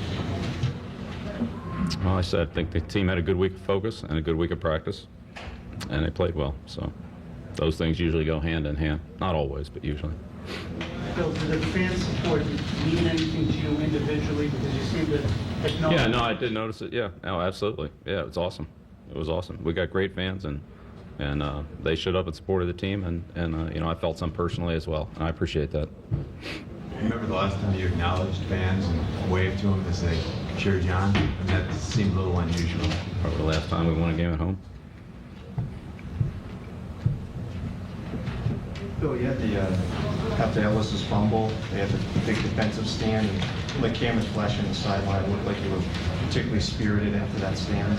Well, I thought that was a big play. You know, it was right at the start of the fourth quarter, and you know, they had good field position. Had they been able to, you know, convert that into points, it would have, you know, closed it to a 2-score game. And you know, we knocked them back out of field goal range, and you know, had a couple big negative plays there. Got the ball back, and then you know, the offense. You know, did a great job there. It was, I don't know, about a 10-minute drive or whatever it was, went the whole length of the field, and you know, that kind of sealed the game. So it was, you know, those two series, our ability to stop them there when they had the field position, and offensively, the drive, you know, the length of the field. That was the whole fourth quarter. I mean, that was a huge swing in the game, but it was a big stop for us. Bill, I know you like to look at the tape, but it seemed from the naked eye standpoint that Roosevelt Colvin had a special game. Well, I'll hold on that one until I look at the tape. I mean, he made some plays. You know, I saw a couple out there that I think he could have done a little better on. But, you know, he made some plays. Obviously, the first play-action pass there, getting out underneath that comeback route was, you know, was a great play. You know, our first defensive play. And, you know, he did a nice job on that. He read the play well and made a nice catch. Something our linebackers aren't always noted for, but he, you know, made a great catch, and that was a big turnover for us. Fortunately, we weren't able to convert it into anything, but it was, you know, it was a good play. And, you know, we had some good pass rush from, I think, all across the front. You know, we had some push in the pocket. Rivers did a good job of stepping up, and I don't know how he got rid of some of those. Seemed like we were, you know, hanging all over him, but, you know, he was able to stand in there and make some throws. So, you know, you got to give him credit on that. He did a good job. Bill, you seem like you guys flipped your outside linebackers more than you normally do. Normally, I think you kind of keep one on one side, one on the other. Was that maybe a product of not giving the Chargers an idea of where they wanted to match up or motion or any of that? Yeah, we gave them a couple different looks on that, but sometimes they flipped them, sometimes they didn't, and they move their guys around a lot, so it creates some different matchups. We just wanted to kind of have a little bit of a moving target for them there so that they didn't always know where everybody was. Well, you're talking about your linebacker plays. Dallas obviously made a pretty special play there for the interception. Yeah, he did. He did. He made a nice play, anticipated the throw, made a good catch, and you know, he really showed his speed on that. I mean, he had a couple guys chasing him, and you know, I don't know if they made up any ground, but they didn't make up much. And you know, he really showed. It was a pretty good run. I don't know how far was that. 60? Huh? 65. Yeah, it's a pretty good run. So, and that, in addition to Colvin's strip sack, I think those were the only two times that they really got inside your 40 in the first half. And I mean, how big is it? I mean, especially as a defensive coach, to see that those guys are making those plays in those situations and coming up big in big situations. Oh, yeah, I mean, it's great. It's great. You know, you come into the halftime 24-0, make some stops on defense, and you know, have some long drives offensively. You know, that's the way you want to try to play every game. But doesn't always happen that way. But it was awesome. I mean, the players played great tonight. They did. They played great. Not perfect, but you know, it was a good, solid performance. Proud of them. I want to find out exactly who that was that asked the question about Roosevelt Colvin, where he said, "I know you want to look at the tape," and actually elicited a smile from Belichick, who up to that point, when he was asked about a difficult week, And he said, well, yeah, because the Chargers, they're a difficult team. They're a good football team. So nothing happened this week, I guess. Apparently not. No, I mean, absolutely nothing. An amazing ability to compartmentalize. From time 1 to time 2, what we do is we focus down on the game plan, and that's all we're focused on. And honestly, the one thing about the New England Patriots, you can say what you want about Tapegate, you can say what you want about Bill Belichick and all the things that went on, but I guarantee you this team is better than any other team in the National Football League, putting distractions aside, whether they're the Tapegate, whether it's injuries, whatever the case may be, putting those distractions aside and getting ready to prepare and play a game. And they are great at that. Okay, so we get back to the game that they played. Colvin made a nice play. Yes. Adelius Thomas with a pick, and then looks like a deer running down the field. Give us an idea of what they were able to do defensively that just confounded Rivers. Well, it's all about having the ability to do multiple different things. And I think one of the things about this New England Patriots team is they've got linebackers that can play defensive end, linebackers can play outside, inside, and they create great confusion by giving you a multitude of different looks. And you heard Bill Belichick allude to that. Hey, we've got all kinds of guys moving around. We shifted them around a little bit more than we normally shift them around. And I think that's one of the great things they do. Roosevelt Colvin was awesome. Off the edge, in pass coverage. Here you're going to see him right here. Looks like he's coming off the edge, going to rush the passer, sits for a second, then drops into his zone underneath the out route right there. Great hands, great anticipation, read that route. Now we're going to see Adelius Thomas right here. Look at him stacked behind Junior Seau. He's hitting right there. I'm going, I'm coming over here, and then all of a sudden breaks on the football, understands where that, and that's a 275-pound man. A 275-pound man. Wide receiver's not gaining any ground. No, you can't gain any ground on that. And that's one of the things that this football team does so well is they give you a multitude of different looks, and then they understand where their assignments are. So they'll get in one position, like we saw Adelius Thomas right there, and he'll get to a different part of the football field where he's, you don't think he's going to be able to have the speed and agility to get there. And they just did a great job with that all night, confusing Phillip Rivers. So the Patriots have won both their football games 38-14. There is a yin to every yang, and the Chargers are on the other end of this. And you hear the numbers that Neil mentioned a few moments ago about LaDainian Tomlinson averaging 1.9 yards per carry. This is the MVP of the league. I know he typically doesn't start fast. Last year only had 100-yard game in his first 6, but this, what's going on? Well, it's scary right now, and it comes down to a couple of different things. You look at Phillip Rivers, he did not play exceptionally well. Obviously, offensive line-wise, you've got to give a lot of credit to the New England Patriots being able to stuff that offensive line and stuff that running game. But it comes down to this for me. Everybody's going to play LaDainian Tomlinson 8, 9 guys in the box. They're going to try to create a new line of scrimmage until what? Until one of those receivers out there can step up other than Antonio Gates and make some plays and take some pressure off this offense, and nobody has done it yet. They've got pedestrian wide receivers at best, and somebody's got to make a play. All right, you take a look at this, and you see LaDainian Tomlinson. Now, granted, you're playing against the Chicago Bears and the New England Patriots, two very stout defenses, but last year at this point he had over 200 yards and 3 touchdowns. He did have a game against the Oakland Raiders last year in Week 1, so you're not comparing apples to apples necessarily, but still, the numbers thus far are brutal for LT. Norv Turner with his thoughts on a butt-whooping in New England. I don't really think it's a new system. I think most of the things we're doing are very similar.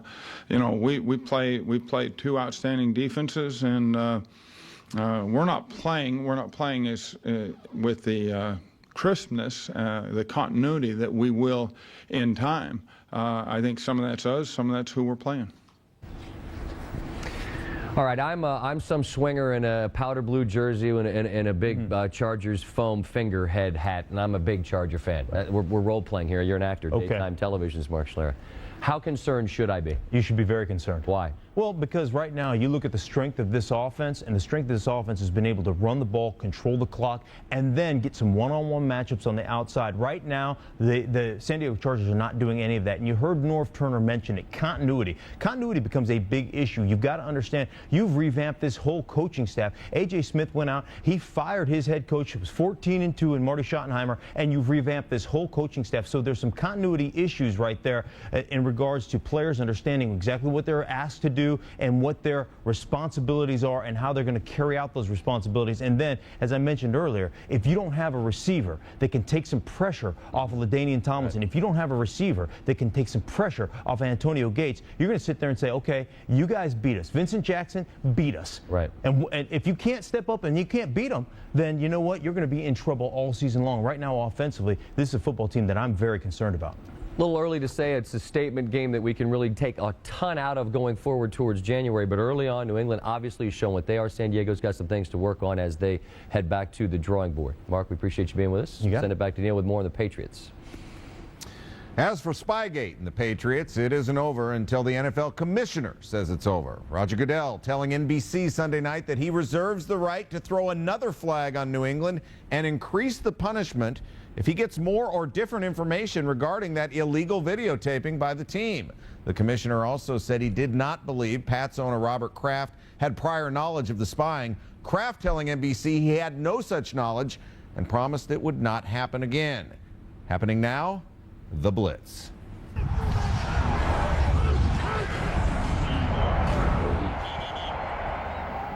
Hi, everybody, and welcome to the Blitz for Week 2. And Tom, you and I have been at this a long time. And I'm reminded again that the more you think you know, you realize you know nothing at all. Football, that's for sure. Well, didn't learn much in Week 1, but didn't know it until I watched Week 2. Well, but there's one thing we did know. Look, with the first game of the week, we're going to show, what, Bengals at Browns? What are you kidding?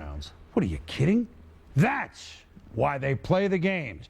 And I tell you what, this became one of the most entertaining games we've seen in a long time. Even Chad Johnson trying to make friends with the dog pound. There'd be a reason. Carson Palmer, Rudy Johnson, touchdown, 7-0 Cincy. The route is on. Now 7-6. Derek Anderson starting. Remember Charlie Fry started last week? He's traded to Seattle. Joe Juravicius, that's nice. 13-7 Cleveland. Then Palmer back at it. The high pass to you say Houshmandzadeh. I say Houshmandzadeh. TJ, touchdown. Yeah, and watch the footwork on the sideline, and boy, that is close right there. And if you take a look at TJ, Romeo. Romeo. TJ knows it's close. Wherefore art thou, Romeo? 14-13 Bengals. Josh Cribbs. Remember this name. He's a big-time special teams player. Whoop! Bounces to the outside of the 28-yard line. Gets a block there. Shakes another tackle. Evades another tackler. All the way down to the Cincinnati 11 and 85-yard return, and they're happy in Cleveland. 3rd and 8. Anderson. Pump fake. Nice. Wide open. Juravicius. The Browns lead the Bengals 20-14. What a game we have.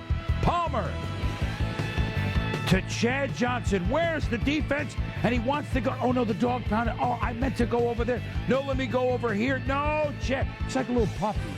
He just wants to run and play. And Chad's just having fun. We're going to take another look at this move that he puts on the DB, Lee Biden. And you just watch right here. He plants that right foot, runs that 7 route, and he's so open that the DB never comes back in the picture. Boom. And caught for the most yards in Bengal history now. Derek Anderson to Kellen Winslow. These are the Browns, Tom. They looked horrible in Week 1. 27-21 after that 25-yarder. Anderson, pump fake. Braylon Edwards between defenders, a 34-yard TD pass, and Cleveland's up 34-24. Yeah, a little stop-go right route on the rookie Leon Hall. And once you plant your feet as a DB, you're not going to start up again. Now here come the Bengals at the Cleveland 14, 3rd and 8 Palmer. Time. Chad Johnson in the end zone, touchdown, and now he's near the dog pound. Oh my goodness, he's in there. There comes the beer. Here comes the guys with the milk bone heads.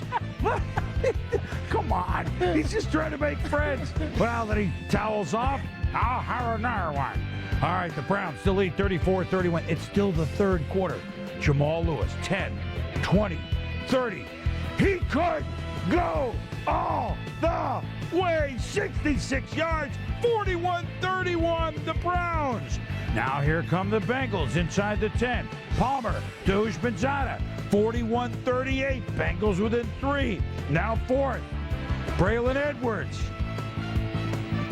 Diving, rolling into the end zone, 37 yards. These are the Browns against the Bengals. You take a look at the telestration. That's Dexter Jackson, the safety, and once he leaves that space, you've got the corner Leon Hall in one-on-one coverage. His eyes are back in the backfield. Never makes a play on the ball. All right, Tom, under 4 minutes to go. Let's pick it up. 51-38 Cincinnati. Palmer, Glenn Holt. Bengals not done. 7 yards, 51-45. About a half minute to go now. Same score. Midfield. Palmer looking for Chad Johnson. But there's Lee. After all this, we're going to get defense. Yes. After all this, And Bodden does a nice job. Here's some good footwork. Well, right there you see him tap that left foot down to make sure that he gets that interception. That's an outstanding play. Nobody would have predicted this. But in the end, the Cleveland Browns doused the Bengals 51-45. 96 points. Each team with over 500 yards in total offense for a total of 1,085. And that's not all. 11 touchdown passes in the game. These two quarterbacks ice down your arms. The pressure's always there. Like I said, you got to win. Win and make plays, and everything will be all right. But I was fired up for it, and at the same time, I wouldn't say I was nervous. When I go out there, though, I felt prepared and was confident in what we had going in. So I made things a lot easier. Derek, he stayed in the pocket and he was poised and he managed the offense. And that's all you can ask for from a quarterback. Just don't show that you're pressed and just get us going, and that's what he did. Boy, shades of the old days, Jamal Lewis with all those rushing yards. But look, the big story, only 4 times in history have 2 teams combined to throw for 11 or more touchdown passes in a game.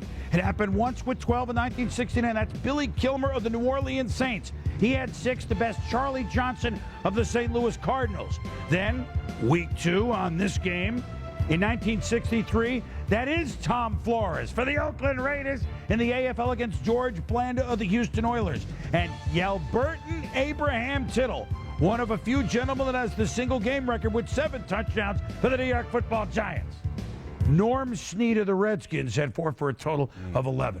All right, so that's fun, and it was fun to look up those box scores because I know all the guys that caught that. Frank Gifford, Del Schaffner. I mean, you can look at all the AFL stuff, but let's go to this weekend. The Bengals. You can't play defense like this and expect to go anywhere. Well, this is certainly more like the Bengals look defensively in the preseason than they did last week in their opener against the Baltimore Ravens. And I think that it's all phases. You're talking about rushing the passer. You're talking about stopping the run. You're talking about being able to cover. And I think that as you look in microcosm, what the Bengals were able to do 2 years ago was create a lot of turnovers that got them to the playoffs. But you can't depend on it every single week. First game, 6 turnovers. We win that football game, but still the Ravens had a chance to win. Today, 1 turnover from the Cleveland Browns. They put up over 50 on you. A lot of work to be done by Marvin Lewis and his staff with this defense. And how about an attaboy for the Cleveland Browns and Romeo Crennel? Given up as a laughing stock. They trade their quarterback Fry to Seattle. They put up 51 points on their state rival. And I don't think Derek Anderson's going anywhere soon. No, Brady Quinn, time to now learn a little bit, unless Charlie Weiss steals him first because they need him at Notre Dame.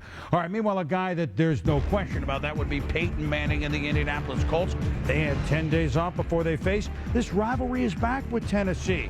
Peyton Manning, Dallas Clark over the middle from the 22-yard line. 13-3, the Colts at Tennessee in the Titans home opener. They lead it. And what happened on the play, Tom? Well, linebacker Ryan Fowler bites on the play-action pass, and nobody runs it any better than the Colts. And Manning easy toss to Clark for a touchdown. And so, with the down 13-6 is what Vince Young does. He scrambles, and he's a bigger guy than Kelvin Hayden. They talk about Young throws the ball to his chest. The youngster, he's a leader, but every now and then he's got to remember, can't afford the 15 yards. Titans punt, 120 seconds in the half. This is what the great teams do. Manning to Anthony Gonzalez, the rookie. Manning to tick, tick, tick, tick, tick, tick, tick, to Marvin Harrison. Oh, you want your home clock guy, don't you? I would expect it's supposed so. to run out. Red Auerbach would have done that.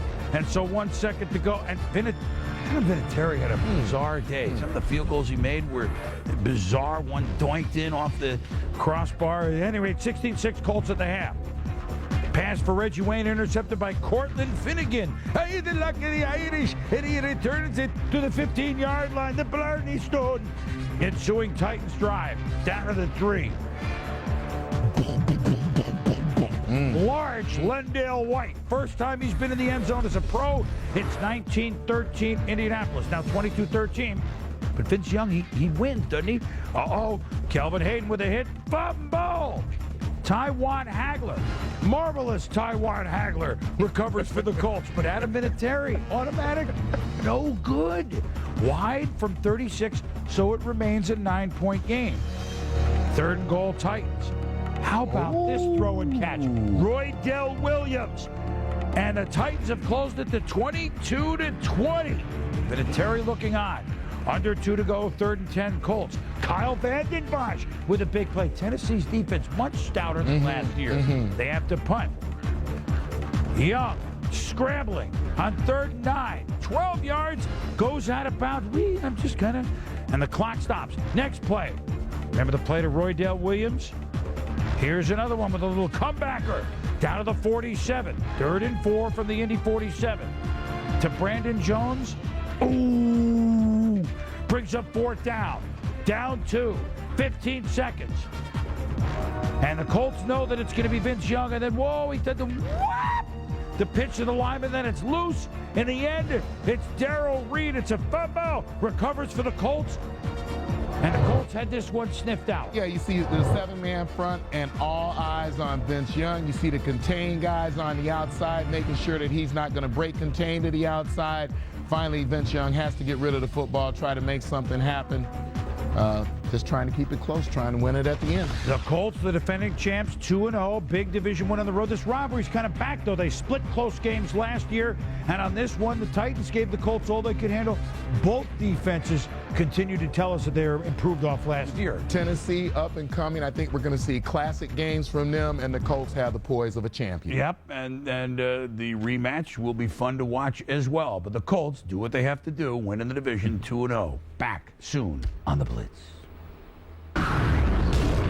The Blitz is brought to you by Nike. O.J. Simpson, a part of so many NFL Sundays, is again as he has once again run afoul of the law. He was arrested Sunday morning in Las Vegas and is being held without bail for his alleged role in a robbery which Simpson claims was nothing of the sort, just an attempt to retrieve memorabilia that was his. Captain James Dillon of the Las Vegas PD explains the circumstances surrounding the arrest. On Thursday, September 13th, just before 8 p.m., Las Vegas Metro received a call of an armed robbery at a hotel in West Sahara. This morning, after a careful review, the Las Vegas Metropolitan Police Department decided to effect the arrest of O.J. Simpson. He will be shortly transported to the Clark County Detention Center, where he will be booked on the following charges: robbery with a deadly weapon, 2 counts; assault with a deadly weapon, 2 counts; conspiracy to commit burglary, and burglary with a firearm. Clark County District Attorney David Rogers said of Simpson, quote, he's facing a lot of time. O.J. Simpson said in an interview with the Los Angeles Times, quote, I've done nothing wrong. I'm O.J. Simpson. How am I going to think that I'm going to rob somebody and get away with it? Simpson continued, I thought what happens in Las Vegas stays in Las Vegas, closed quote.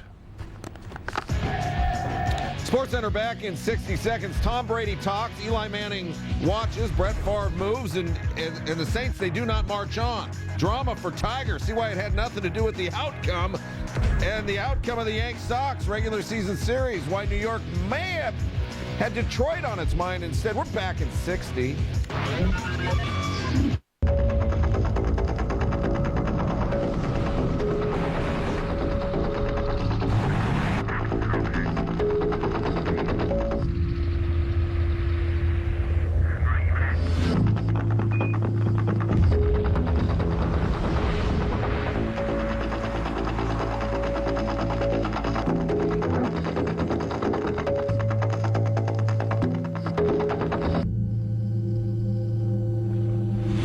Beth Ann, 3,000 texts last month. NWRUS? That wasn't a compliment. Sean, 1,000 texts? UGH. And you're old enough to know better. MYOB, will you? Grandma.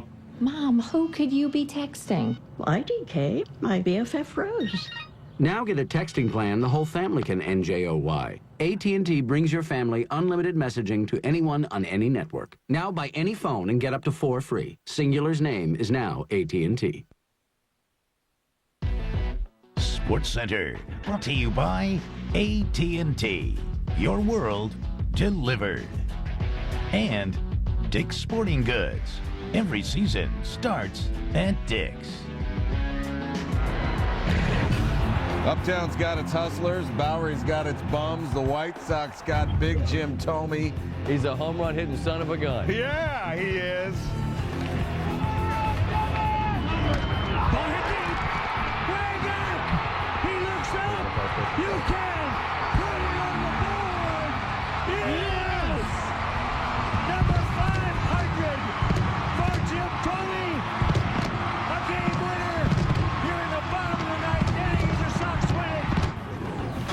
Dustin Mosley, Jim Thome, walk-off for career number 500. It's like a movie script, he said, as he hugs his father there, giving a kiss to his wife. How about this? Dye and Jenks carrying Thome off the field. He's 6'3", 250 pounds. Enough. Thome becomes the first player ever to hit a walk-off homer for his 500th, reaches 500 homers on his 6,802nd at-bat. That's the fourth fewest at-bats to reach that number. And this is the first season in which 3 players hit their 500th home run. Frank Thomas and A-Rod, your other 2. All right, Sunday Night Baseball on ESPN featured the Red Sox and Yankees at Fenway. First time we've seen Roger Clemens and Curt Schilling against each other since Game 7 of the 01 World Series. Schilling against Robinson Cano, 1-0 lead, top 5. Cano came into this 11 of 28, 3 homers, a .393 batting average against Schilling. Not surprising he goes yard 18th. We're tied. Clemens in a jam.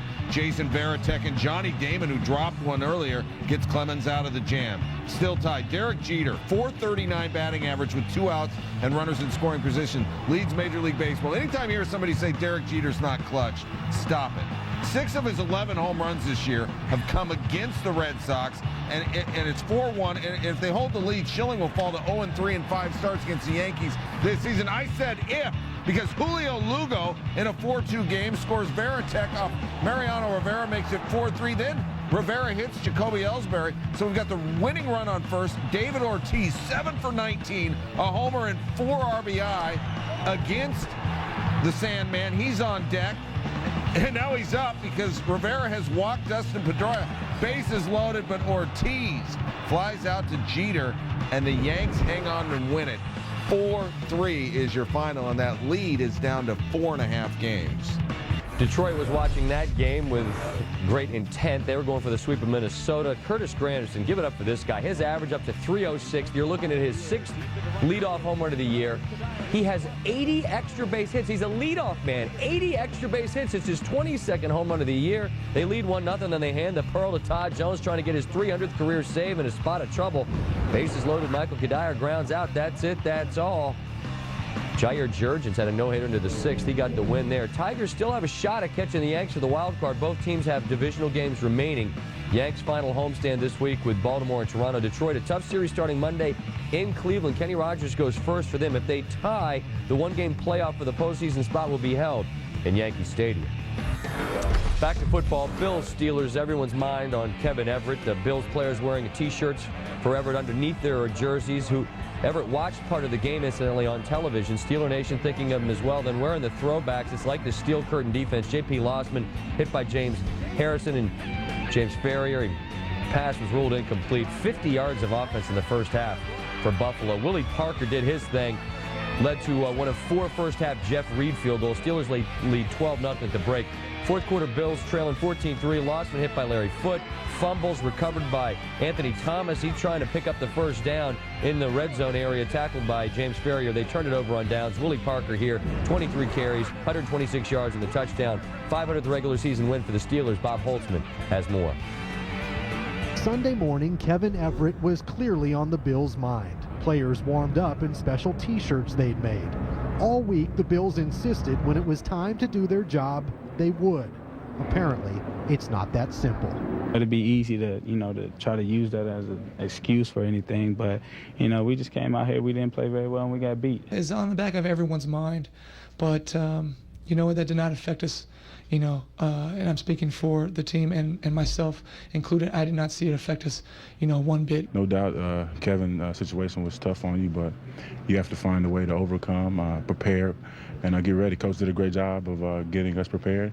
We just have to do a better job of executing the game plan. After the game, a number of Steelers players mentioned how impressed they were with the Bills' mindset. Linebacker Larry Foote said the Bills came out fighting, and wide receiver Hines Ward said the Bills were focused. It's just that the Steelers executed better. In Pittsburgh, Bob Holtzman, ESPN.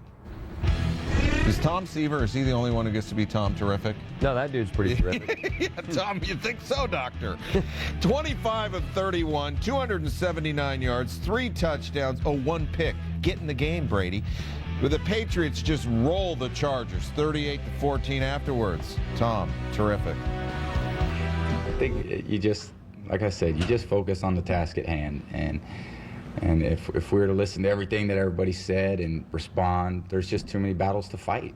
You know, there's only one battle that I care about, and that's playing football and performing well. And we can control that. And you just can't go out and respond to everything that everybody says about you. There's not enough hours in the day, especially after you've been winning over, for the last 6 or 7 years. So, do we have a lot of goodwill built up toward this team? It's funny because, after the first Super Bowl, everyone's like, oh, yeah, it's great. What a great thing to come out as a team. And after the second Super Bowl, it's like, yeah, all right, you guys are pretty good. And then the third one, it was like, oh, we're sick of you guys. So we know that, but we still have a lot of fun coming in and playing.